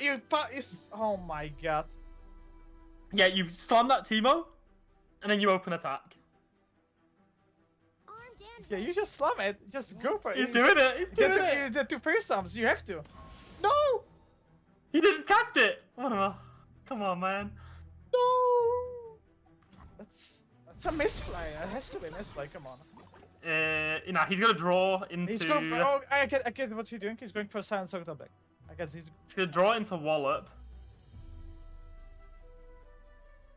By the way, Hesh, if your theory that can get the champions get shuffled in the top of the deck is true, then it might actually win Finals the game, right? Because he just need to lightning crash here to finish the game. This is true. This is true. I mean, yeah, he can't stop the Lightning Rush to face, so all he needs to do is draw 2 Shrooms. Just draw here and go like for silent song, because if you draw silent song, you just survive next turn. Unless maybe the Jona is too big though. It's just like 10-10. 8-8 maybe, I don't know. You go lightning rush here. Yeah, chat is right. Okay. Fenas is broken. Nice to see. Oh yeah, you shuffle cannon. No, cut the guy some slack. He's like 51. Like he'll. Yeah, shuffle cannon first and then have bigger chance to draw another one. Yes, exactly. Yes. Good catch. Chat is smart today, holy. Yeah, chat is doing way better than usual today. I'll tell you why. Because the Americans are still asleep. Oh, true. Based? We only have APAC and EU players. What is it? Wait. You can use What is he defensive doing? lightning crash, okay, but that's so bad. No. He's cooking. He's gonna lightning rush, and then he's gonna play cannon, and then he's gonna mark. Oh, yeah, that's very good. But he doesn't draw though. I guess He doesn't draw, but then he's not dying, right? The park like- cascade is so big punish here. We see the. Oh. But then you're forcing them to draw cards. More chances to draw Sherm. Oh, good point. Wait, never mind. What? We were cooking. But we got the Deco Smash, so we got the around it, I guess. But we were cooking. Okay. Wait, is he gonna Zalani next turn? What's Zalani at? I think Zon is. Zarani is like presenting lethal. Yeah, because she's gonna also it- +2 attack and she's gonna eat the husk. Yeah, he's big. But we gonna get 2 mushrooms? No! Oh! What? No shrooms? Do you know why that is? Because he didn't put the shroom in beforehand. I'm calling it. Except there will be 2 mushroom turn if we shuffle. victory is at hand. You know it, Shelly. I mean, this is just Jova, right? Is it? Can you find something here? Sub-monument. Wow. Does he play it? Yeah, but Bandasity BaJAtak surely yeah, he plays it. Isn't Sub-Monument a PNZ card? Yes. Okay. Yeah, very slow, Haish. I'm gonna be honest. Yes, I'm fucking tired, okay? What good is freedom to the dead? Oh, that's a That's a game. that is a unit. So wait, was he actually chatting in chat? It's 15 minutes. Wait, he is. Wait, He actually chatted in chat. Giga Chad. Wait, we're gonna see 3 emotes.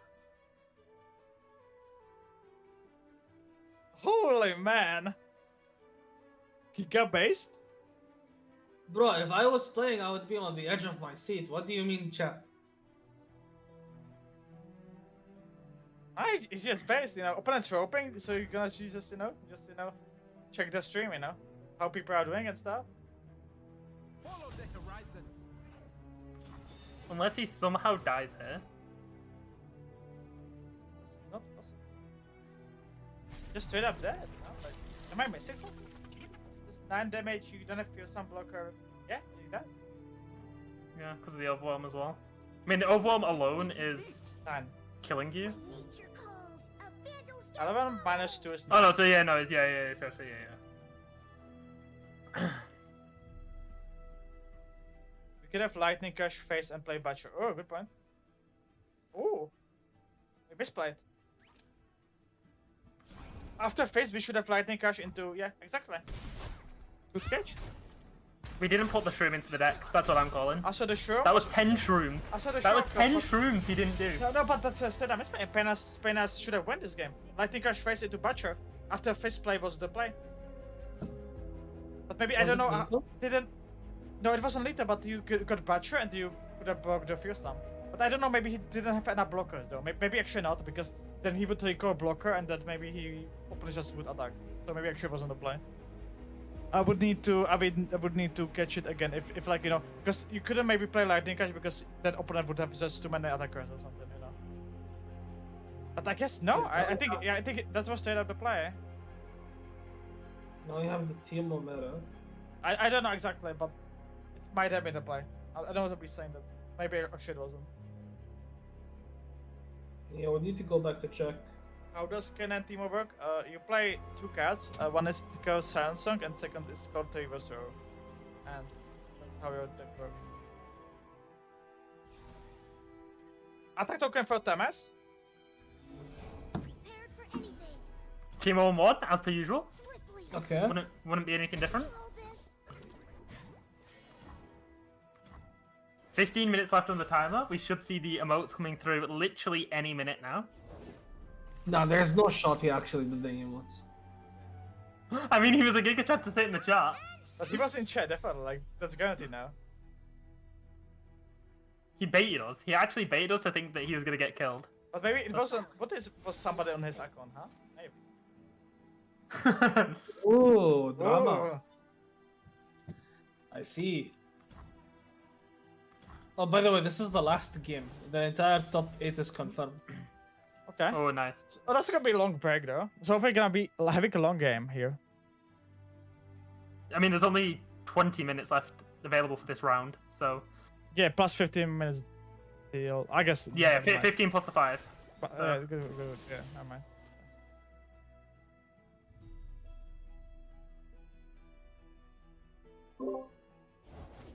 You best believe I don't play. You can like smirk a lot, by the way, like a lot. Frank, okay. Oh, the group shot hit.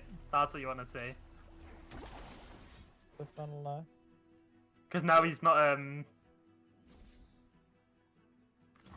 don't know if the play wasn't just double table into group shot, by the way, but I mean, you can't double triple and group shot, but sure.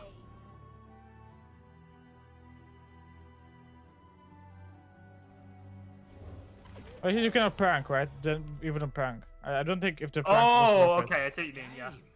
Go on then. Oh, emotes! Oh my god! Oh, he did it! Oh my god! Wait, He's a Chad. He's actually a Chad. He actually was chatting during game. Oh my. He's not roping, he's just in chat. Holy. Demis is the hero we don't deserve. Yeah, okay. I'm sorry, BB. I cheer for Temes. Now that is called multitasking. Reviewing your games while you're still doing them. Giga based. I'm gonna be honest with you.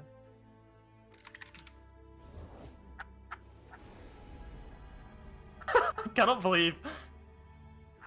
Fighting food and cooking evil. Got it. Switch those. Hold on. Pots a boiling. Hearts are boiling. I met the guy that voiced that card. Wait a minute. Pretty chill, dude. I get it. It's once again Dimas unit. Marshall, come on. Whoa, it's not my fault. He was at the event. I had to say hello. Wait. Oh, I like this actually. 3 draw next turn. Do we go to? I guess it makes sense that can attack. Yeah, I don't mind that. We playing bilge rules, son? Oh my god, what have you done, Ash? What have you done? It's my job. Wait, he put the spell on the top of the deck. He See? lightning rushed. Oh my god. What is this? What is this? He gets to triple draw next turn. Oh no, he's 1 mana off.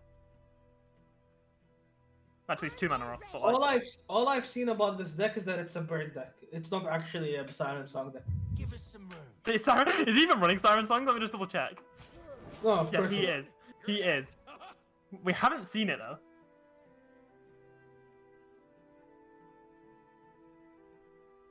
Yeah, Wait, he Paynas is in the chat now as well.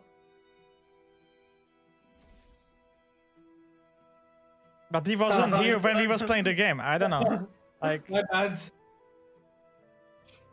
Yeah, he doesn't know. and how many draws you want? Yes, man. Like this bull shark. Okay, but like, who's winning this game? There's no CS. Paynas. There's no CS. Yeah, I mean, at the moment, I want to say Paynas. But isn't just that because of cannon the, better leveling from this bull shark? By the way, like soon. Soon he will be, yeah. That's. Oh, wait, no, he's got 2 shell shockers, so he'll be playing 3. Yeah, This will be the third third bull shark. And he can get one more. Was I saving the group shot for, by the way? I don't know. I would have played it, I think. Yeah, definitely. Oh, Buster shot. Buster. No! He's not playing around the Buster shot. Like the thing about Amazon is like it doesn't do nothing, and that's my issue with like the CS decks. Like he doesn't have bird, he doesn't have CS, he doesn't have. No, but like, units. the card is gonna hit overwhelm on Tristana, and it's Jover. Oh, okay. Oh, we're gonna signpost. Oh, him, whatever. signpost. Okay, never mind. He's gonna hit the overwhelm, as you No, said. we got second shepherd. We Oh got my- second shepherd. But we cannot hit Oh, you overwhelm. got overwhelm. But we cannot get You got overwhelm overwhelm. now. Though. From the second one, you cannot get overwhelm. So Yeah. So what he does is he... the taco smash. No. He's going to recall the pool shark again, blocking the Tristana, killing the elusive, and then he's going to also remove the overwhelm. Oh my god. Okay, that's based. And he can't do anything. Bro, we're just grinding. Bro, He's just... infinite value. Let him cook. He's drawing. Wait, and he can play the pool shark. He has enough mana to do everything. So he'll draw twice again next turn. Honestly? Chad. Actual Chad. Why is my chat German? What is going on? Can you guys stop? There's a lot of Temis fanboys in chat. That's what's going on. Waiting for the right moment. No, don't tentacle slam. Rookie mistake. He didn't see the line. No, he saw the line, just thought it was bad. No, I actually honestly think that was the better line. What's this doing? You get a tentacle? That's it. I don't know. I don't know if it's better. but What if I'm opponents saying play that- weapon on the 1-2 and you just lose? Like, that line doesn't make sense. This is the line that makes sense. Aw, shuffle buttons.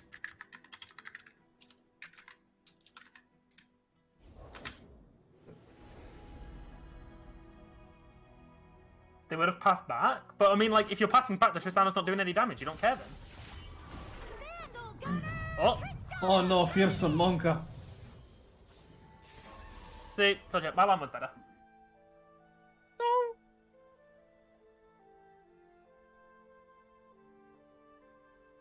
But how does like finals win? That's my question. This is also my question. Yes. Finals, Sure. where's your silence like a reverse row, man? Oh, we are Oh, okay. nice. Tentacle smash. Well, tentacles, let's go. Yeah, you like the Say tentacles, it's- Maya? Just take it? No? Oh. I don't think No you can. way. You just take it, right? No way. Yeah, I agree with that one. yeah, but they block. Fine, he's gonna lightning rush the pool shark again and get that the other draw. Timo? Okay, I see the wink on. I see the wink on. I see the wink on. I see it. I see it with my own eyes. At the group shot protect Timo from group shot. Yeah. With the lightning crush on the blue shark. Yeah, so this pool shark has been the most.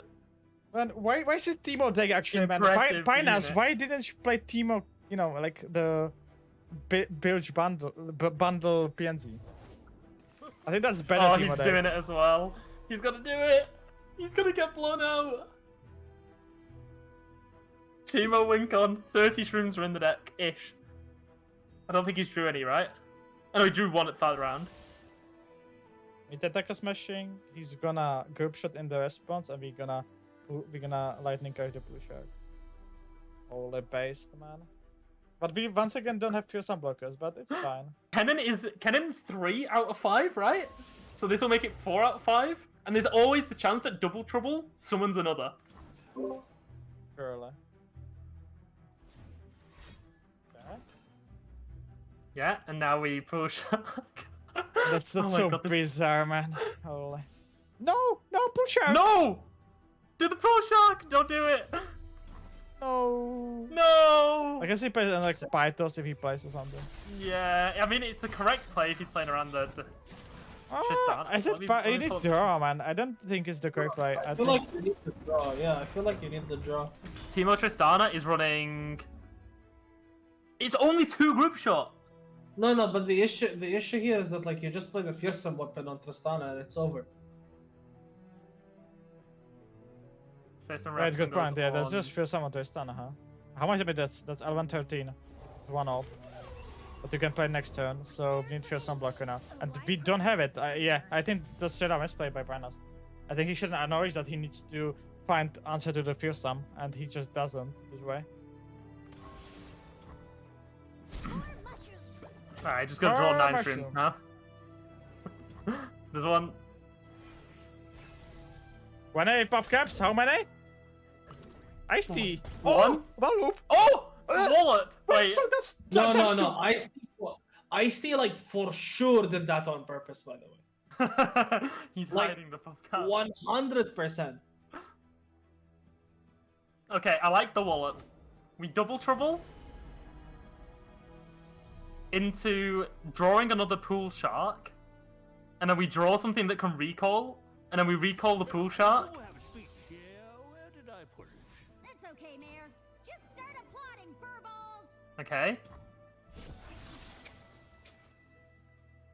I mean, Fearsome you know blocker. what? It's a good blocker. It's a good blocker. It's a good blocker. I'll take it. Fearsome blocker, you know? That's what matters.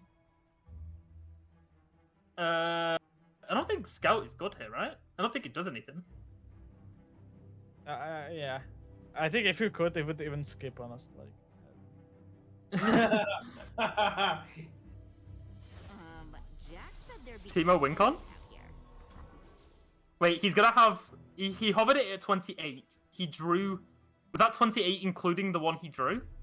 So if he's gonna double it, it'll go to No, it's 56. gonna be 27. It's gonna be 27. So Alright, so it's 27, so it's 54. On average, he's doing that. It's not on average there, but we know how buff caps work and like how. I mean, he's on 6 health with the Teemo hits if he does that. So Good point. Good point.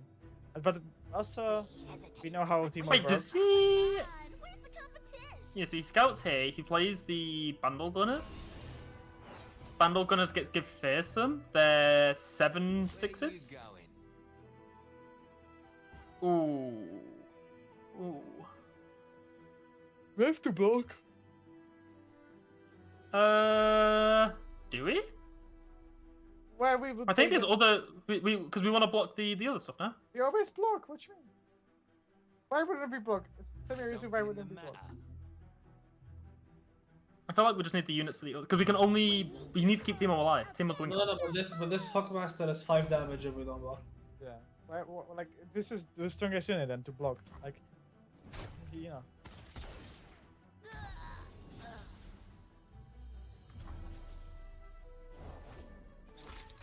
Vermin is out. Hall of Back Shell is making it to top 8 as well.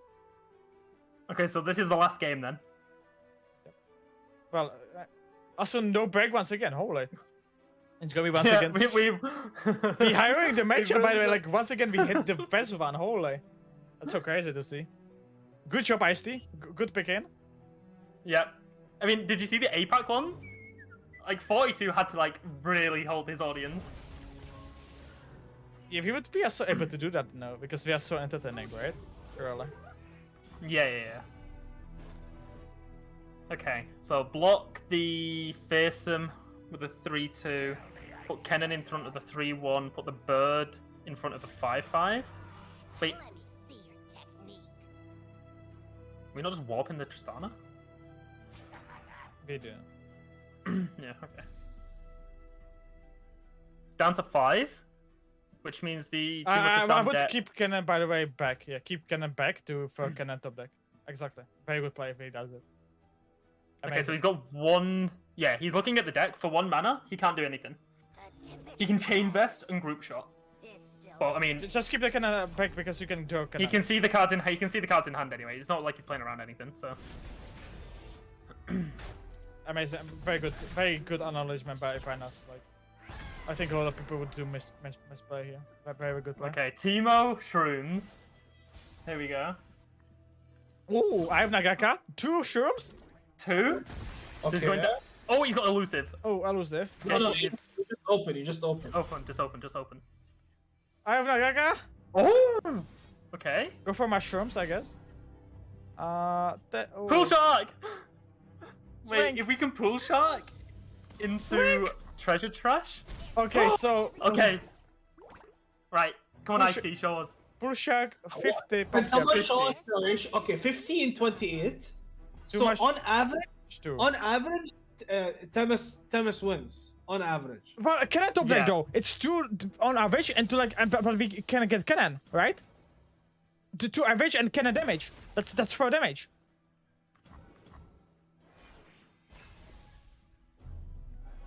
Samsung. 2 damage and 2 damage. Oh. Oh. English? Okay. Maybe it's gonna not open, right? on it and on him. No, you're for sure open, right? We had too much faith in the teamer. In both games. No, Paynas. So that means though that we not gonna have once again no 2 times winner in the EU. EU is just too good as a region that every time we're gonna have another champion. 3rd year in a row, we having another new winner. Crazy to see that, honestly. Yeah, that's honestly, I think the games today have been really good to watch. They haven't been as Yeah. heavy into Siren Song as I would have actually thought they would have been. So It's not that much about Samsung, and like very often Samsung actually lose. So, yeah, big thingy, and like definitely congrats to Thomas for making top 8. And unfortunately, we're gonna look at the bracket, and I see very sad thing though. BB is not breaking the winning curse, as it seems. no. BB's out in top 16. Salute but you did well, BB. But unfortunately, it wasn't. And as I said, we're gonna get completely new winner that we never seen before. I guess this is too big. We have Talpenator against Temes. We have Ragnarosich against Hollow Wegshell. We have Shure against Sokoi. And we have Xtasia against Brebe Solwage. Okay, so who do we watch?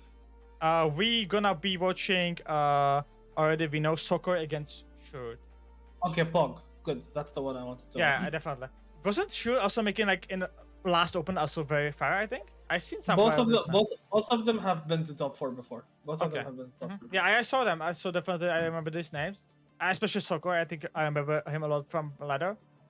Shred not that much, but definitely Sokoi. Let's see the deck list. I guess we have some time to talk about the deck list. So I'm gonna check how much time we have. We have 4 minutes, so I think completely amazing to just check the deck list. And While you do that, I just wanted to mention that from this point now, players have earned prize pool money. So everyone in the top 8 now has $125 to their name, as well as 6 Runeterra points minimum. And I see Jack Seraphine. Oh my god. Against the lineup that Jack Seraphine is not happy to play against, but yeah. It's not a siren song. Let's see the build actually. Because I think we're definitely gonna see this deck. It's too big. The classic Seraphine list. No the landmark, no Sun Monument. Something to maybe mention. This seems like very old school list, to be honest. Wait, what? No Sun Monument is strange though to me. I'm gonna be honest. This is shoot. Oh. Hold on. Let me check. Honestly, yeah, this seems like very old school list, like the from the last season. Oh, they're playing Jack Seraphine. Mhm. Oh my god. This is like the most dog shit deck of all time. I can see that, but yeah, I don't like. I would love the one sub tournament. Otherwise, I don't mind the version. It's very I mean, standard. Sokoi is on a hard counter lineup. He's playing 8. Yeah. What he's playing a Karma set version. Karma set, I would say classic list. Very strange to see only 2 Aftershock and 2 Deny. I think you usually go like for triple Aftershock in this meta. I think you always go triple Aftershock, yeah. Deny I can see 2x. 3 Caustic Riff is insane. Wow, triple. Why are you playing Caustic Riff? What the fuck? What does Caustic have hit in this meta? Double Caustic Riff is pretty good, I guess. That's But strange. it's so clunky. Yeah, that's so strange. What about the face deck list? No winning lights, so Hashnot's gonna be happy. Okay. I have a theory. But hear me out. Mm-hmm. I think Shrewd is fucking cracked. Like, he has to be the best player in the field. That's still left. Yeah, his Right? deck list doesn't seem the greatest, but we might be just wrong, Hash. You know, like 100%. he's in top 8, right? Like there has to be something about this lineup, but I would build it definitely different. Like every deck that he plays, I would definitely build differently, but He's just built different.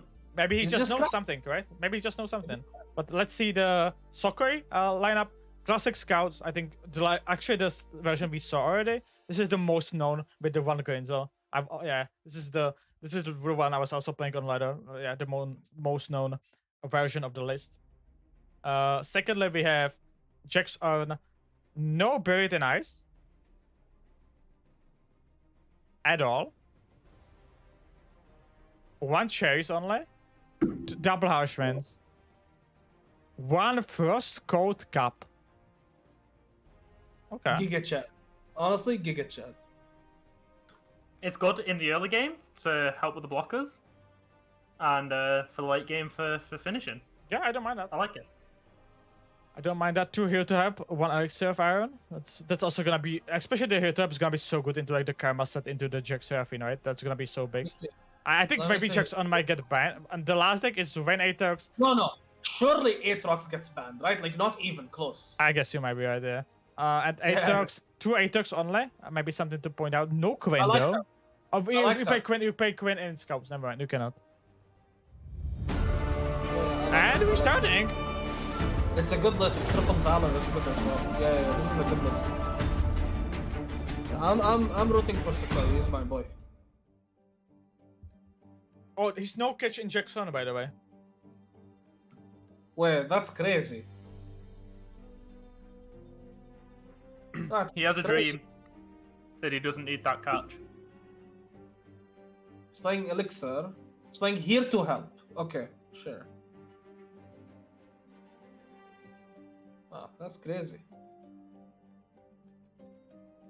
But yeah, this is the matchups that we kind of knew about. Yeah, I said like a lot of new names, to be honest. And for anyone of these, it's gonna be big accomplishment. Not only getting the invite to, of course, winning the prize pool, getting the 12 points, but also getting the invite to the Mystery event. It's gonna be definitely a big accomplishment for one of these players. Are they still giving the 3 event invites for this season? I thought it was only. I thought it was only for last season. Yeah, I thought it was only last season. Oh, it was only last season. Okay, then. Yeah. Unless I'm wrong, I'm fairly sure when Dave talked about it, he said it was just for this season. Oh, okay, last season, sorry. Okay, then I'm wrong. Then it's still like chunk of points, right? 12 points. I said if you get as well top 25 on ladder, and then you get like maybe one top, it might be enough for qualify to Worlds. So I think, yeah. I think if you win today, it's in your hands. Like Worlds qualification is in your hands. yeah, you just Especially with the fact that EU requires lower points because we have a lot more people that are able to claim the points. yeah in the because sense of if you don't have it's floppy, a very that steals. balanced- Yeah. Yeah. And it has floppy that just steals all the points even though he's qualified. They have card gamer that's gonna steal all the points even though he's qualified. So Floppy is gonna qualify like 20. You know how Floppy did yesterday? did he 9-0 No. again? 18-0. Oh my god. What was his lineup? Siren Songs? Okay, I lied. 18-3, but still pretty good. So did he 9-0 again? Yeah, this is his like 5th 9-0 in a row. Bro. He cannot be stopped. Bro, he's winning Worlds. It's Jover. No, well, he can't do. Man, he's Hey. gonna meet EU. Man, like I don't know. He's y'all are playing for second. It's doomed. bro. I literally don't know. gonna be that. Aish. Like I saw like he I guess he can be winning these opens, but what he didn't win. He didn't win last season Aegis. True. As long as he avoids Simon, okay? As long as he avoids Simon, he's good. No. TOS is going to take him out. EMEA is going to come through. They're like, oh, hi, you're first person? TOS, good luck. And he'll just start sweating. He'll be like, oh no, it's over. Only one catch as well in BaJAtak. I guess he's very low on a catch as a count. It seems like. Yeah, not having catch in the Jack's on is sus. Very sus. Yeah. Like, looking at the deck list now, it's... I don't know. At least one. The card's broken. You can literally blow your opponent out sometimes with it. Especially with just one copy. You just hold it. Yep. This is a very spicy Jackson list. Yeah, definitely. It's something. And the classic scouts. I think this is the most. Wait, why are we With only playing... Grinzo. Wait, we're only playing 2 scrutinizing sergeant. No, he's playing 2 because he's playing 1 Dragon Prince Grinzo. Exactly. No, but I think I would play like 2 Quinn, 3 sergeant before 3 Quinn, 2 sergeant. I can see that. I bet to just like get the MF for on turn 5 is so good. Or just like for Damascus, or less like 3 units because you hit Marai Warden. Like it's just broken. Or like Oh, yeah. removal if Yeah, you yeah. hit Ranger. Definitely agree with that.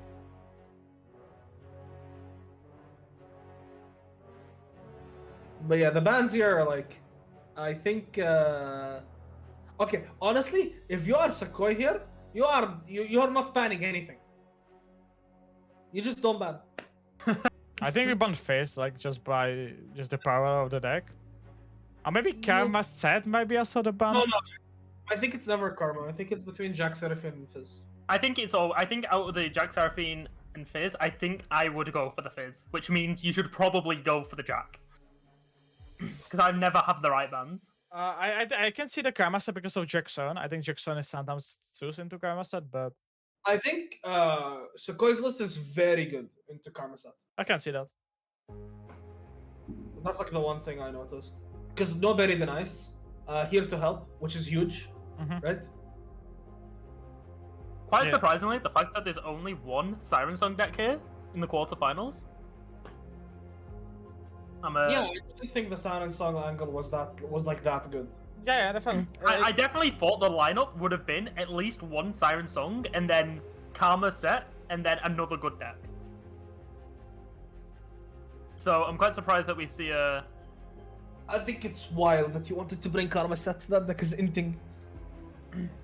I don't think it is. I think that deck is long overdue a nerf. I think it needs to be. No. You're just a Karma hater. That deck doesn't need a nerf. It's just shit. Oh no. I'm not a Karma. I mean, I am a Karma hater, but it's not as much as a set hater. Okay, Set fair. is Yeah, set is the broken part of insane. that deck. Yes, set is the broken part of that deck. I agree. I watched Aikaido stream yesterday. He was losing a game. He leveled set. It made a showstopper. He recalled the set. He played the set. It made another showstopper. Opponent went from having 5 units on board to nothing. There were 5 games yesterday that I saw Aikado play with Karma set, where he either top decked place your bets or his Karma hit a draw spell, and he won because of it. Yeah. It was insane. I cannot wait until the devs realize that something in that deck needs to change. No, that deck is kind of shit. It doesn't need to change. I think the deck is pretty No, good. I think you just I think the deck is definitely good because like it steals so many games very often. But Yeah, I wouldn't be opposed to a nerf. I just don't think it's a problematic deck. Like I think set as a card is problematic card. Like I don't think Well, he should ever on turn 8 create the obliterate. I think that's happened too often in my opinion. I spoke. yeah, that's fair. I think the turn 8 showstopper is fucked. That's true. Me and Bayo was talking about it, Hash. We know that they're testing something for the deck because for the early access, coin got put to focus. Yeah. So if that is the change that they go for, do you think that would be enough to upset the deck? It's not gonna kill the deck, but like, actually, I'm not sure if it's not gonna kill the deck. It might kill the deck. Well, coin can't definitely kill the deck, right? Like then the deck is much worse. Set up unplayable. But like, I don't think you need to make the deck straight up unplayable. Just to make it like, if you want to nerf the deck, don't delete it. It's like Yeah, just hit set. I think he's level up. Just make it harder. I think. Yeah, I mean, if they go for the coin, Then they killing they were testing some stuff. Yeah. Like they've nerfed. There was 3, but I can only remember 2. There was Crimson Pigeon, there was Coin, and there was another change that came through, but I can't remember what the other one was. But yeah, like the issue like with hitting the coin as we were talking about is just Ooh, check we got is one gonna of them be straight up unplayable, right? Oh, Karma set ban Okay. actually. Karma set ban and Vayne Aatrox gone. the Karma set ban makes sense because you know they're banning Aatrox. That's fair. Yeah, the checks on into Karma set is such a sus matchup. I would say even Karma is the favorite. I know some people have different opinion. I think it really depends on like on early things, and I do agree that Soccer has good version into it, but Rod was playing triple Caustic Rift, like. Yeah, so the Jack Seraphine list, Caustic Rift 3, Song Spinner 1. They're even playing a Swindle, which is honestly, I've been I was speaking to someone about Swindle. I think Swindle is a very good. That is a curve. We have very often this into Jax. Holy. We kind of have like the wrong token, but yeah. Yeah, we have wrong auto token. Attack opponent has now priority to kill it with high note. I think he definitely should. But we have the elixir though. Wait, what? Oh, what? Ooh, this Castaway is huge.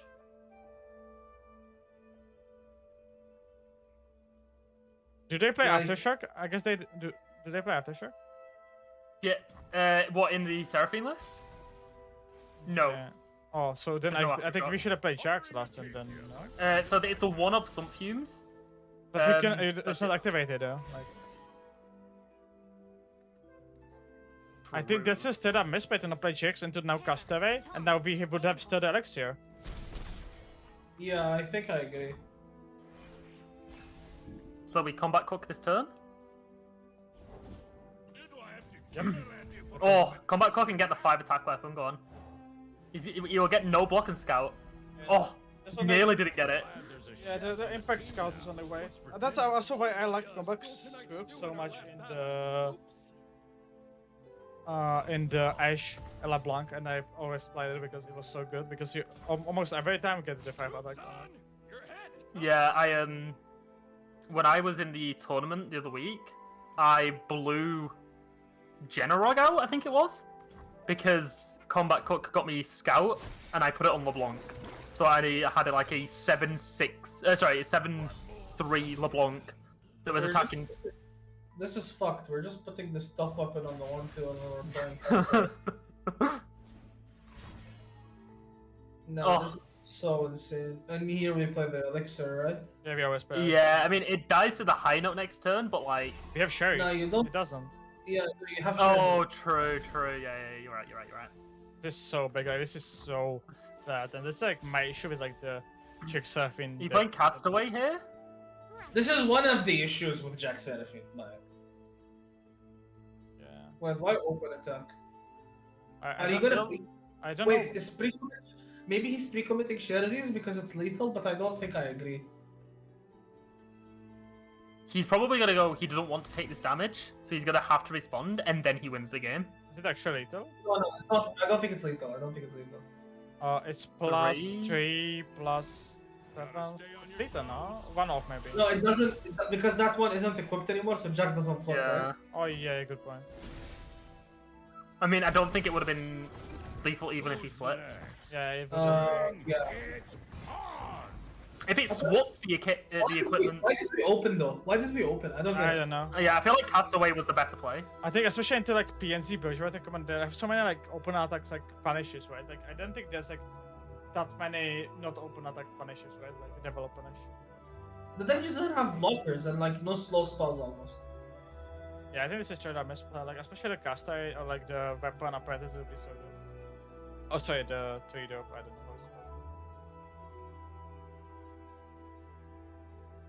If you're gonna sit down, make sure you stretch. So next attack turn, we're opening with Jax. I'll throw it in. Oh no, Jax on. Maybe Scout for no, but it's like No, you're always taking the Jax weapon for the Yawn, so you're probably just going Authority because they can't deal with the stats. Oh, they're gonna set up like Baby next time, right? Oh yeah, no, it's 100% going to be BB into Rummage so that you can activate Flow, and then you're gonna have Caustic Cast cost. Like actually, this Baby can carry this game, by the way. We can Oh, yeah. We can obliterate quick. Just obliterate Keg forehead. Someone said, does he play heavy metal? The answer to that question is no, he does not. Wait, what? Wait, why are you playing? Why are you playing the deck then? You're running 1 warning shot, 1 parlay, 2 high notes, 1 line them up, 1 make it rain, 2 mystic shots, 1 time winder, 1 sump fuse, 3 caustic rift. Okay, so this guy just brought like a like a 6 Caustic Rift lineup. I guess he thought Caustic Rift is very good. Yeah, BB into caustic does good into Reaver's Row, right? Because you're doing you don't have any interaction, like apart from silence. But Also, it was working for him. It's in top grade, right? So like, it was maybe carried maybe good meta. that's a good point. Let's look at the bracket and see where he I'll went. tell you, my theory is that Shrewd is simply cracked. Like he is just the best player in the game. So Shrewd beat Barcode, and then he beat Botanist. So you went 2-1, then 2-0. The beating Barcode is pretty good. But by the way, this Jax is unkillable. Jax is just gonna kill. Just open up. Wait, did we DC? Oh. No, he's trolling. No. How do I feel about this? No, what do you mean you don't feel about this? This is very good actually. There's no way. Oh to do yeah, it. no. He's got that Poro card. Yeah. No, not even if you don't have the power card. Like you just How put many it on. kicks we can get? A lot. 3, 4, 5, and then if he gets anything from Rummage. Oh wow. Buy on. Get a lot, but I don't think it matters. Caustic does 5 damage, and then he needs to put Mystic Shot and then Caustic. The thing is that you can both say both checks, or like both of them push and lead. I think it's Ornn, right? Because he forges himself on the attack. He levels, and then on the second attack, he gets the Overwhelm unit. That has to be the play. He has to save the Ornn. The better play out of the two. Well, if he commits... Extasio not in chat, he is out. No. Okay, this was the correct play. Because I still think that Ornn dies now. But Jix lives and Jix lives kills him. No, because that Jax is taking... Oh, 7, wait, that's 7, never mind. Yeah, that's what I mean. I think this was the correct play. Ornn is alive now. Ornn is having 7, 8 health. He's gonna take 6. He's gonna take with Baby, so actually he's alive, yeah. Wait. Yeah. Yeah, so Wow. he's gonna have... No, he's not taking with Baby, never mind. He's having 1 health. He's gonna have 3 health at left. Yeah. So he wins here. Lethal. Crazy. The math adds up.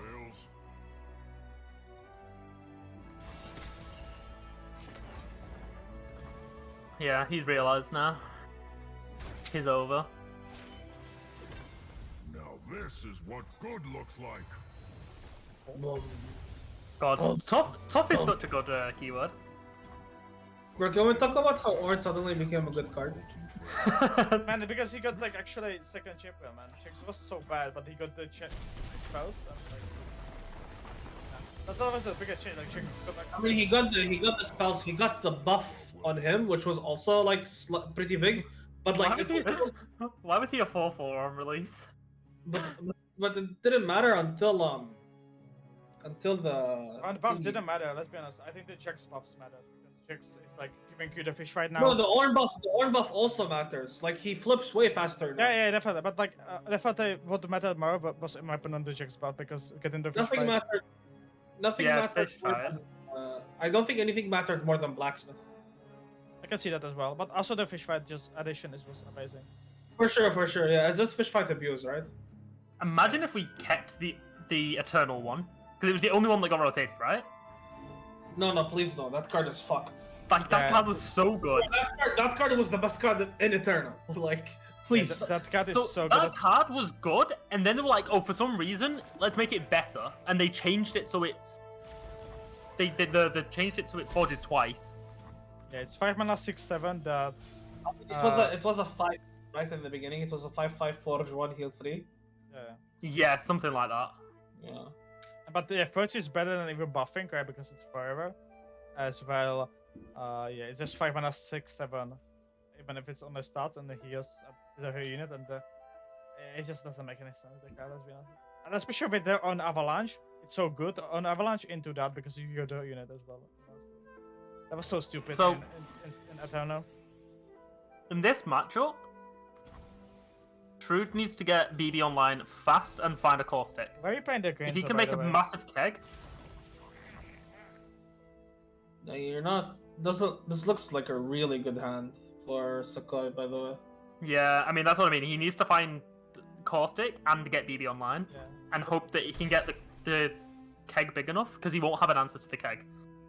But my question is what this Grinzo is doing. Why are you playing this card? Alright, let's get to work. Look at all the one drops in his hand. What do you mean? Wait, why don't we kill? Wait, what? Wait, we didn't subfume this. Okay, that doesn't look right to me at all. Wait, just kill. You are damage-based simmer, they have damage. You know, like giving more health. Like that's not something that you want to be spending. Wait, so it was to 1 mana some films, right? Because we wasted 2 mana fast. And now we kill it with high note. Wait, what? We are scared of No, MF? but- Or what is going on? I think he's holding it for MF, but the issue is if you think hard enough, you realize that MF will be a 3/4. Yeah. Can't wait for him to some fumes this Grinzo. I don't think you're supposed to play Inspiring Light right now. Yeah, once again, we're thinking stack. I hate it so much. I'm gonna be honest with you. Don't think Of on course. stack. Think in hand, because now you know that you have Inspiring Light. Yeah, there's no other slow.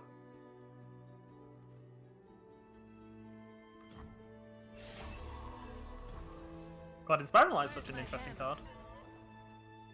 Look I like don't even know about the swing, by the way. Like the swing might be I do. I think this is fine. Because you're issue- preparing for issue champion. here- The issue here is you're giving them a free spell for BB. Like Yeah. that might actually. Oh yeah, true. And then Caustic Grip as well. Like, yeah, this is. I don't like this. Like, if I opponent know. has Caustic Grip now, he's just gonna pull out Warbird, right? Like, that's the thing, yeah. And, like, Yeah, he's gotta. So he can play both of these birds in preparation for champion strength. I don't think you can go for CS Dexter. Yeah, well, I mean, there's two lines. He goes for Quinn or he goes for champion strength. I think. I think you almost. Hold on, let me think. So you're correct, because of, like, you just lose 2 points Caustic Grip. Like, Yeah. yeah, I mean, obviously, if you go for the CS line, you're saying Caustic Rift doesn't exist. I mean, yeah. When you've got a 3 of, it's kind of a stupid move to do. But If it was the- a 1 of, sure. When it's a 3 of, it would be not a smart. What thing to do. if it was a 2 off, Marshall? What would you do? If it was a 2 of, personally, I go for the YOLO line and say if they've got it, they've got it. I see.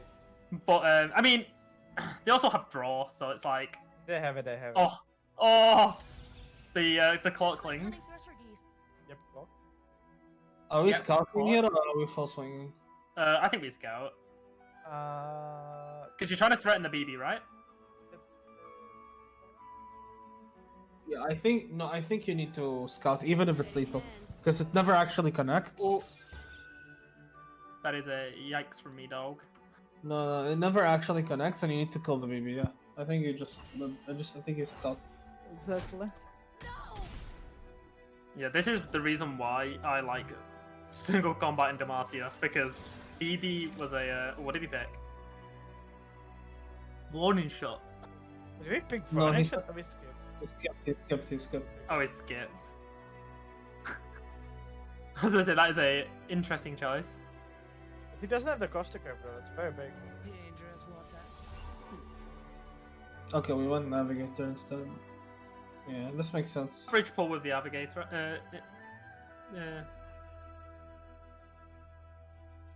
Navigator. That's a very good pull as well. 2-3.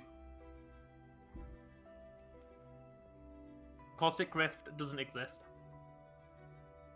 But I Well, think it's- something that you have to be playing. You don't beat Caustic Grip here. Let's be honest. Yeah. That's how he's playing it anyway. there's a card in Eternal called the Ranger's Resolve. You don't understand when I found out that card was rotated, I actually cried. That was my favourite card because it blew decks like this just completely out of the water. With a little help, I made you Yeah, fly. you see this high note on Broadwing, you're a little people happy because you know they don't have Caustic. I mean, Yeah. they could. No, they don't have flow. The- Oh, true, yeah, in the rat. Even if they had 4 mana here, you would make the call on no Caustic. We, like you- we you're can behind. coin. But like we're not gonna manage. Like I think we're losing Bebe, and that's the biggest issue here. No, we can keep BB alive. Can we? Need the finishing I You think have to block with it. You block the 4, you block the 3, so it's doing how much damage? 2, Like 4, they play like 7. pro maps, you know. That's maybe something that we need to be thinking. Yeah, he's forced to block, I think. No, though I don't think you play on pro map. I think you just ignore pro map. You cannot win without Bebe. If Bebe dies here, you lose. If Bebe dies here, you lose. You cannot lose her. You coin, you time wander the grain saw into 2-3, and you just tank it. Yeah, that's the plan. You cannot win the game without Bebe.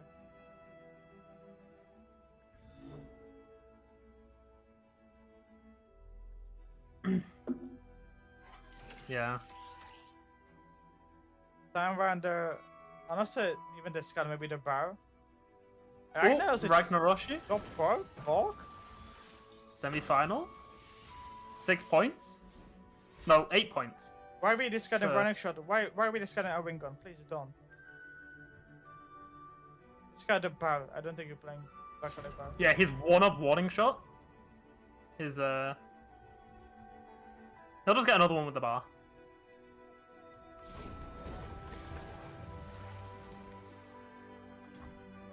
Okay.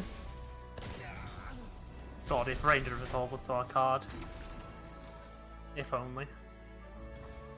What's gonna happen? Oh, it's turn 7, so he can champion shunt next turn. 7 mana plus the 2 banked. We're gonna play Broccoli Bar, we're gonna play CSB. Oh? No. Still GG. We CS now though. I think we always CS now.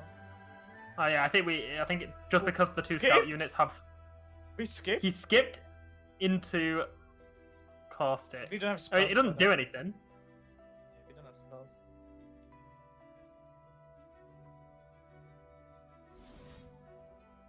Yep, and that is a win from a... How do you pronounce it? Skokie? Then there's a Sokol. Kick by Hash. Skokie. Yeah, Hash is a... Hash didn't like the champion strength. He saw it and dies of cringed.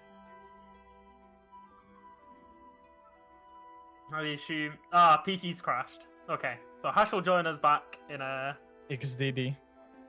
XDD, yeah. Hash will join us back once his PC is no longer on fire. Okay, they're doing it! Oh! How much damage you have? You don't have enough. It's 4 damage. Damn, if... Yeah, and Baby What just about big. if you just had... being the weakness. Yeah. Like we thought about it. That's gonna be the weakness on the straight up is. Like this deck is like on straight up on ladder. I think like 30% win rate right away. I was looking at that and it's like 36% win rate or something. And it's just showing why it maybe doesn't have these numbers, but still like making top 8 with this, and Soccer making once again top 4. So very good, Very good performance. accomplishment. And that is... Is it everything? No, we still got... Well, it says there's 2 games still outstanding, so we might go to another one, but it might just be the fact that the leaderboard's messed up, so we'll know what happens as soon as this match summary screen ends. Because if it says we're going to be back in 60 seconds, it means that we'll get another game. If not, we're going to be... I think a long break. So hopefully we're gonna have another game, otherwise we will have a long break coming in. But we already know 2 people that made it in to top 4 at its Ragnar Siege and Sokoi. We got another game. And yeah, in 1 minute we have another game. Let's see what it's gonna be. This so far we have like very good series, even though this one maybe was kind of underwhelming. I guess we just saw the issue of like self-inject, right? Like the why maybe the deck isn't that great as it used to be. The Caustic with 1 mana very hurts, and yeah, as well like I think the issue with the deck is the fact that flow is harder to achieve when you're trying to be a little bit defensive. Yeah. I think that like we maybe didn't approach it correctly as a should. We maybe could have killed that 2-drop right earlier and stuff. So I think maybe we could have approached it differently. But we should be getting into another game. So let's hop into it. It's gonna be Temes against Telpinator. We already watched both of them. No, I think we only watched Temes today.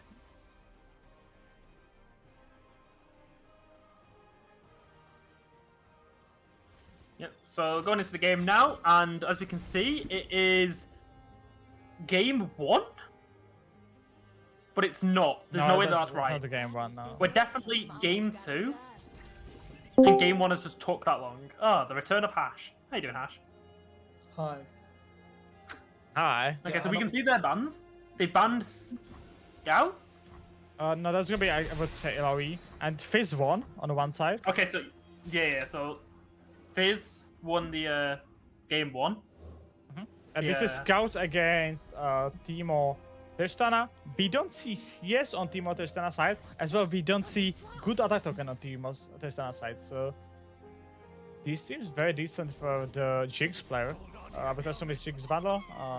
Yeah. What are we watching? Dolphinator against Temes. I think it's 1-1 actually. Game 3. Okay. So looking at it, Talpinator definitely has the nicer hand. He's definitely threatening more damage.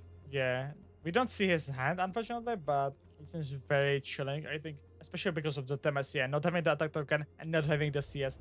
It's something that's just like these CS all-in decks. Just maybe are not great because of that. Okay, Jury Rig into We smirk. Jury Rig. We smirk, understandable. Oh, so I can't see that. No If we smoke having anymore. hand, and we have a lot of smirk in hand, so Okay, there we go. triple Oh, yeah, Jig hand that's as well. That's a smart hand. This if I've is ever seen very one. good hand for Talpinator because we have next turn Baboon into blowback to get 2 Chompers. That's so big. So, yeah, we're blocking here probably and using the form up to trade. Yeah, we're gonna use firm up to trade and to want to curve the 3-2. We're gonna take. I would say that opponent's gonna play the spear, so we're gonna take 6 damage. Actually, 8 damage because of impact. So we're gonna be at 8 health. Yeah. But the Boom Baboon with blowback seems amazing next turn. Like so powerful play. Oh yeah, the Boom Baboon double discard of the Chompers might just be what they need. Yep, exactly. Yeah, as and then we we said. form up here as well. Oh, and as we can see, Baby Savage beating Extasia. 07 Extasia. Good turn, top 8. Amazing first performance. That's a chunk of points as well, 6 points. It's very good start to the season, definitely. And definitely a way how to start up the, how to start up the season. yep, definitely. It is a very difficult achievement to get this high into the tournament. Yes, it takes skill, but it also requires a little bit of luck as well. So, No, it's always skill. congratulations. Always. But this seems very bad with them. I'm gonna be honest with you. The blowback.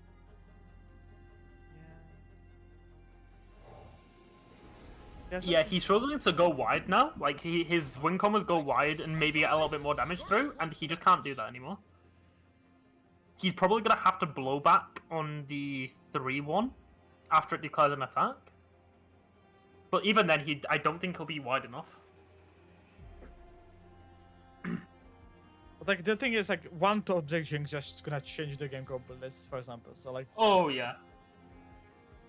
And since this is game 3, it's going to be very methodical in his thought process of how to push as much damage through as possible. At the moment, Temes seems to have the better hand right now. If this game continues the way it's going, I would not be surprised with a win from him. Especially with the Bandle Gunners going to 4 cost if he plays his hand out. So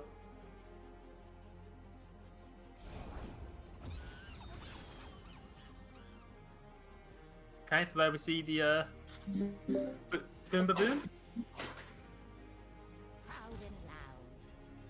And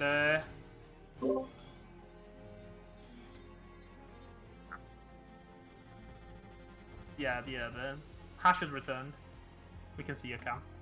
Yeah, I apologize for being back. It's fine, Hash. Okay, so here's the blowback. Probably going to be taking out the elusive just so he stops getting blockers. He does burn one of the what they called again? I forgot the name. Chompers. Challenges. Chompers, yeah. It's completely fine, but I didn't burn it. I definitely do agree with that. The reasoning is pretty clear. If you top deck Jinx next set, you can get a racket. And that's the only reasoning why he did it.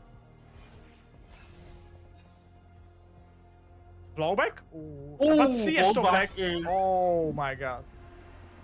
So wait, he goes through here, he pushes 1 damage. Pushing 1, that's not another. It's not enough, it's not enough. And the CS next turn is gonna end the game. So unless it's Jinx top deck, I think this is gonna be game. Wait, Talpinator, let me see what he's running in his deck list. Jinx Is there anything else? No. He must be running something else, right? No, Jinx decks usually only play Jinx as their top end. And oh wait, maybe if he gets another blowback, there's also that he can just run blowback for 1. But Yeah, but that doesn't do anything. Yeah, you need the blowback deals how many cards you're gonna use. So if you use 1 card, then No, it's it deals 1 though. but he deals 2 with the second one though. Marshall. Oh, you know what? You are correct. I thought he had an extra card. Mystic Shot, good point. Mystic Shot is out, as well Jinx is out. Talpinator, Jinx. Quaker is not it. This seems like a teams is making it to top 4 and finishing it. Oh. This seems like a game. Yeah, this is a game.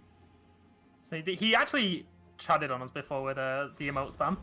We're getting the CS, and that's the emote guy exactly, right? Or is it? Yeah. Is it Yeah. that's Yeah, the- it is. And we can see the power of CS though. If you draw it on the turn when you need, it's just another game. And teams is making it There to we top go. 4. You have top 4. Yep. Yeah, and this is not official Steam. We are just powered by Aegis that we can bring it as a official watch party, I would say. So we have the top 4. It's going to be Themis versus Ragnarosish, and Sokoi versus Brebi Sauvage. Oh, I don't have your webcam. I need to change the. Turn it on. Yeah. It's on for me. Yeah. I'm gonna bring it back. So looking at the games here, Ragnaroshi has 2-0'd both of his top 16 brackets. Oh, I have you now. Nice. Same with Sokoi. I am rooting for my boy Sokoi. Yeah, I'm down to no. Okay, now I'm cheering, of course, for teams because he's the emote guy, and Yeah, I'm also gonna go for him. I think that emote was how he got me to support him. If he wins now, I'm gonna love it. Okay, so we are watching Thames versus Ragnaroshi Mhm. for and we have 27 minutes break. So we have to be entertaining. So let's check out the deck list. And I'm yeah. too fucking tired to be entertaining, man. Okay, Nice. so Ragnaroshi, where's his list? Timo Tristan, we just saw it, right? Fizz, Bilgewater, the classic, and Elaria. Oh, he's running Garen Bard. This is what we like to see. Entertainment. And Ragnar with Ilariushan, Jackson, and Bradgaren. Okay. Very. If you think about it, very similar like lineups of thinking. It's 2 CS decks and 1 deck. It does to see that Ragnar just plays only 1 Siren Song. So does though the teams plays 2 of them. But yeah, let's check out the versions. Bardgaren, I would say Dapper Endless Pursuit. That's definitely not the ordinary deck list. It's definitely not the ordinary deck list with the double or Endless Pursuit. But I don't mind it. It's the classic elites. Marshall's gonna be definitely happy seeing this. I get you, Marshall. Correct. I'm quite interested to see if this goes through.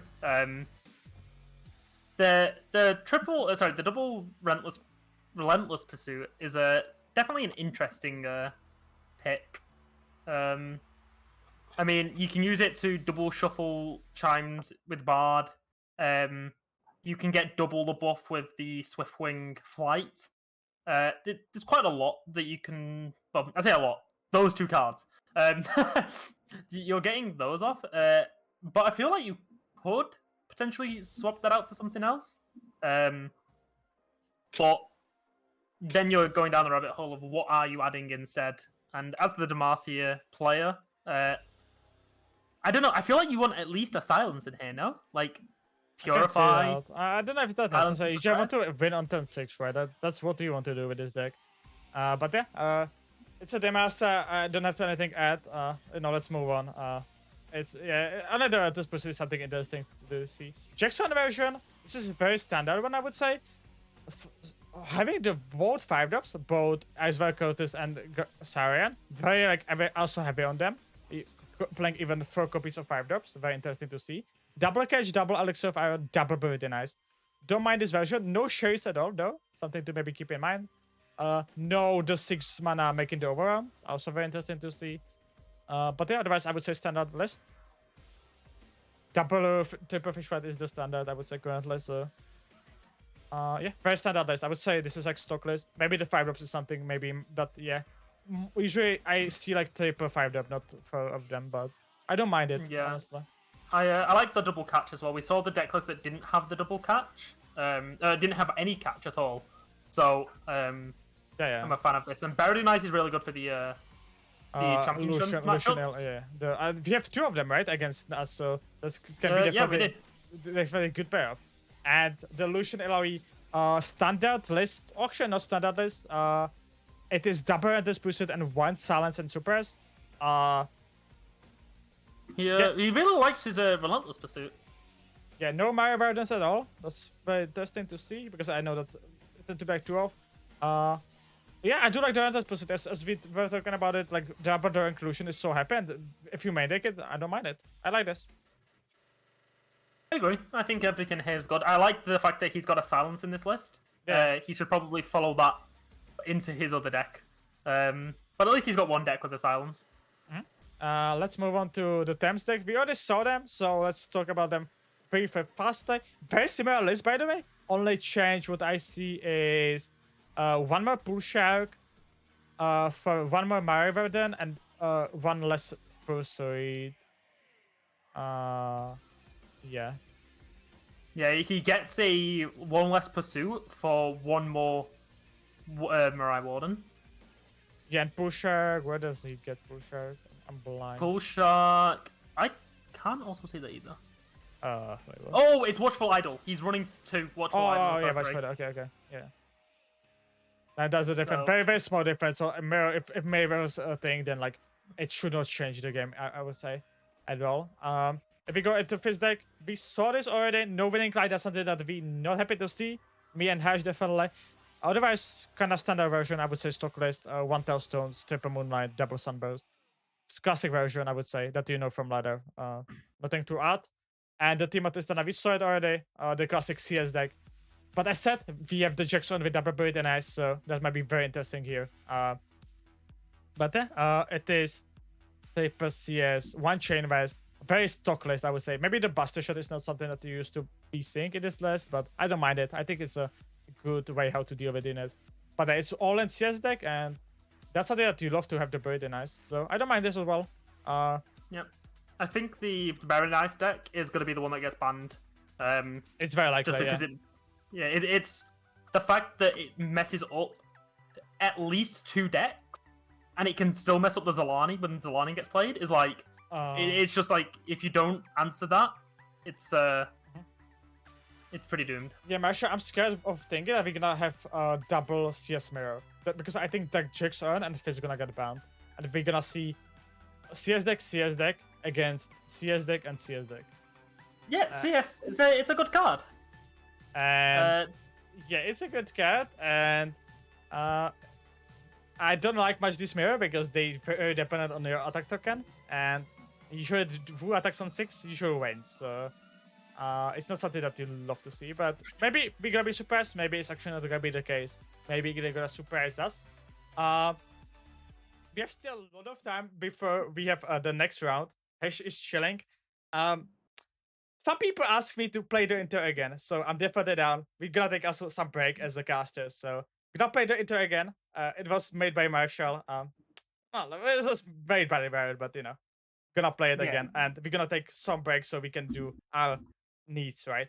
So we also starting the game is starting in 20 minutes. So see you in 5 minutes or something. We're gonna be maybe talking a little bit more about the meta and about the decks.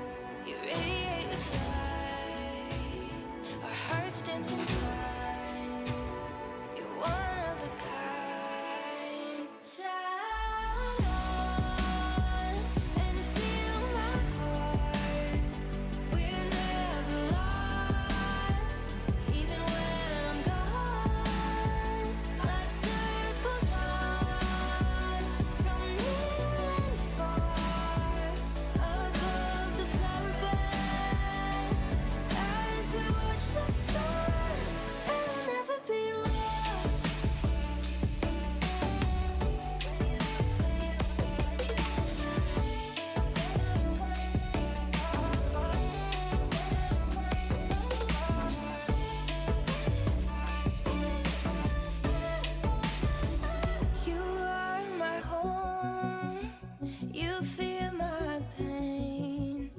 My soul is yours. Two souls the same.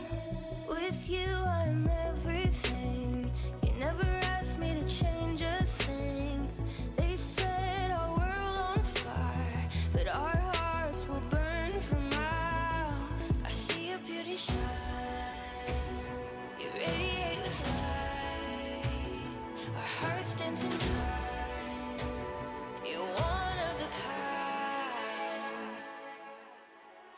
Stars shining with us. Your fire is contagious. I feel the moon on our skin. Love glows out, love streams in. Your eyes shining through me. Light the way so that we can see. Feel the warmth of my love. Shine on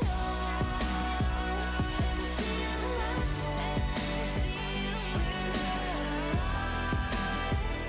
Even when I'm gone, let's circle far from near and far above the flower bed as we watch the stars.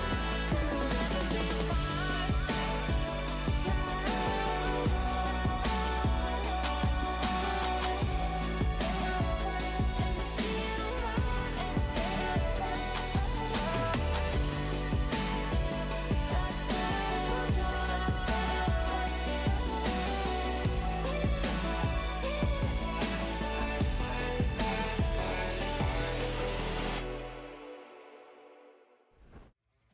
We are back. As you can see, unfortunately, the games are starting in 60 minutes because the reason why it's starting in 60 minutes, of course, because we are on Riot client.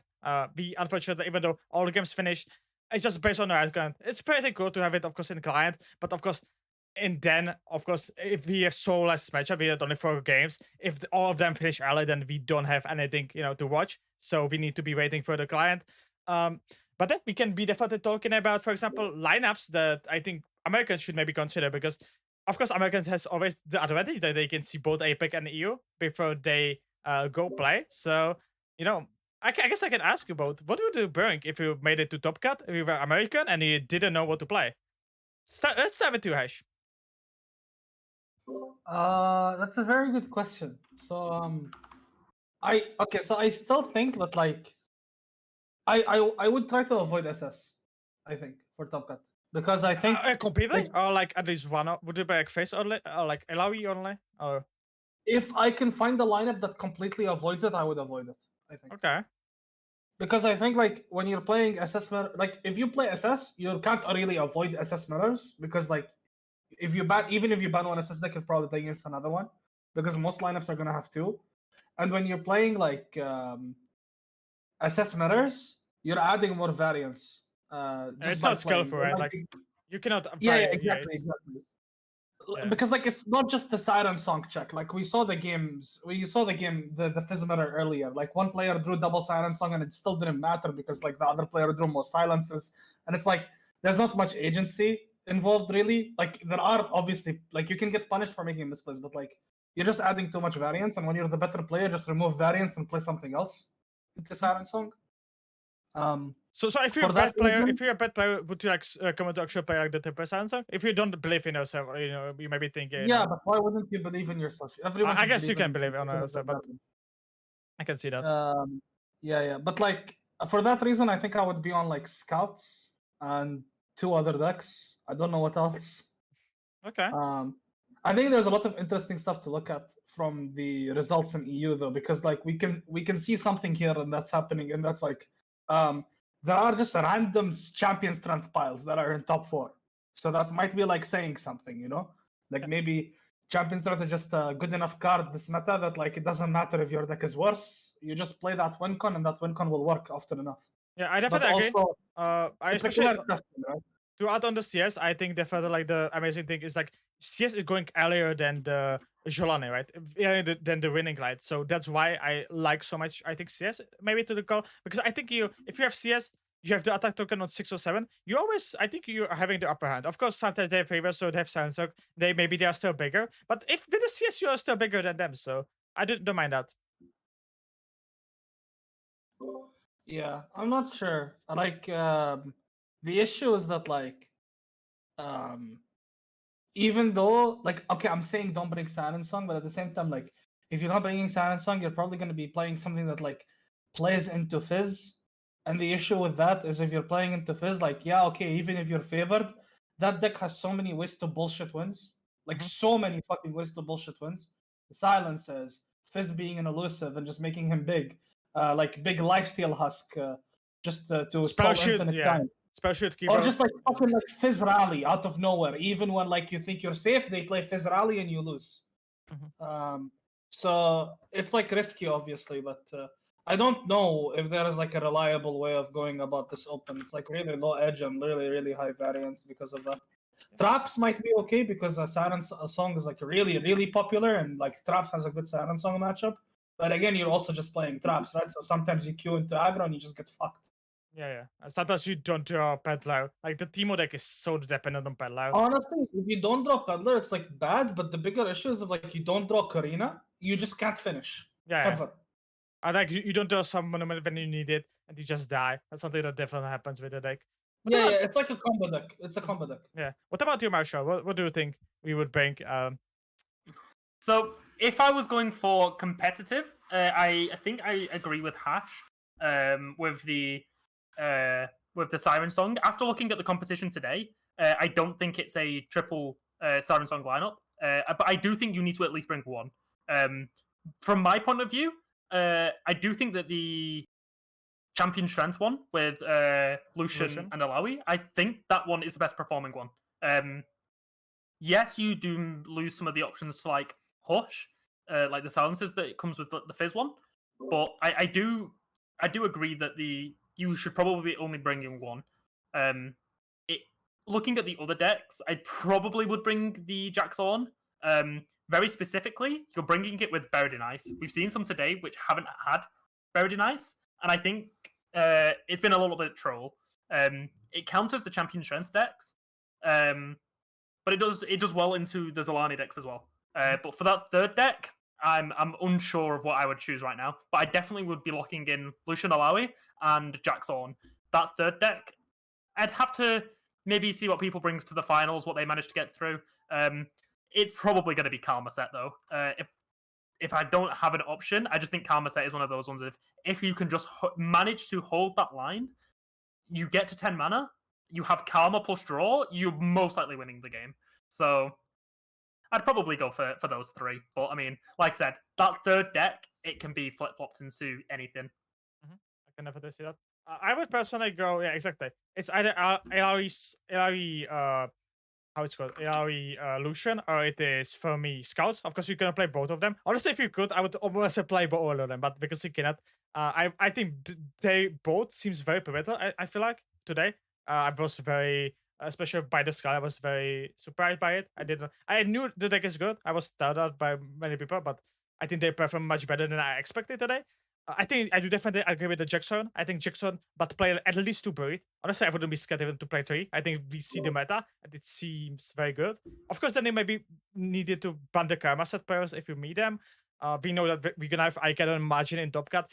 I assume they're gonna play it, so, but it's only 2 players though, so of course something. The last deck is definitely flexible. It might be the BaJAtak as a CS deck. It can be the Teemo Tristana CS deck. I do definitely think that doubling on CS might be the play and might be the best play because you beating the Siren Song and you just beating also you're just stealing so many games with that. And CS is just a good card.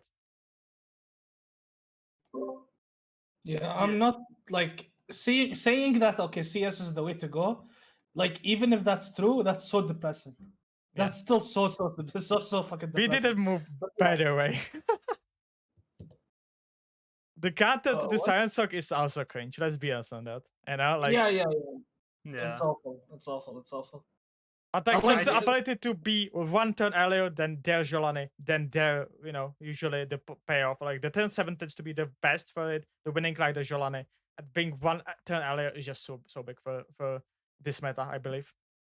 I think the worst thing about this open is the fact I'm looking at who's running Jack's Orn? Whose deck am I looking at here? So I'm looking at Sokoi's deck list. He's running 3 and 2. He's running 5 of the new cards across all 3 decks. A total of 5 out of 120 cards are the new cards. There's just nothing from the new expansion has come through. There's none of the new champions, and none of the cards that apart from Soren and Siren Song.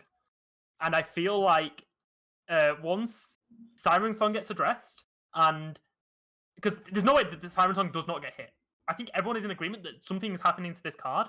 And Baya is one of the people saying that champion strength needs changing as well. I can see it after this tournament. At the start of today, I was definitely on the bandwagon of like, I think Baya was smoking too many weeds. But I think after today, it's kind of fair that champion strength might need to go to 10. Just to make it so that it's not in every deck as just a win con. But yeah, I feel like after the patch notes on Wednesday, we should hopefully see a more exciting World Qualifier Open. Yeah. Also, you're gonna get some hopefully buffs, right? For example, for the Nidalee, for maybe Burger King, maybe some Nico as well. But I said like Nico is very hard to buff. I think mainly Nico. Because I don't know if this is a hot take, but like I think if Siren Song wasn't in the meta, Nidalee would actually be pretty good. I can definitely see that. Maybe a little bit. I think the opposite. I think Nico definitely is the best one out of all 3. There's just games where you can see Nico and you're going, okay, Nico just prefers if the meta is a little bit slower. And if you're dealing with Siren Song, I feel like that's it then. Like there's not that many fast decks. Nico is way weaker. Nico is like way weaker because she has like a lot less interaction, and she's a lot more vulnerable to interaction. Yeah, the deck building cost of Nico is crazy big. Like her deck building, like her region is really good. Like your unit quality is really high, but your deck building cost is also really high. So I think I know this might be bad. Let me just check the meta stats. I think personally the best Nico deck we'll probably see is with Freljords with protection, right? Like it's not good now, but I feel like that is where you want to go because Freljord is really good at protection.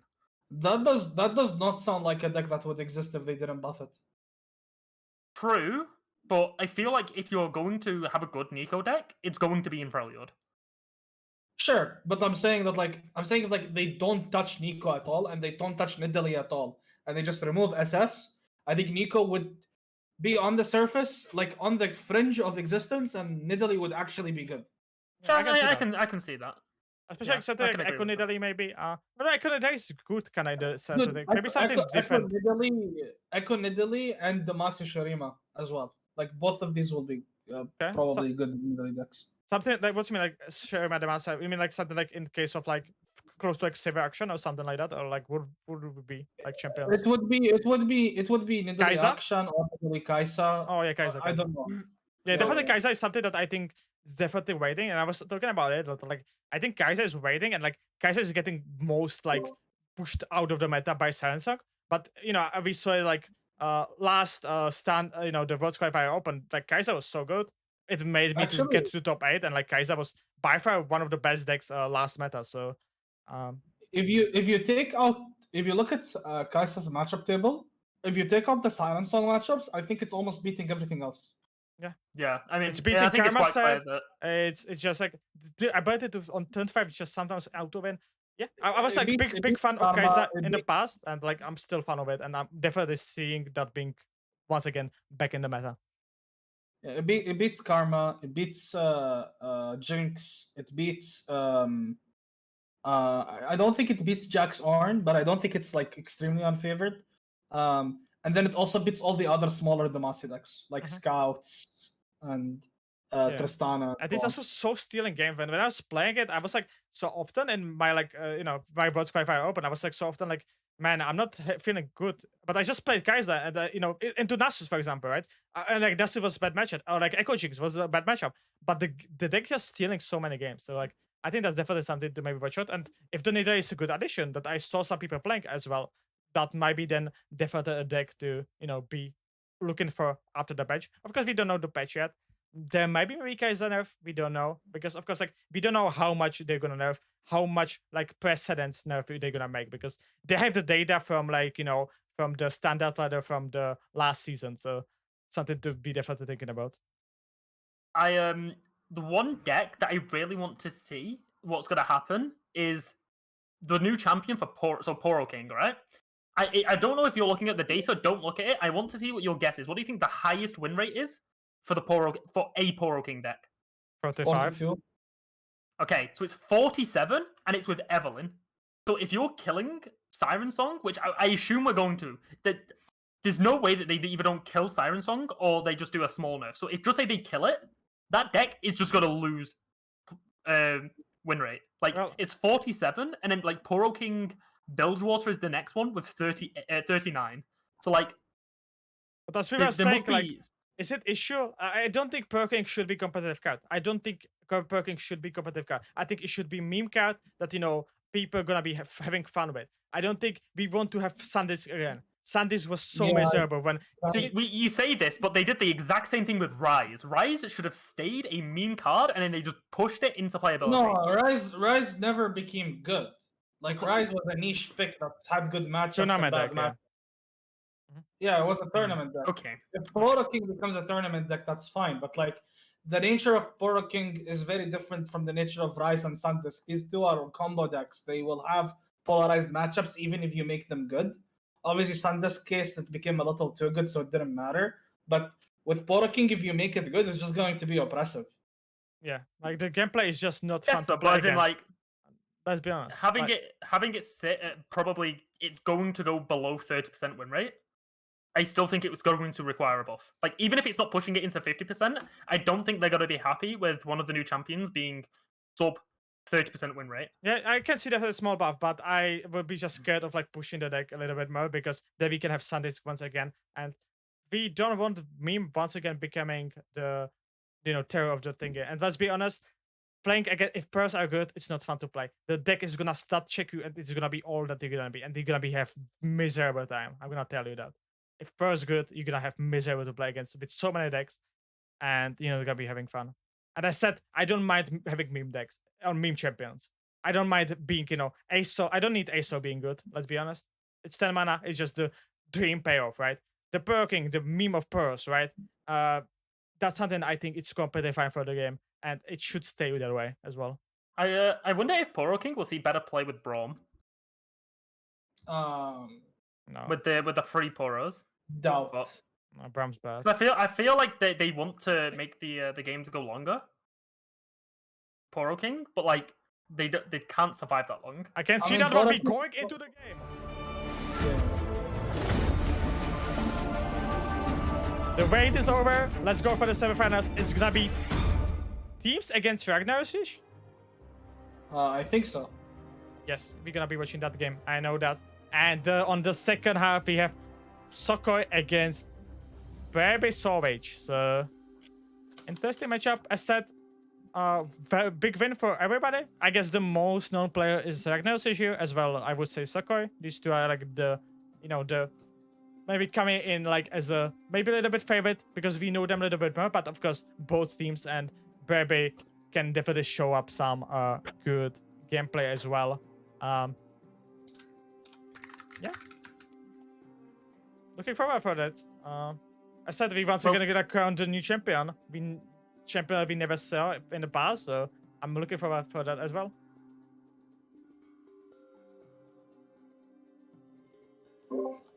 Well, we talked about it before the break, I think it was. About the decks that we think are going to get banned in this Thames versus Ragnarossi matchup. With the Lucian, Olawi, Jax Ornn, and Bard Garen, I think we came to the agreement that we think that the Jax Ornn will be the one to get banned due to the Buried in Ice, and that's with the Teemo, Tristana, and Lucian Olawi running champion strength. So massive counter if they get to play it. And Yeah, we can see it here now. Yeah, I think the Jax Ornn, like because of the two breed and be playing two CS deck, Brit is just natural counter. As we were talking about, Brit and Ice into Jax, sorry, into Ornn, ending the game is very likely, and that's something that I think Thames definitely doesn't want to face. So I think this should be the ban. Maybe he's gonna decide differently, but I wouldn't be surprised if this is the ban. Yeah, and then that also means that we get to see Bard Garen for the first time. It's the deck that I want to see play. Kind of curious to see if we'll see Relentless Pursuit action. But yeah, this is your typical go wide on 5, turn 6, you champion strength, try and win the game off that. Like it's so funny that you are the only person that I think is excited to see Bard Garen play, but you know, I get you, Marshall. I get you. Listen, I loved the Bard meta. I understand why people hated it, but I genuinely don't think I've had as much fun in Runeterra than during the Bard meta. I have a question. How do I kick somebody from Discord call and just? Okay, Baya, you're gonna hate this, but I actually think Bard is actually a really well-designed card. Oh my god. Okay, kick bye, guys. We're doing solo cast now currently, so you know. Yeah, the Chat, I just think if I streamed and Baya streamed, you guys would watch me, right? copium. Man, he enjoyed Bard. Come on, guys, you want? Yeah, I definitely would like to see the Bard though. I really hope we see it. I doubt just 'cause that they're then gonna ban it. I'm gonna be honest with you. I don't think you. I think the Bard is the last deck you ban. Listen, well, no, because that guy who banned it before? Who went against? So someone already banned it before, didn't they? Ragnaroshi was against. Who did we watch? We've definitely seen it get banned in a game. Yeah, but we've seen But yeah, it, no. yeah.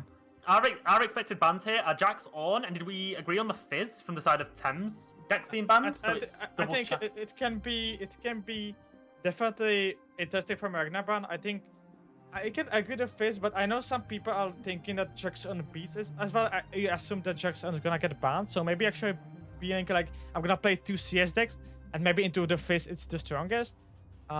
And maybe I don't want to face maybe Tristana or something because Tristana plays the elusives, right? And that's something that in CS mirrors it might be an issue because he's just gonna block it, right? With both AoE and with thingy. So I wouldn't be surprised if Ragnarsich also bans the Tristana. As well, the Fizz I think makes sense completely because as we talk about it's the best deck in the game currently, very likely. So yeah, let's see. But I mean, my predicted bans are honestly Jackson and Team Tristana, but we will see how because both players decide.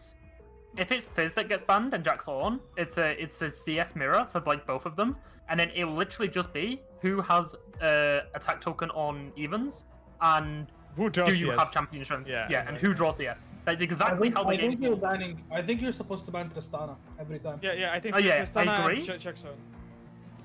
But we'll see what actually happens. Also, I think the Ragnar lineup is just he wants to be the face. I think I know a lot of people were telling me that Jackson on the beats, especially with the double operator. And I think also you expect of me to ban the Jackson. So I would say that the Tristana is the correct ban here. And I don't think it's even close to be honest. But of course, players have different preferences. Players might have their opinions, right? So I'm just 1-3 player that is kind of washed up. So Yep. Yeah, we just need to wait probably about 5 minutes because as per usual, the players get 5 minutes of deck checking because it's open deck list, so they'll be able to see exactly what cards they're being run. And they can, open their paint and just save it. Yep. So then they can play it around their opponent's hand. And there's not that many manifestable cards in this run. Maybe the Tristana deck, but if you're banning that, there's literally nothing you have to worry about. Where can I watch the official stream? There's no official stream. We are official watch party. You can watch multiple more watch parties that are currently happening. But yeah, we're trying to do it a little bit more professional as well. We're still doing watch parties, so we talk in chat and stuff. So yeah, I guess we are the most professional, but we are not professional. We're getting clean feed powered by AegisEsports. So big props to them. I didn't mention it today, but big props to Aegis. Honestly, they're just saving the whole LR scene. They're so good. It's Red, it's Serhaush, and it's Ice-T as well in the production, and many more people that work there. So big props to AegisEsports. Yep, AegisEsports carrying the LOR competitive production. Also give a shout out to Sparkling Ice Tea, who is helping them with production as well. Yeah, especially and also not only they help in the production, but they're also making their Aegis League. That's, I would say, it's one of the most prestigious tournaments, right? That's currently happening in the LR scene. So, also, oh yeah, I think Aegis is the biggest grassroots. Yeah, by far, like biggest prize pool as well. Like it's $3,000, right, or something like that. And like, yeah. Of course, if you have like Mastering Runeterra as well doing the tournaments, but I would say Aegis is a little bit more prestigious, because as well like the format of the league is kind of unique as well. Yep. We all love Aegis. We'd be not doing much without them. So, massive shout out to them for sorting out the production. Yep. Thank you, Aegis. Hash is in the corner of the room. We banished him. Yeah, so I saw you get Hash gets paid by Aegis, so I don't know if that should count.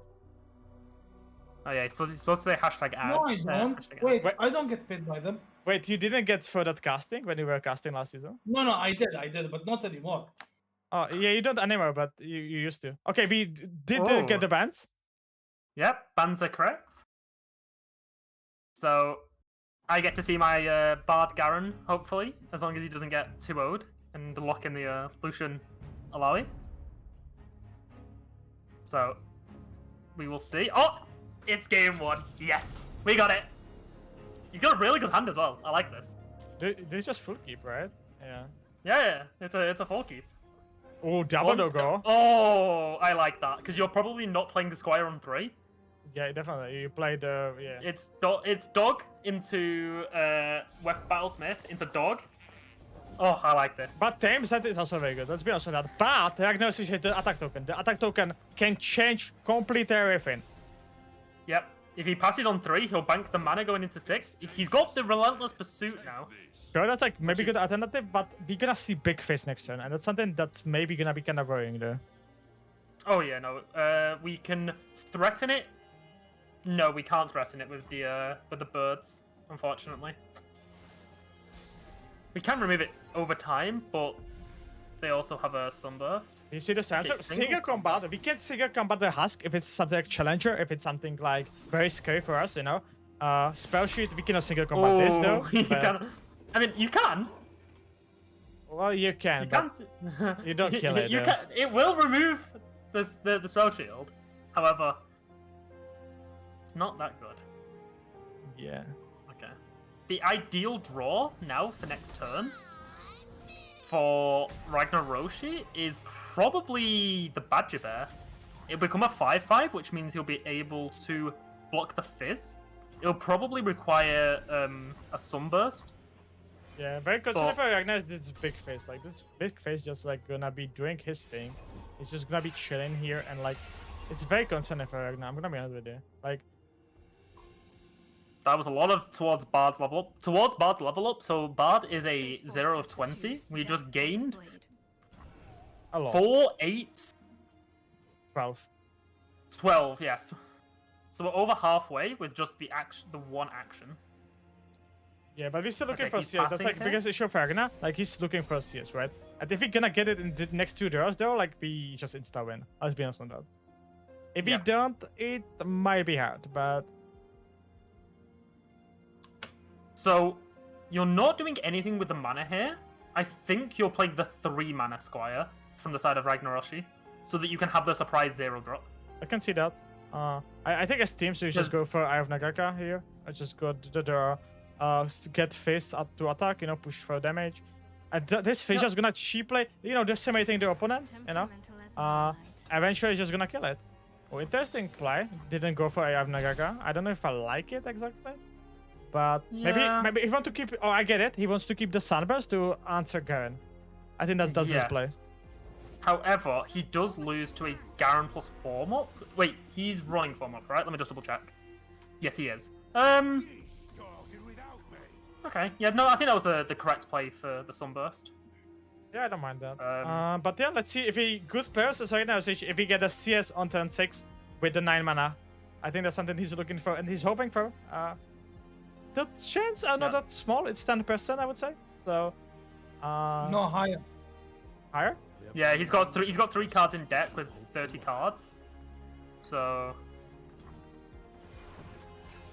quite high that he draws it. Not high. Wait, this is good. No, it's not. Okay, so he wants to keep the Battlesmith back. This is so. We could bad, probably see 3 attacks here. Yeah, it might be likely. I think he wants to kill this Fizz this turn. He just acknowledged that this Fizz might kill him eventually, and he wants to make sure that it's not gonna happen. So he wants to rally here and kill him with the double challenger. It's so annoying for Ragnaroshi that this Fizz is a Fizz, number 1, and secondly has Spell Shield. And teams understanding he's what's figured happening it out. and killing the challenger. But he gonna single Gomal back. Yep. I mean, you can't use it on the Fizz. You might as well get it out now. New recruit reporting in. Yeah, but the issue is like, Cithria into Cithria. Ready to do my part. but this issue with the CS, right? As we were talking about, right? You beat this deck, sure, but if you don't get the CS, you don't beat this deck. So we see the issue currently, and it seems very bad for Ragnar. I'm gonna be honest with you. Yep, this is not the hand you want to see as a Bard Garen. You've got 2 rallies, but unfortunately, it is not the 2 rallies that you would like to see. Yeah. As we've said, he is running 3 of Champion Strength, so the odds of him drawing it increase every turn it doesn't. But yeah, he kind of needs it like next turn. He can double Pale Cascade here, keep one of the units alive, and kill the other one. Oh, Well, Ice-T's they- moving! Oh my what god. a graphic! I love it. It's exactly 10% now. I love it. Beautiful. That And is what we Ice-T, want to see. but by the way, he doesn't hear us, Ice-T. Does he? Maybe he does. No, maybe. I think he does. I guess he does. Okay, so good job, Ice-T. Still no CS. It's fine. We draw it next turn. That's painful. That's painful. But it's more than 10% now. Oh, is that lethal? Is this lethal? it's No, wait. It's not. It's not. I mean, it is if he lets one of these go through. And Fist gonna level up now. That's the team's goal here. And with the level up of Fist, there's 1 more attack. We are 1 mana short. That's very sad to be 1 mana short. Because we could have maybe killed our opponent in this turn, right? With the rally. But we don't have the 1 mana. I think he should have gone for it. I think what he should have gone for was the open swing with both units. Hope that he doesn't block one. Oh, and then yeah, he yeah. would. Yeah, Well- definitely. Yeah, it was. Yeah, I think teams maybe minutes later here. I think he was supposed Yeah, to just boost swing. That was also 13 later. So opponent had to block. So we would level Fist with Fist spell. Yeah. There's plenty of killing left. But Pale Cascade, he didn't have the Pale Cascade, so we would have been 1 off. He did 6 this turn. Yeah, it would have been 1 off. It would have been good 1 point, off. Good point, good point. But Okay, maybe this is his last chance. Last chance to Oh, top deck Moonlight it. Affliction. Oh, Oh. my god, it's over. It's doomed. It's doomed. Come on, I mean, he got double chime onto it, which is really cool, but like, Just silence the challengers and you're good. yeah. yeah. Finds the challengers. You have 19 He didn't even need to health. silence them. He doesn't even need to silence them now. He could have just waited until they attacked. Yeah, but then firm up, no? He plays firm up, doesn't he? So then. True, yeah. I think you could have hand read that he didn't have bomb up there though. Yeah, sure, but like your So- your opponents can be like incorrect in the past or something, and like you know. True. But yeah, no, that's a little rough for the Bard Garen. I suspect we won't be seeing Bard Garen now, and we'll be going to the mirror. But you never know. It's really on player opponent. Like, for example, I never change decks. I maybe cannot change. But like some people never change decks. Some people always change decks because you know. Actually, I always change deck. Yeah, I always change deck because I don't want to see the deck again. But some people are saying that like you know you should be changing decks. Sorry, you should be keeping the deck because you have already practiced the deck, right? The game before, right? So that's like really then dependent on the players and on their preference. We have attack token. We have CS. We are gaming. But Thames has Reaver's Row and Siren Song. So there is both really good hands for both opponents. I think this might be attack token dev though. I think it should be good for Ragnar. Yeah, I'm looking at his hand now. It's literally gotten better with every turn that's passed. The token oh my god, the chime went on the dog. The token diff is so big here. Yeah, you Wait, does Themis... Hold on, does Themis play form up? Thames... Don't play it. No. He plays Silence and Suppress, I think, but... Yeah, Silence and Suppress is the only combat spell. I mean, Tentacle Smash as well, if you're talking about it, but like, that's it. There's firm up by Ragnar Sage. Let's see what keyword we're gonna get. Fearsound's not dead. And this broken BaJAtak is definitely very big. And this stops even the Lucian attack. And this doesn't seem good for Thames at all. This seems awful actually. Just the pressure of the turn 6 CS is so big, and like this just seems that we're gonna game into the game 3. I'm gonna be honest with you. And this just gonna kill the Lucian. Yeah. This is very good for Ragnar. Showing us why he bought elites, right? See, elites are good guys, I told you. What a top deck, by the way. Yeah, I think... Yeah, because he banks mana going into next turn. He can even use form up next turn and still have enough mana. It's crazy. We can Tentacle Smash this, sure, but the Lucian's dead. Do we just even... Do we kill the Lucian even? Do we care about that? Probably. My thing There's is no that... harming Is it... I don't... This is not right, I think. This... Oh, maybe it might be. Never mind. No, I think it is. I think the less units they have here. Yeah. So it's like the challenger unit, right? That's something I you to be thinking. That like the challenger's always gonna take your unit. So yeah, it's good to attack here. Never mind. So he kept the tentacle alive, and Alawi's coming down next turn. Interesting. So we have form up. We can use form up and still have enough mana to champion strength next turn. So Ragnar Roshi, looking at Thames' deck, should be able to play around all of the answers. And the only answer if he plays Alawi here is the one of Silence and Suppress, which means that he doesn't have to worry in combat about anything. And this is what we call token diff. Yeah, but we are able to kill one more unit with the... Oh, we didn't decide to go for that. Like, I'm gonna be honest, does this CS kill? I guess it does. Yeah, he's 10 health online, it kills. But I'm very surprised that Thames didn't go the tracker into Ilawi, I'm gonna be honest with you. Because I think the tracker just makes sense to kill off another unit here, but... Yeah. I mean, he's always passing here. He knows what's coming. Yeah, so why he banked 1 mana as well? When he had 0 spells in the hand? It also, yeah, it was interesting play by teams.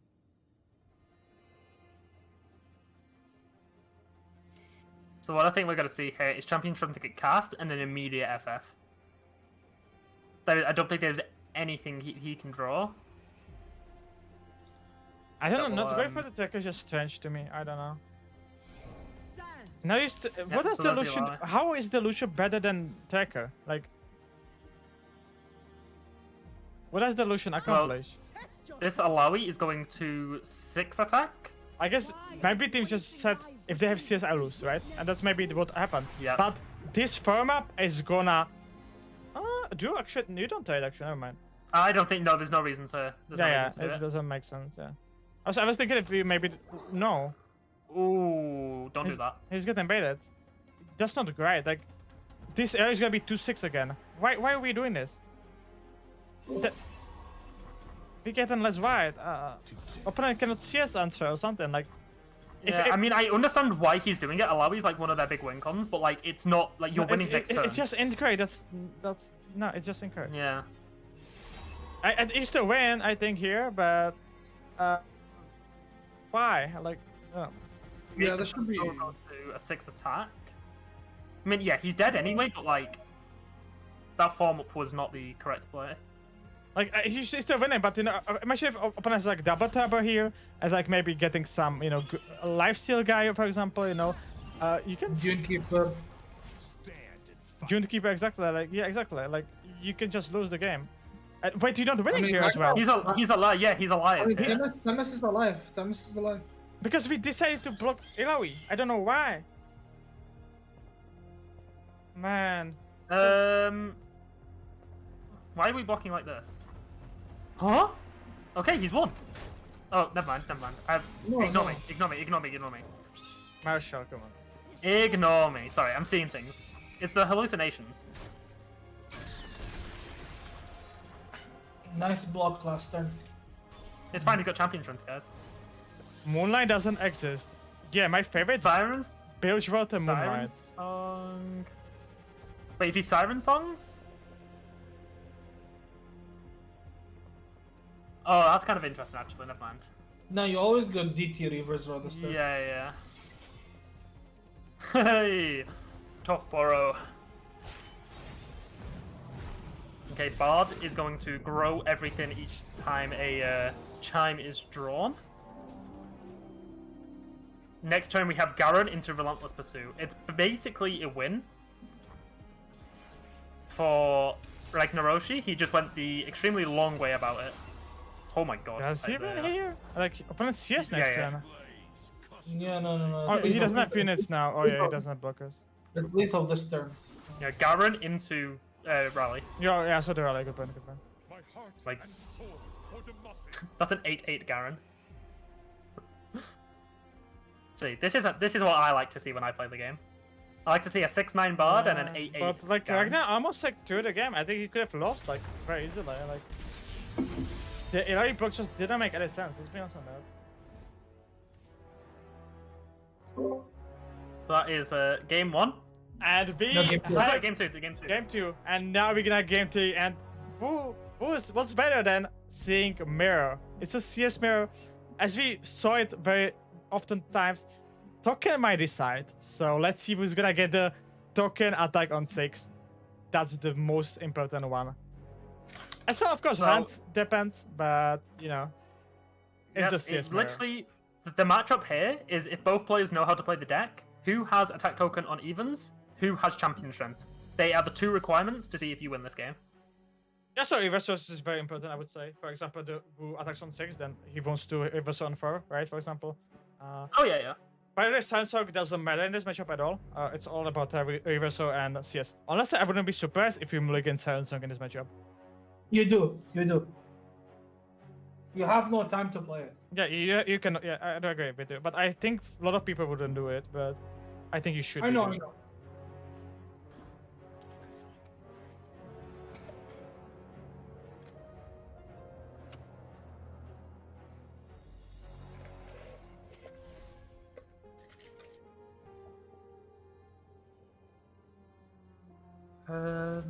Attack token from Exact teams. same. They're the exact same hand almost. Yeah. One Silent Song True mirror. for double turbo, and Taker for Virtual. I would say Teams is a little bit favorite, even though he doesn't have Silent, as we said, Silent doesn't much matter. He has the attack token that I think definitely can matter. As well, he has Ilaoi, and let's be honest, Ilaoi plus Tentacle and CS just kills opponent. So that's something also to definitely watch out.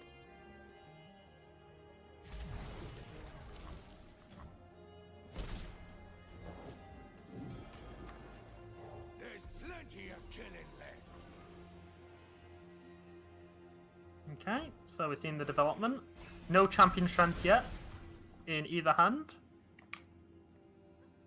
We do have a rally though for Ragnaroshi with the double Lucian.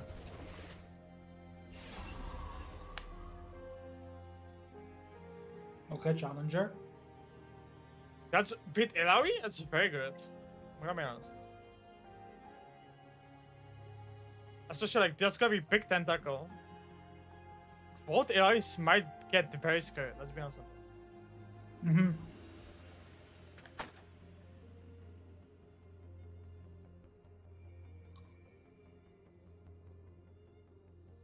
But yeah, maybe I agree that maybe you play Sensor, you know, like for example, Tentacle Smash would be big. I guess Tentacle Smash is always good in this matchup because you can maybe then kill something.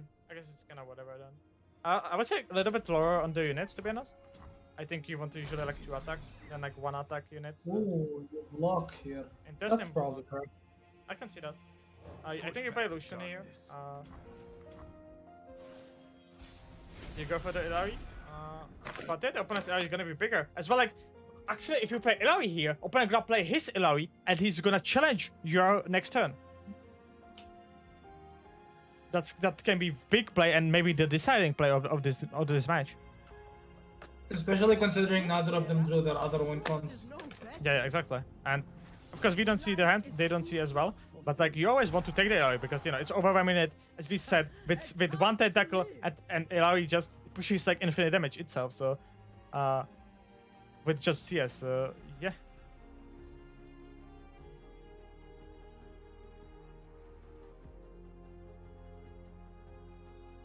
So we have like Rally for Ragnar Sage. How much damage we have next turn, by the way? We have Ilaoi goes to 7 attack. 8 attack, first attack, and next turn the next attack is gonna be 6-14. So we have 22 damage, threatening. We have Lita next turn. We have to. Am I missing something? That's Lita. You challenge Lucian and you challenge 1-2. You have Lita. Yep. Oh, Yo, Husk RNG is broken. Tentacle Smash though, maybe killing the tentacle. And Ragnar doesn't see the lethal. He doesn't see the lethal. I think it's always the play though. Isn't it always play? Go for Lucian, go for the apprentice, right? That's 22 damage that you take there, and opponent can block on the 19. Or like 219, right? Yeah, so what he could have done was challenge the 1-2, and then he would have survived the tentacle smash. Because he would have took 1 damage from that. No, the tentacle would die to his tentacle, right? The tentacle would be 5-5, and the opponent would be, after tentacle smash, 6-6. So, actually it would be, yeah. True. So, of course, it was top deck, but I do believe... Didn't we see also... We didn't see tentacle smash, but I think that was the play. Just, yeah. I think if you have these, especially if when opponent threats you to have CS next turn, I think you always do that play. Yeah, I think this is straight up. Yeah. This is potentially game losing. Exactly. Because of course, like we see that TMS doesn't have CS, but if he had CS here, you know, it can be very concerning for you. I mean, to be fair, this tentacle is blocking the CS. Wait, you don't block with you don't attack with tentacle, BB. You just attack with Ilaoi, you rally, and you attack the 1-2. That's all you do. Yeah. And their only interaction is tentacle smash.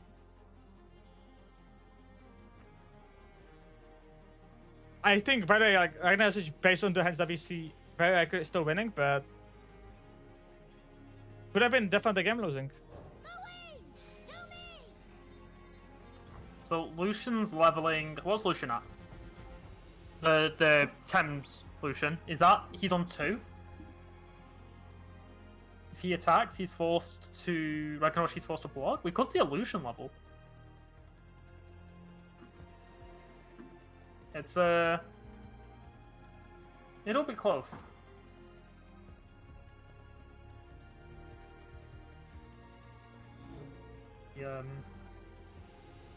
Yeah, this is like big Switching. issue for teams. This doesn't seem good. It's not a spot you want to be in. I think, by the way, the play from teams might be Eye of Nagaka here, and next turn opens Tentacle Smash on Ilaoi. I think that's the play. Not happy about it, but I have to. You're not beating opponent with CS, are you?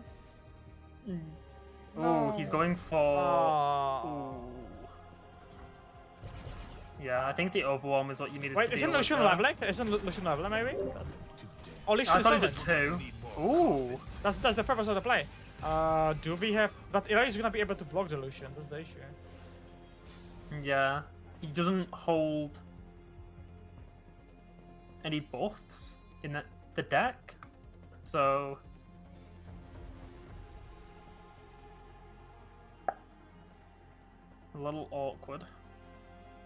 There's always the plan of Eye of Nagagaboros into Tentacle Smash again. Ooh. I think we. What I see? He's forced to block, so he's forced to block here. And then he rallies. So. Not first to block. Don't block with the Lucian. I guess it doesn't matter. But. He rallies here. He plays. Yeah, he's maybe doesn't have to block that Lucian. I think, like. Oh, this is game. Ragnar should win. I don't know why he's blocking with the Lucian though, because he's giving rally to opponent. That's only what the like. I don't like this block, but sure. So double trouble. Decker. Wow, we Ooh, that's a pretty good one. Like there's still the issue that opponent has so many one-ups and you gotta play safe next turn. Like let's be honest. Oh like, yeah, you know it's. We know the first finals. It's Ragnar Siege. This is not a spot that Demis can win. But then Yeah, he can play. He can play 3 1-drops here. can play all of them. Actually, no, he can play all of them. Yeah, because one of them is Shell Shock. Yeah, he's 6 wide. So, yep, he 6 wide has a perfect mana for Champion Strength. And we know first final license. It's Jover. What? Why are we playing? Yeah, because who cares? We just jam. Okay, I get it. I get you. Who needs Challenger? Exactly. And we got another one as well, just to assert dominance. Did we play the top deck one at least? That would be cool. I don't think so. Oh no, that would be assert dominance, you know. Didn't even drag. Didn't even drag. Yeah, congrats to Timmy's for top 4. It's a very good accomplishment. It's how many? 8 points? That's very good. Start to the season. Yes, I believe it is. It is 8 points. The amazing start to the season. Making top 4, being the Giga Shot by emoting in the game. So, props to teams. Amazing crown. Unfortunately, I don't think you could have done anything with the games. I think you played pretty well. I think we have better graphic. Yep. So he also got $250 from the prize pool, as well as the Pinnacle board, which is given to everyone who top 8s in a tournament. It's given to everyone if Ruben finds the time. But yes. True. I got it automatically. I don't know. If you didn't get it, I think it's skill issue. I find it funny because Z Turtle, I'm calling him out. He he got it glitched. He got it when it was the top 64 got it, and he runs it every single time he plays the game. He's like, oh, I deserve this one. No. You're the only player that I know that does not deserve the board. But didn't CZ He make got- top 8 once? Wait, he's in chat. Yeah, Oh, you mean Seabass? he definitely good. Oh, you mean Seabass? I have CZ, I think. But Oh, 50 seconds until the next game, so we're going let's into go. We're going to the second semifinal. That we have. probably game 3. Very likely to be the game 3. We very far away. That was very interesting series. As said, it was very like it was mirror. One player clearly do better. He lowered the token though, but yeah, the challenger Husk RG sometimes they're scary, right? But if you have Soccer against Berbe, definitely interesting matchup. Let's see if it's gonna be Soccer. This is gonna be newcomer in my opinion. I said I don't know Berbe, for example, so I know Soccer. I know Ragnar. Maybe Brave is Sauvage is Brave is Barbara Smurf. Maybe. So let's see the state of this game. Come on. What are we gonna say? Come Champion on. strength into champion strength, maybe. Sokoi, my boy. Come on. Live now. Live now. Orc. And we are straight in the game. It's 1-0 for Bourbon, it seems like. And it's ATAC against Jin. And Jin has 6 health on less, so it seems pretty good for Sokar. I'm gonna be honest with you. Wait, why did we pass? BC bans both scouts or like the Lucian Ilawi, the Demacia Bridgewater. I don't exactly remember the decks, but Demacia Bridgewater is getting banned. And as we thought, I do believe that Demacia Bridgewater is probably the best decks currently in the game. Both scouts and Ilawi Lucian seems amazing. And it's also gonna mean that one of the Demacia Bridgewater is actually gonna make it to final and gonna win, because we know that you know, Bridgewater Demacia won the last semifinals. So it actually means that we had 4 Bridgewater Demacia in top 4, for example. Very interesting to see. Okay.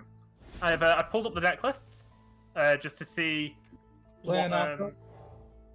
Play an Aka. Play an Aka. Play an Aka. Play an Aka. Yeah, no way to answer this now. Anaka will 100% get a summon, which is pretty good. Another guy into Anaka, the classic. Like, if you get big unit, it's a game, right? Unless Annika into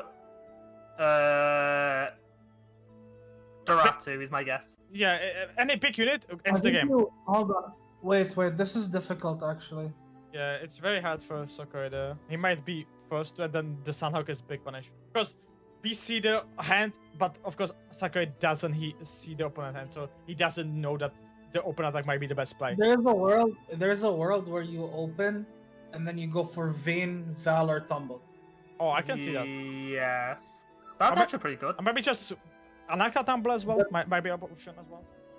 Anaka Tumble is also an option, yes. I think open is usually better here. Yeah, I agree with that. I think after playing Annika for quite a while now, I think they're just open attacking. And that's a game! Ooh. We are gaming. We are gaming. That's a game.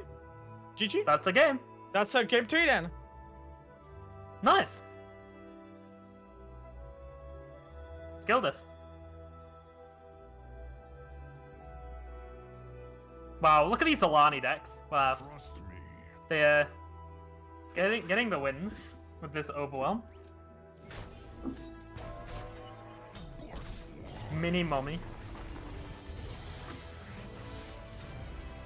So we're going to game 3. Game 3, which I believe is Jack's Own versus the Narjin. Yep. Yep. And there is. Oh, this is the Frostcoat Pup deck. Yeah, exactly. And it's definitely, though, I would say Jackson a favorite. I would say definitely. I think he's just like popping up a little bit earlier as well. Like they don't have any way how to deal with their weapons unless they play signposts. That I doubt they do. They run no signposts. They have 0 ways to. Ooh, they're running 3 Avenging Vastaya in their Jin deck. That's not gonna be that good this matchup. Yeah, I think that's a little troll. I agree. Yeah, I think if you're the Jax deck, you're prioritizing your top units here, like always. Oh, that is not a hand you want to see for the Jax on. That, however, is exactly what you want to see.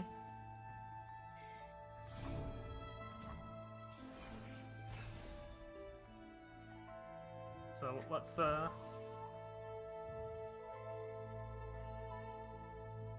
So game 3. We see the Rex in hand. We see the Broadmane in hand. So he's got his late game win con. Yeah, and he also have double the bomb, so he can set up it on turn 5. That's very big as well. Yep. But he might be forced to play it earlier though. But I think he's gonna play a junk construct here. Okay, he changed different. He thinks differently. I don't mind it. Yeah, No, I love to, like, in this matchup, I definitely love to just make it set up on the turn 5, but I can see his reasoning on it. We've also got Conch. Conch can look for another drop the bomb, something else to. Also, to we have trigger. like Pythos now, so like we have pastry, so like we don't need it much, right? Because we have the attack token on turn 8. That's something to be thinking about. that we can have time to set up the You're X. probably picking the overwhelm here, right? Ooh, not the overwhelm. I don't mind this. I think the impact is like good. Your units are very healthy, and for the deck, it's kind of hard to deal a lot of damage. Of course, they have like Birdman and stuff, but they don't want to using that on like this unit, so I don't mind it at all. Yeah, I mean, I would have just gone for the overwhelm. I think, considering what they're just gonna put like a load of chump blockers in front of you, and if Yeah, you're but looking for more, preserving HP is very good. Like down the line, this impact weapon is gonna go on the Ruthless Raider, and that's actually really good. True. Yeah, I mean the tough here is just how we're gonna get the victory. Can't deal with the oh, there's the Ornn. Okay. Nice. That's the Sunhawk though. Okay, what are we getting with That's the Sunhawk. But Soccer can have Electro interesting Harpoon? play. Yeah, maybe. Electro Harpoon is I do what like you the would have to Harpoon. do to deal with the tough. Yeah, I do like the Townstones, but it's kind of sometimes hard to find something to discard though. But I think you're gonna find something eventually. But by the way, I'm thinking if Soccer is gonna go for like Cobalt Cook into the 6-mana spell next turn. It's something that like interested in. Yeah, and then he'll be able to get the damage in before the Broadbane comes down. It's not about the damage, it's also about like flipping Ornn, right? Especially with He's that got the weapon. tough. Oh he my got the god. tough. He's done it. It's over. I wouldn't say it's over yet, but it's definitely good. And picking the recall is kinda bizarre to me, to be honest. Like, sure, it's hitting this 3 though, but you giving like another weapon to your opponent. I don't know, I'm not What fan was of this this. It's the recall or Quicken. Oh. Yeah, I don't like that at all. Now, I will just open and go Ferocity. I'm gonna be honest with you. I might be Madman, but they want to punish Valup, I guess. Yeah, I mean, they are running 2 Wallop, 1 Cosmic Binding. But like leveling on like to turn 5 and then having him on 7 attacking already leveled is so big. Yeah, I think that's the kind of play you're going for then. Let's go. here we Ricorex will approve this, definitely. Ricorex has a smile on his face. I like this play a lot because it flips your Ornn also. Yeah, exactly. I think though the big for Brabby is that he has the Birdman next turn. And that's gonna be so big into like Sunhawk, into then like the X. Man, this seems very good for Brabby. I'm gonna be honest with you.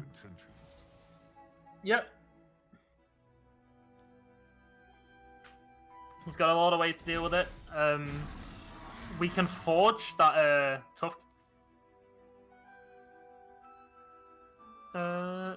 equipment. We're probably just playing the 2 mana here, right? Yeah, the overrun guy. We equip it, I think, and we're gonna play on next turn. But we're gonna get blown by that Sunhawk. And I said we have Rex then on turn, and Rex spells main. This seems very bad for Sakura. I'm gonna be honest with you. Yeah, no, it's not looking too good. I like the play that he made, but unfortunately, Brave hand is just ready for that play. Completely like chilling to that play. That's a win.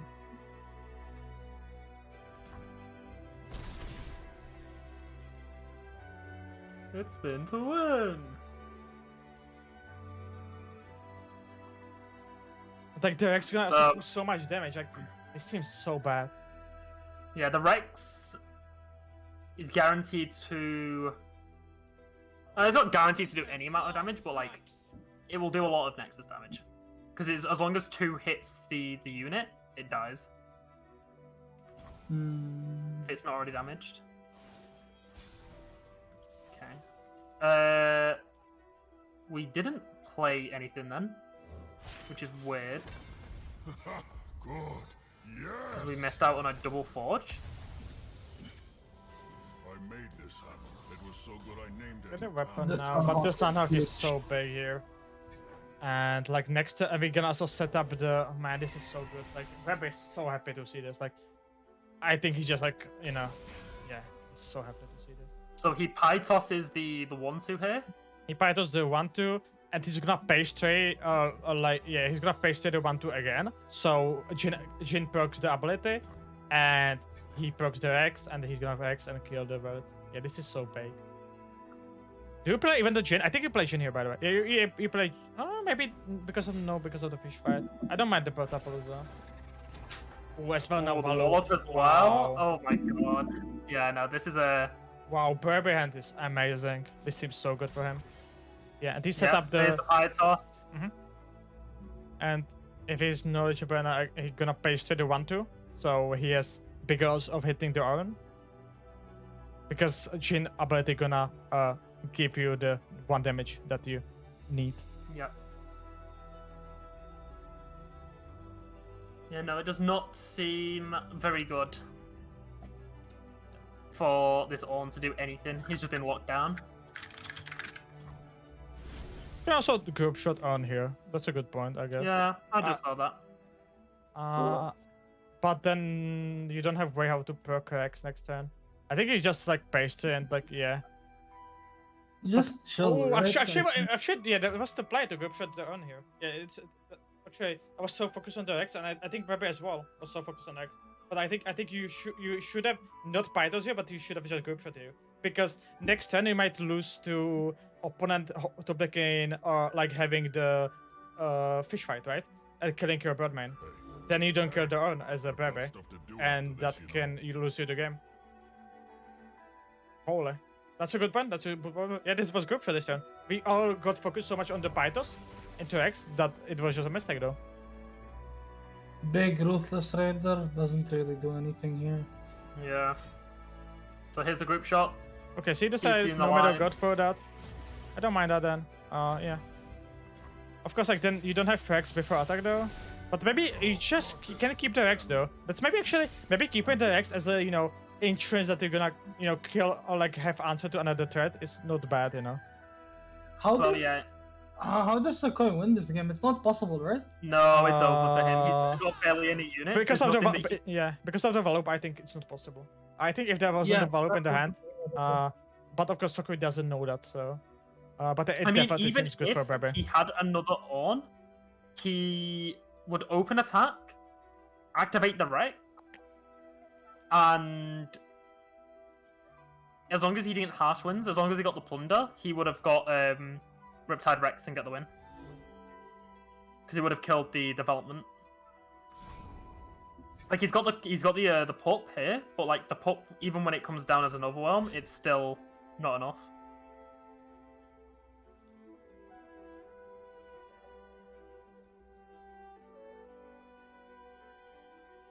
Yeah, it's just a shame that he cast a vision is just telling us that this game is over. There's no way he can. Yeah, this is just a game. Let's be honest. But yeah, it seems like, of course, there still can be maybe some errors be made, so it's still not over. Sokoi also doesn't see the hand, so that's pretty good. That seems like open attack later to me.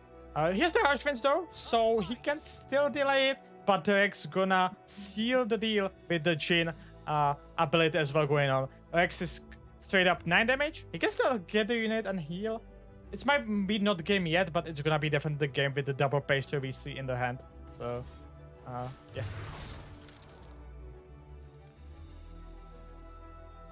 Yeah, takes the 4 damage. I'm so sad. Yeah, Sokoi played today phenomenally. Like, I'm gonna be honest, I think he was one of the best players we get to follow today, and like, seeing him going out, it's still top 4 though. He getting 8 points, and 8 points is amazing start to the season. I said we have still 2 more opens to go, so He definitely. got 8 points. He got 8 points start of last season as well. Same thing. Oh, it was also the first open. Okay. Yeah, top 4. Same open. So, but the X is 9 damage here, so Sokoi needs to play unit, otherwise he's just straight up dead. X is 9 damage, of course, because of the Jhin ability that perks twice. Yep, he's He's trying to just find the probably- line, but like he just knows that it's very likely. He's maybe thinking if he's missing something or something, but unfortunately, it doesn't seem there's anything for him. You definitely go authority, but still the pace, yeah, it's gonna seal the deal.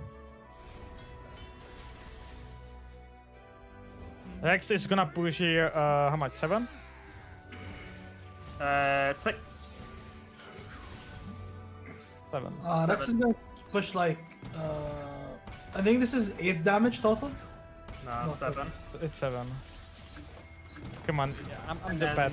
I have the bad math. Come on. And then he double pastries, and that is lethal with the Lotus Trap. Exactly. Could be. If there is So- Valup on own, even if there's top deck on, here's the Valup. And of course, like Soccer, though, can be hoping on own. But own also doesn't push any damage, so it doesn't even. Yeah, it's not even the thing. Yeah. I mean, Ornn into Jhin on board. I think is it 1 Lotus Trap we need? Is it 1 away from Lotus Trap? However many it is for Jhin. I think Jhin is also gonna bug with Rex. I'm gonna be honest with you. I think always he's having 1 less than he should be having. It's because the stack fills up, no? Yeah, I exactly don't know how. We don't know how much it is, but if you have also the Valup still, so like it's the thing. So and if we not ending the game this turn, we ending it definitely next turn. So, So he's slow rolling. well, you're in tournament. You still don't want to be like Yeah.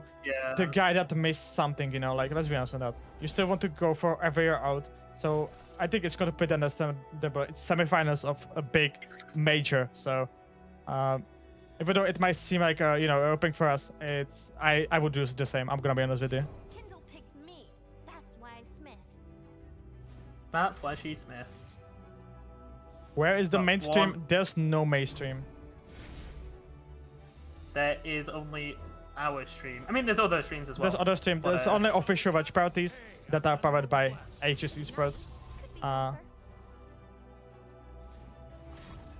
And yeah, that's a game. Yep. Baby is getting to finals against Ragnar Siege. Also, because this game went so long, we have only 11 minutes break, it seems like. So we're gonna have some talk about the decks, about the thingies, and I'm excited about the finals. It seems very hype. And Yes, yeah, it's going to be. we have one known name in Ragnar Siege, very known player. First 2021 as well, doing very good in EU Masters as well. And yeah, Verbe, I don't personally know him, but he's been playing pretty well today, so Yeah. Is what it is. Very cool lineups today, to be honest. Especially considering like we came into today thinking the meta was the meta is kind of like super narrow, but like we're seeing SS kind of tank a little bit, which is kind of like enjoyable, I think, for all of us. Like there is no fizz in the final. There's 2 allow illusion in the final, but there's no fizz, no Eve, none of that. yeah, definitely. SS didn't perform, but what performed was definitely Demaster Bridgewater. Demaster Bridgewater just showing 4 Yes. appearances in top 4, 2 appearances of the final, and we're gonna have, of course, a winner then. So very impressed by Mhm. that. Yep, I- no, that was really, really good. Like people found it like 2 days before the open, and it was like a really good find for the community. I've just checked the decks and the final, and it's the first time we've seen it today. Sump Monument Teemo. Yeah, we will be Ooh. seeing that. Like, however, I think looking at the lineup it's playing against, it might get banned. I'm not. 100%. Yeah, it'd be very interesting though if we do get to see it, because it'll be the first one we see of the day. The only issue is that like Ragnar Osage is on Jack Soren, so he's gonna probably have to ban it. Anyway, you guys enjoy watching the final. I need to go, but it was fun casting today. Sorry, I wasn't that like active. I'm really tired, but Thank you, Cool. Hesh, for coming in. It was amazing to have you. It's kind of sad that you Yeah. couldn't miss the finals, but I appreciate it. You do it for free, so thank you so much for that. Thank you. yeah, I guess community can can't, also uh, thank you. We appreciate it a lot, Hesh. You're doing a lot for the community, so thank you. I get it. It's very late for you, and you didn't sleep much, so have an 07. yeah. But Don't now- worry. I'm not going to bed, but I need to go do something for my parents. But yeah, enjoy. Mhm. What's it called? I won't be able to carry your ass next open, so you better just stop. Okay. Can I message you, Simon? Do? Yeah. Okay, amazing. See you. See you ya, later, Hesh. Hash. And Hash is gone, and then there was 2. And there was 2 players in the finals. I think that's a kind Yes. of poetic. I am going to quickly nip to the toilet before the finals. Since I'm we're gonna. have to I guess run we're through gonna everything. take some break. So I'm gonna play the intro again. It's amazing intro made by Marshall. Then we're gonna check the decks, and we're gonna be talking who should be banned and who's favorite in the finals. So stay tuned. Finals is coming in 8 minutes.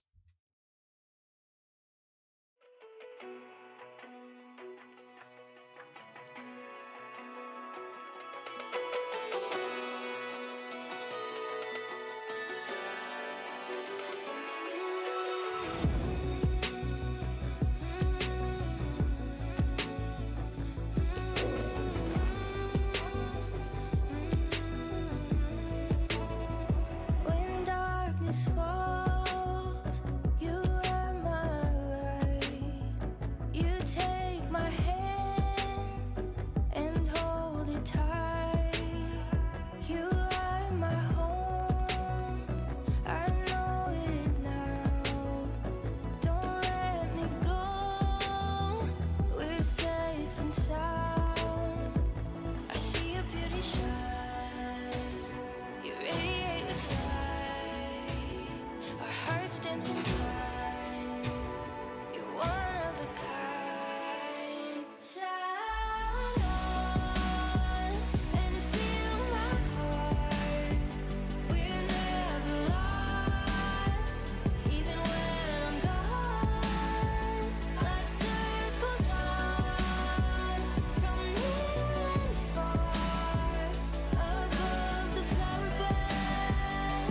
As we watch the stars, and we'll never be lost.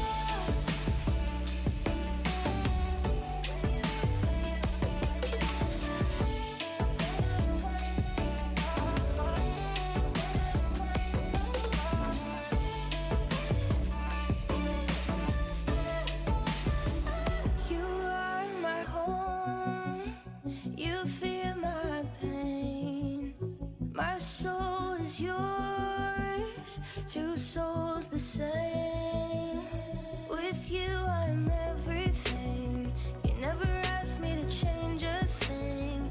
They set our world on fire, but our hearts will burn for miles. I see your beauty shine. You radiate with light. Our hearts dance in time. You're one of a kind. Stars shining with us. Your fire is contagious. I feel the moon on our skin. Love glows out. Love streams in your eyes, shining through me. Light the way so that we can see. Feel the warmth of my love. Shine on and feel we're never lost, even when I'm gone. Like circles on from near and far, above the flower bed. As we watch the stars, we'll never be apart.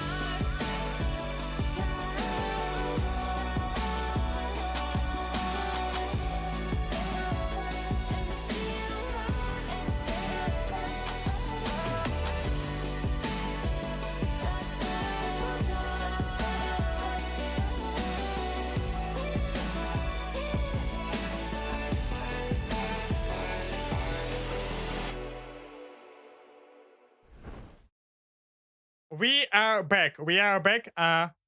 Finals is gonna start soon, but before that, we got something interesting for production. I haven't seen it yet. It's something important what I've heard. So let's look at it. You're legit European Mr. Beast, bruh. Okay. Let's move on back. We have decks prepared, and we have two finalists to see. One of them is Ragnar Siege, one of them is Brebe. Let's see their decks, let's see their matchups, how it's gonna go. And yeah. Who are we starting with? This is Ragnar. No, this is the Brebe. This is the Brebe. we're gonna for the first time see the Teemo deck that I think I was one of the first players that like pick it up. Of course, Davo, but would arguably be the first. But I think I was also one of the first players to popularize the deck. So let's start maybe with the deck. It's the classic, and it's completely my version. So I don't want to take any credit or something, right? But it's my 40-40 my list. What do you think about this deck, by the way? That's something I'm interested in. So what, are we speaking it from a design point of view, or as in like a tournament point of view? As a tournament point of view. Like design. Yeah, we know. So, okay, so the way that it is playing is that turn 6, you're playing Karina to hopefully kill your opponent. Mm-hmm. At the moment, we are seeing quite a lot, especially in this last matchup. We are seeing 2 champion strength decks which pop off on turn 6. Mm-hmm. If you can get lucky enough and draw all of your puff caps, draw your peddlers, draw your Teemos, you can potentially blow out the game the moment they cast out champion strength, and they will have nothing to counter it. There is a chance that this deck can do exactly what it's looking to do. However, if they're playing into these champion strength decks and they do not get the good early game, and they can afford to play the Sumpah Monument to survive, there is a very slim chance that they can push the game onto turn 7 and 8. Mm-hmm. However, into the champion strength decks, which are pushing 7-8 damage per swing, and they're doing it twice, that Sumpah Monument will be doing heavy damage to you. I can hardly see that. Like the Summonement, if it's gonna go to it might by the way not go to. If the Summonement, if this deck stays, the Summonement is gonna be the pivotal card. This card, especially against CS, can just save you. And like very often, opponent plays CS on 6 units. He pushes so much damage into you, and you just click on your deck and realize, oh, I take 5 damage next turn. And you could have taken like 200, right? But you just take it 5. And it's so crazy how this card changes your competitive. I would be kind of scared that this deck might actually get banned. Because as Hesh was mentioning, we're playing against bad Garen that we just saw. I guess that's decks that we don't have too much talk because we just saw them. It's the bad Garen ejects on its Lucian AoE. But let's look into the Brebe lineup because we haven't seen him. So let's look at it. It's the classic Najin as well with triple Vastaya. I like it a lot. 1 Cosmic Binding as a deck, as well 2 Valup. I think 2 Valup isn't the standard. So I do like this deck list quite a lot. I like it quite a lot. The only thing I don't like is the 3 Vastaya. I think maybe 2, and maybe you add something else. We've had quite a lot of Nala and Jin deck. I get you. But we were talking about the CS, and what does Vastaya do? True. Amazingly, it's just can't incorporate the CS. I think this is another. This seems so good for so far for the Brebe. I'm gonna be honest with you. I think these both decks beat the CS. And the last deck is Lucian AoE, deck that we've seen so many times. This is the most stock list with the double Mario Burden. Nothing special here. I'm gonna be honest with you. This seems Brebe favorite. As said, we see the Lucian AoE mirror in the finals, but both, as I said, the Vastia is gonna be so big against the CS decks. The Teemo, the Summoner is just beating all these decks, so I think Teemo should get banned by Ragnar's Age side. And then like I think Brebe's favorite. I think that the Lucian deck will probably make it through to the play, and at that point, then it's a coin flip. It's a champion strength match mirror, and everyone knows what the champion strength mirrors do. Do you have 9 mana, and do you have attack token on 6? If you do, congratulations, you should be winning the game. Especially with Siren Song in this deck, we've not seen it much in these matchups, but it has done a thing or two. But I mean, Reaver's Row on 4 into champion strength on 6, maybe one of the strongest things that this deck does.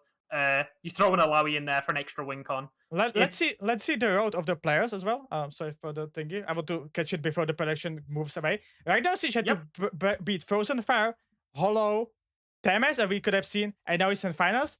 Brebe, I would say he has maybe a harder way with beating Skrellia, beating Extasio, and beating now the Sokoi. But yeah, we should be moving. And once again, we can look at the deck lists.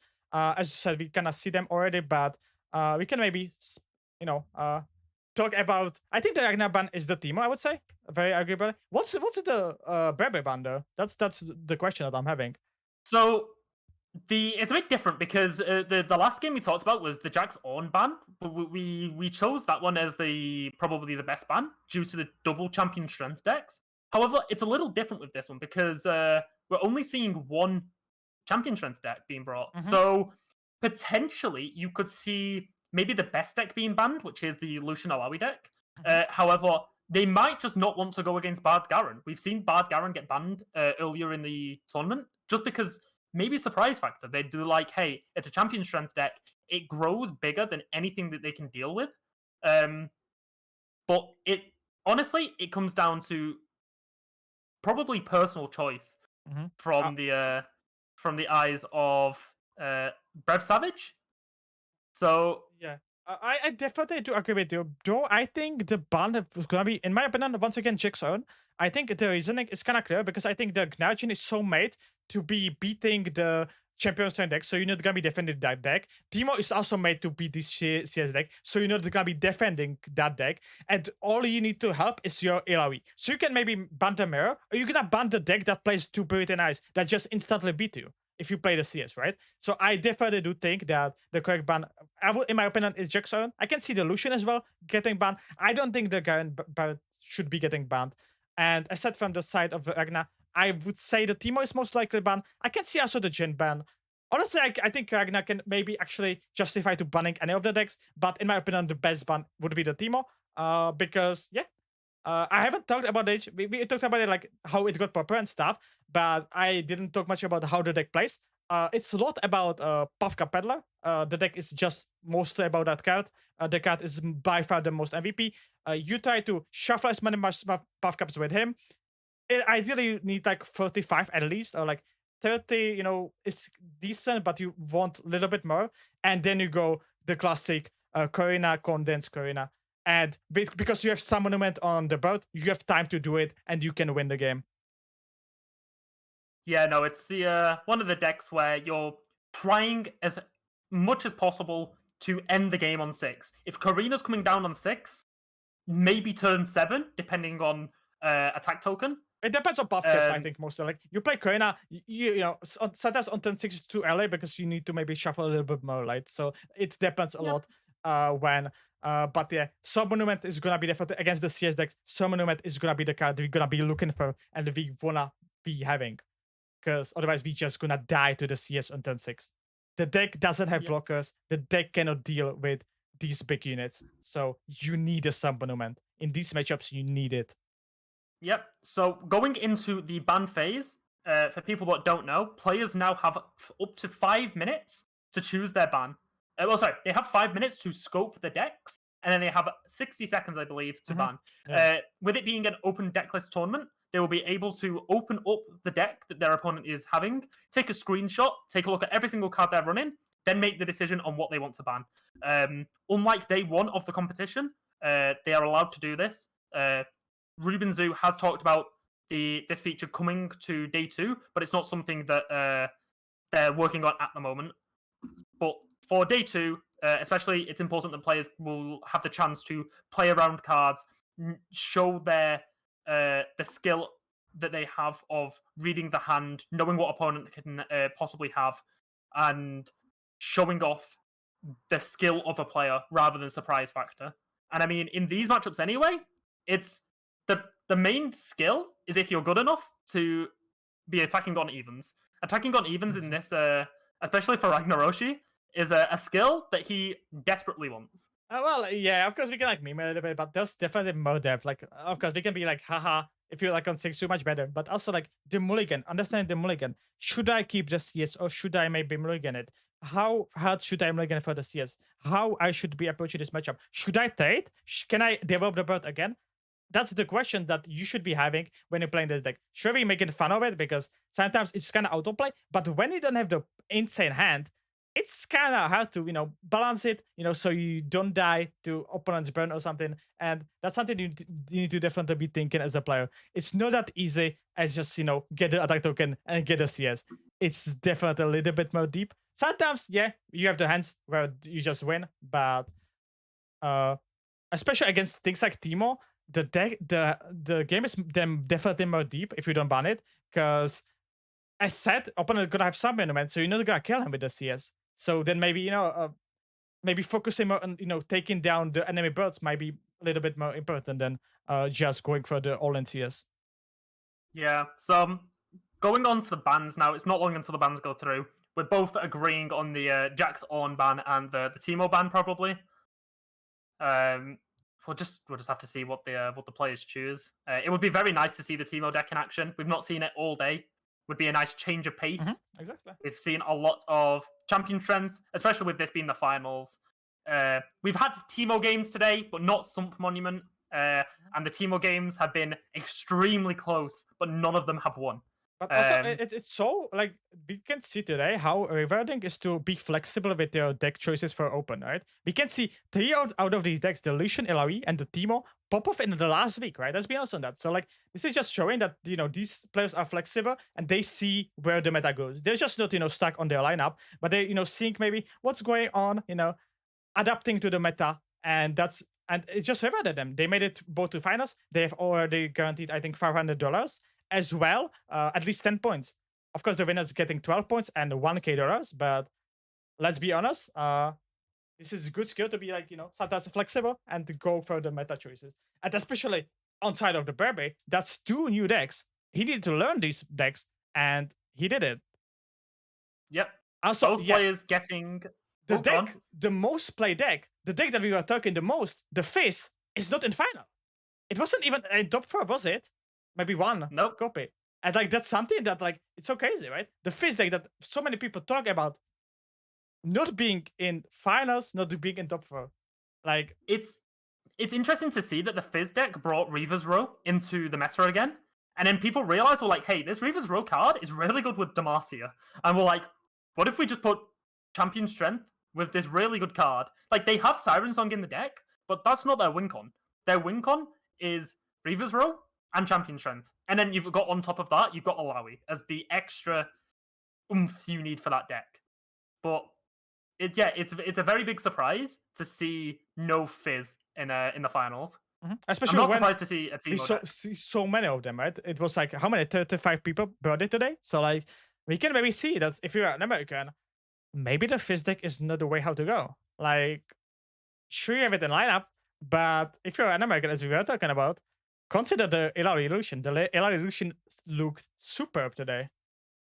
By far the best deck today. I don't think anything was close to the. And we see Gnajin banned, so we gonna see the team. Yes. Oh wow, the both bans that we didn't expect. Yeah. Alawi Lucian going. I can see the LR Illusion. I was like maybe thinking about it. And like the Gnajin, I can understand because of the denies, right? That's something that was. Yeah. And we see the Teemo deck. We get the Teemo deck. And yes. Some monument. That was the question. Do you want to keep that card or you want to go Pedder? Because Pedder is the most crucial card of the deck. I played a lot. So I'd probably get rid of. I think we keep Clump of Wumps and we get rid of everything else, right? No, like I don't think no. We either keep Monument or we formal. Issue with keeping on Monument is that if you get second copy of Monument, the card is basically useless. The card does nothing. Yeah. So that's something you have to be thinking about. I mean, that's why I want to get rid of it. I think if we're mulliganing the cards, we just get rid of it. Yeah, then I would just formal. Dog Clamp is not worth it. Sure, it's cool. It's a blocker, but you need that peddler. You need him so much.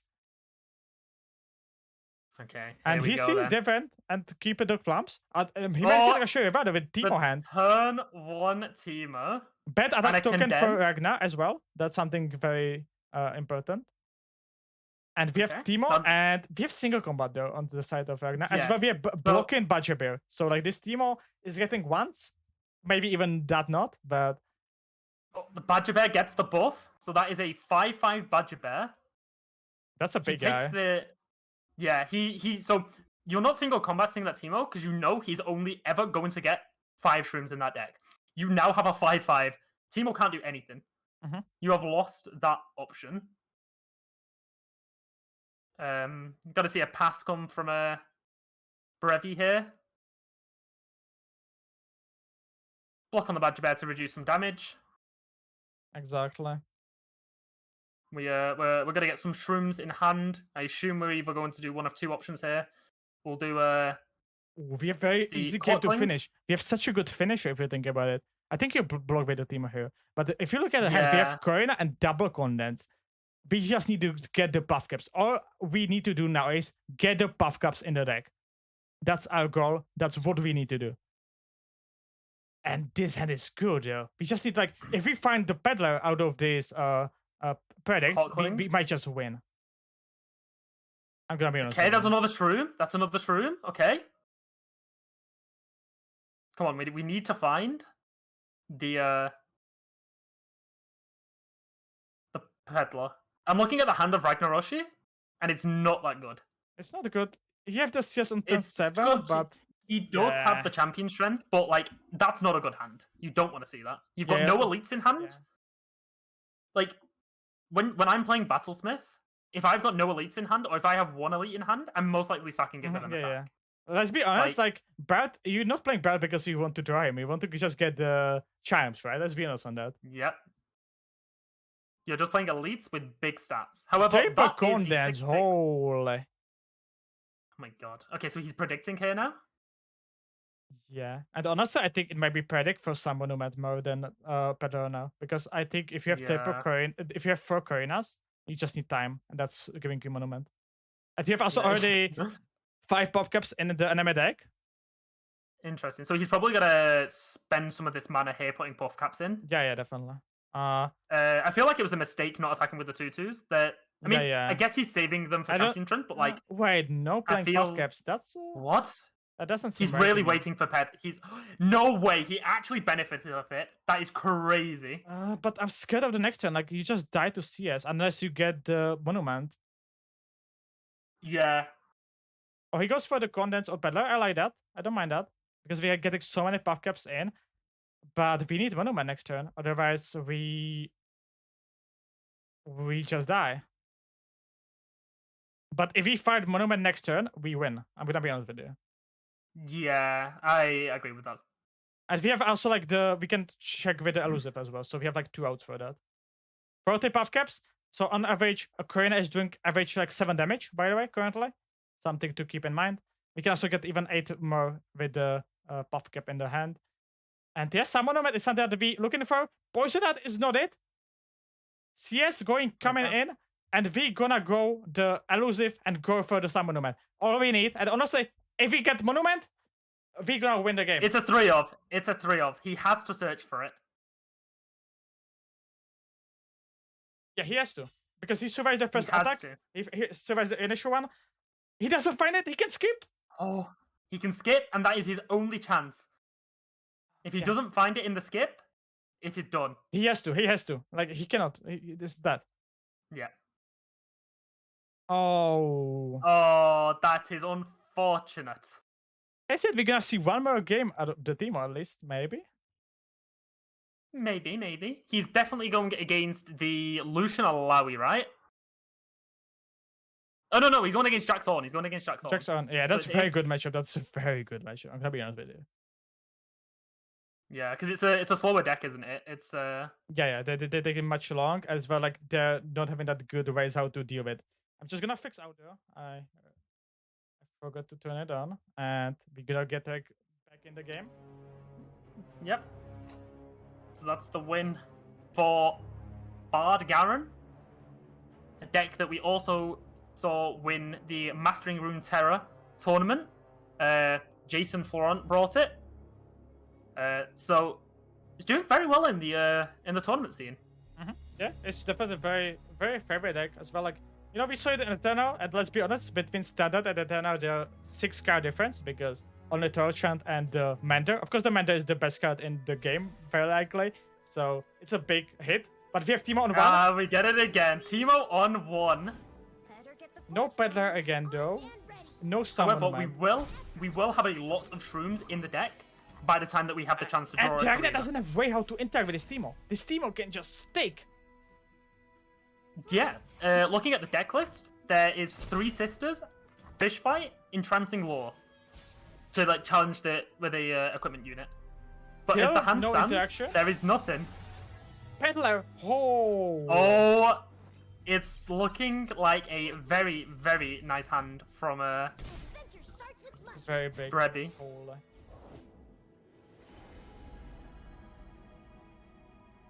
If this Teemo strikes Nexus, I'm gonna be honest with you, that might be end losing and game ending, I Yeah. guess. The fact that we have Wallop in hand as well, so that even if Ragnaroshi has anything that could present lethal, Another Timo, even if our Timo dies, Oh he my- can play again. That's so big. Food and cooking evil. he's just going for damage here now. Switch those. You play, go vamp to Thump? block, Yeah. yeah. But man, this seems so good. You go This Peddler seems next really turn, good. we shuffle so many buff gaps, like how many even? You can even prank. You can. You're gonna be play pranking, the, yeah, definitely. You need units, and you're gonna definitely be pranking. Oh my god, this is gonna be close. I'm gonna be honest, what only Brabby needs here is Karina. If he finds Karina, I think it's a game, man. What he's having. Because Yeah. this Timo is hitting the Nexus. That's why It's now 10 got buff nothing. caps. It's 10 buff caps now. got- And he can double prank as well. That's Oh a my lot of God, he's got blockers as well. nothing. Wow. He grow free. levels the Teemo. So that's 18 buff caps.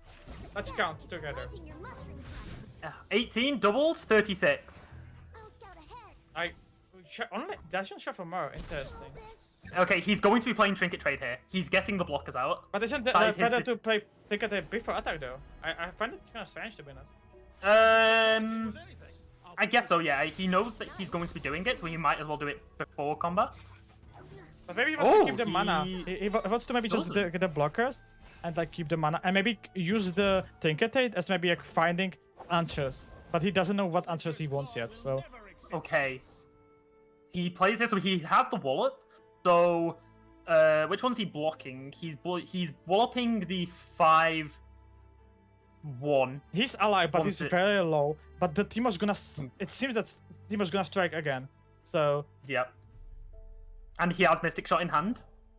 This is going to be extreme. Sun Monument! There's the Sun Monument! No way! if you survive this attack, right? So your Timo gonna strike twice, very likely. Okay. Holy. We just Valoop here. We Yep. block But with the elusive as well, I think. We Valoop the We can block 5-1, I guess. Yeah, we can trade with the... Oh no, it's Fearsome.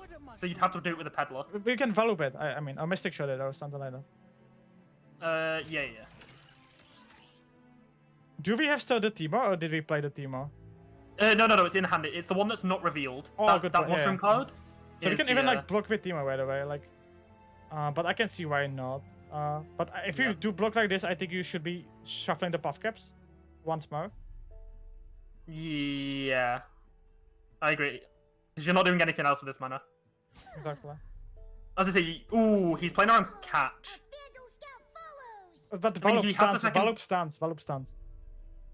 No. That Teemo, when he put the Teemo there, he only Oh wanted yeah, to the but cat. you have another Timo, right? That was why I was Yeah, thinking yeah, maybe so- block with the team. I think he's playing kind of strange with the buff caps. I'm gonna be honest with you. I think he's Yep. using him very not. I think he should be more proactive with him. Okay. If we see a Karina top deck now, this is gonna go crazy. We mushroom. Well, we don't play Karina this turn. We play Monument. Yeah. So you sump Monument this turn 100%. And then he has an extra turn to draw a Karina. Ava! But No fish fight, way! but fish fight. He's gonna play. Oh yeah, no. The Ava 100% dies. There's no way the Ava stands, but he has to play Sump anyway.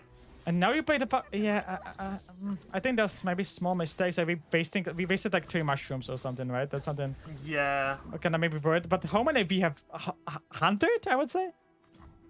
We were on 36 at 15, so we're on 51. We're on 102. 6. 106. I was so close. We also played I'll Valoop, take right? that. We played Valoop and he drew some. Yeah. True. Yeah. Okay, so we're 100% sumping here. You cannot do anything apart from sump. I just what are we And looking then at Karina? trinket trade to get some extra blockers. You want to reduce the damage as much Yeah, as possible. exactly. Also, amazing thing what's happening for Brave is here that Jax cannot level before attack. You know, so he's not having 7 attacks, so he cannot fish fight before attack to level him. Oh, Valoop! What? We Oh my Valoop God. because we survive 1 more turn then. Yeah, the more damage we Because if he swings now, that's how much damage? That's 8. That's not enough. We're taking like 1 damage from this attack, by the way. If he stun the urn, we're taking 1 damage. Like, or 2 damage next turn, on average. So, Or maybe a little yeah, bit you want more. to... 4, 16, so 16, 36, 32, I think you just... 48, You go for the and block blocker the here. 5-3. You go for the blocker. You can also kill the with Pythos and Mystic, the 5-3. So. Yeah. Actually, that's so good, actually. Wait, if he doesn't equip the 5-3, he can kill it and make everything lose. Overrun, But yeah, he has yeah. no equipment. So Wait, yeah, everything loses up on. Yeah, and we why we broke the... What? That's a misplay. We should be going for the prank, the guy, right? So, Yeah, we should be... Let me see that.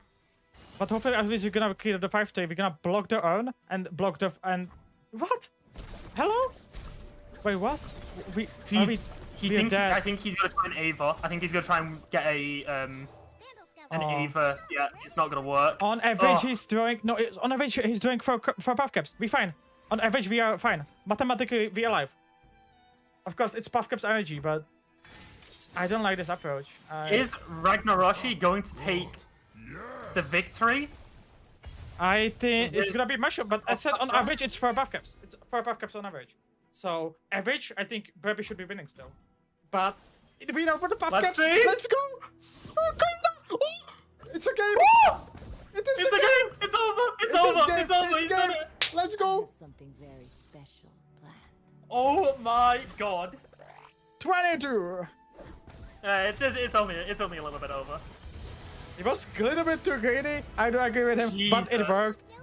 He still was mathematically alive. I said it was on average taken 4. He took 3, so it makes sense mathematically. And yeah, he just stopped the Karina. What a game! And now we're going into the last game. Game that is gonna decide if you are the champion or the second place. And let's be honest, everyone remember the champions. Second place, cool. But the champion is what matters. Let's be honest on that. And the Jax on is probably the worst matchup here for Brady. This Jax on having 2 Buried in Ice. All he needs to do is go, is my opponent going to have 9 mana next turn? Hold mana for that Buried in Ice. Exactly. Attack token might be very deciding as well. Let's see. You definitely FOMO this as Brave, I would say. Definitely. He did that. Bad attack token, but we have the 2 cards that Brady's we are hand looking is for. Bad. I do not like that hand. I mean, he's got Siren Song and Reaver's Row, but he's on the bad attack token. Yeah, and it might be too expensive as well a little bit if you look at the hand, right? Like, it's maybe too expensive, but Agnestic also doesn't have the greatest hand. But we're gonna see. This is gonna be very interesting. So we're probably going to see a Nagaka Boros into an open attack next turn to try and get the plunder. I mean, he can guaranteed get plunder now. Lucian, oh, what a top deck. Ooh. And that Ooh, Lucian okay. is gonna get the husk. So what? Challenger is the best, I would say. Overwhelm, not bad with double attack Overwhelm Lucian. Yeah, that is very good. I mean, But this he Lucian's has... gonna die though. This Lucian's gonna die to the fish fight, yeah. Oh, stream just yeah, stream you had the same issue. Good. Man, I was so scared because my internet is kind of sometimes trolling me, so I was. Hopefully Okay, fine. so yeah, we see the fish fight here. You see the fish fight. This fish fight is very big, but we still see the setup of the reverse arrow. And like, Yeah, he needs to find something. He needs to find checks. He needs to find the late game. He doesn't have much to do. You know, let's be honest on that. Yep. It only takes 2 turns for Brady to develop a what a board. top deck! What a top deck! Double is amazing because you know the reverse arrow. We're gonna play this turn, and next turn we're gonna play the double, and we're gonna. Wow, what a top deck! We're gonna maximize the value of the card. More scars than years and got a lot of years. Okay, that's the Jax. Jax coming in with... Yeah, very good block by the way. I think some people might not block here because they're gonna be like, it's gonna get buffed. You don't want to take damage in this matchup, so I definitely do agree with this block, and I do think it's correct one. Buried in Ice though. We see the card that is played for this matchup. This card it will win Ragnaroshi the game. I'm calling it now. If it gets to the point of the game, he might just do it to clear the board so he has no blockers. Yeah, definitely. That's something that he's gonna be aiming for. That's exactly why also Pepe should have passed the last turn. Blocked last turn because he's scared of this so much. So he's at least acknowledging that. So that's amazing to see. But the Pepe head isn't the greatest. Like, sure, you have a lot of value, but the Jax. The elusive there. Jax is pushing a lot of damage. We know that. Like, Jax is always like getting in. Oh wait. What?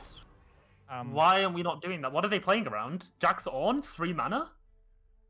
There's nothing. There's no reason why that elusive would not attack.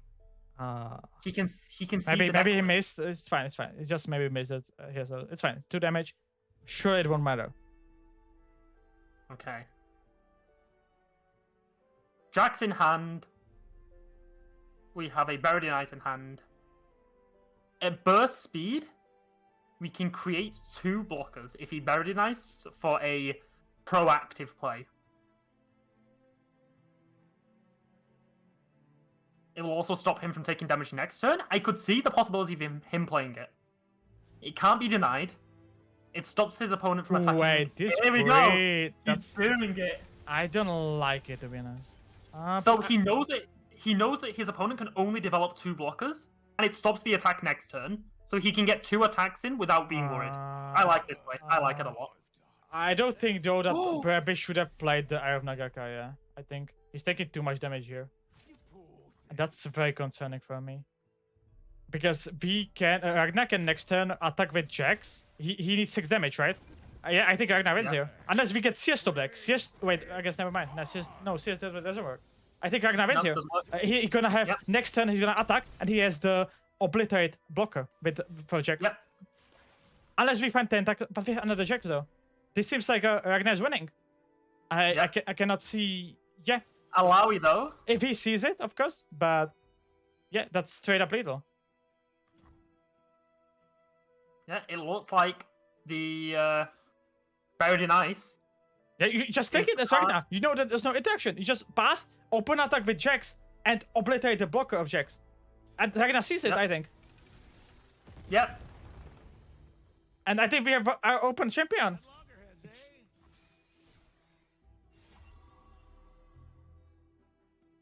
The overwhelm of Jax securing the win for Ragnaroshi. He doesn't have to see it, of course, you know. Ragnar missed lethal today already, so maybe he doesn't see it, but I think this is very obvious that he goes for it. I think it's very obvious play. It's only Fury of the Nut also pushing the lethal, so, you know, it's not only the obliterate, but he goes for the obliterate. And this is the game. And we can congratulate to our new champion. It's no one else than Ragnar Zich. Congratulations on the win. Getting the exact lethal with the overwhelm. And we now have our champion winning with Jackson, Lucian Alawi, and Bard Garen as his lineup. I guess you are happy, huh? Like, Bard Garen is getting in, and yeah, we could have seen, as said, like, amazing showcase of like how the Lucian just sometimes, you know, we showed very good sides of it, but for example, this game was just showcased like the attack token hurt a lot, and it just wasn't ended then. Yeah, the attack token hurt a lot, but the deck was swerving so well. Maybe in the final it didn't perform that much. Timo also maybe losing the first game was maybe kind of unfortunate. But in the end, Ragnar Zich is taking the crown, and I cannot say anything else than congratulate to him. And, you know, Owen is getting the Open champion, right?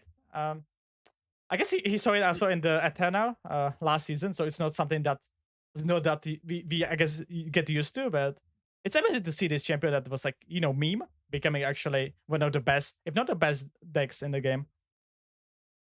Yeah, it is a bit of a surprise to not see a Fizz get here. It's shown though, for the American players who are going to be starting their day 2 very, very soon, that the Fizz deck might not be the best one.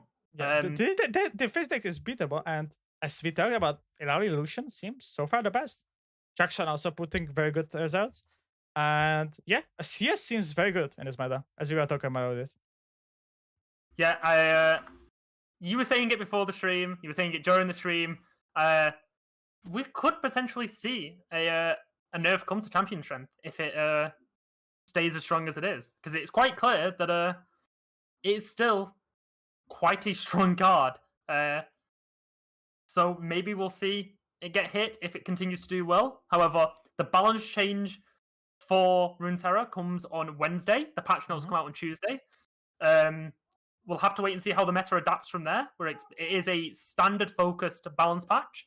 So it'll be interesting to see what changes for the World Qualifier Open, because that will be in 3 weeks, I believe. Yeah, I think eight, right? 8 and 5th, 6th, maybe. Oh, I guess you have it on the amazing site. Oh, when is it?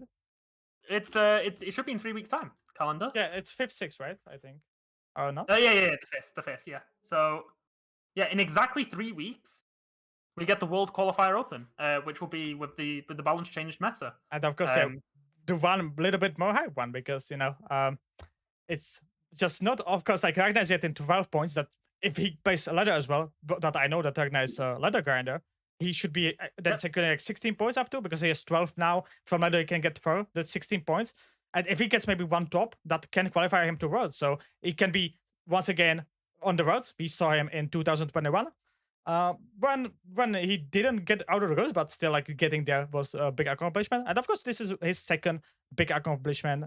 But I don't know if you have him in chat. If you do, I would be down to interview. But otherwise, NA is starting in 3 hours or 4 hours. When is it exactly, Marshall? The NA tournament starts. Let me actually see, because we have the times in the stream info. NA starts at 7 p.m. for me, which is in 3 hours. So 3 hours from now, the people that will be casting the Americas tournaments will be starting their streams for day 1. I posted on the LOR reports the channels that will be streaming. I put it in the chat for everyone that wants to watch by. We have English streamer for Aikido. Slay is doing Spanish. Don't know how to pronounce this person, but he's doing Russian. And we have another Spanish streamer. There probably be other people that will be streaming. Their gameplay, right? I would assume he made it as well. So I would assume that Majin also going to be streaming. So the further day. I guess we don't have Ragnar. So I guess thank you for everyone that's thank you, Marshall, today for coming in. It was very helpful. You helped with the graphic, with everything. So thank you, Marshall. Also doing very amazing job with LOR report. And yeah, as said, hopefully you enjoyed the cast. Of course, it was made by us. We are not professional or something. So hopefully you had fun. I thought it's like kind of responsibility to give it, especially the EU cast. When I don't get it, then I do find it a responsibility to give you the best viewing experience possible that I can manage to do. So once again, thank you, Marshall. Thank you, Hash, as well, that he was here most of the day. Yep.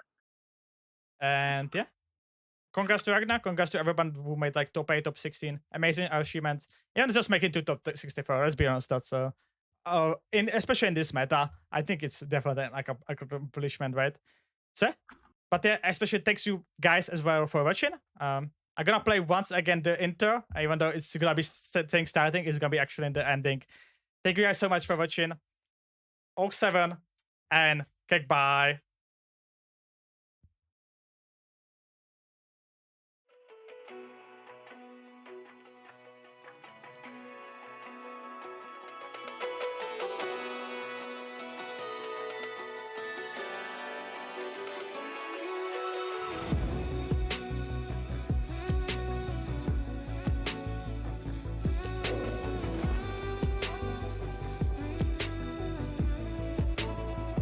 When dark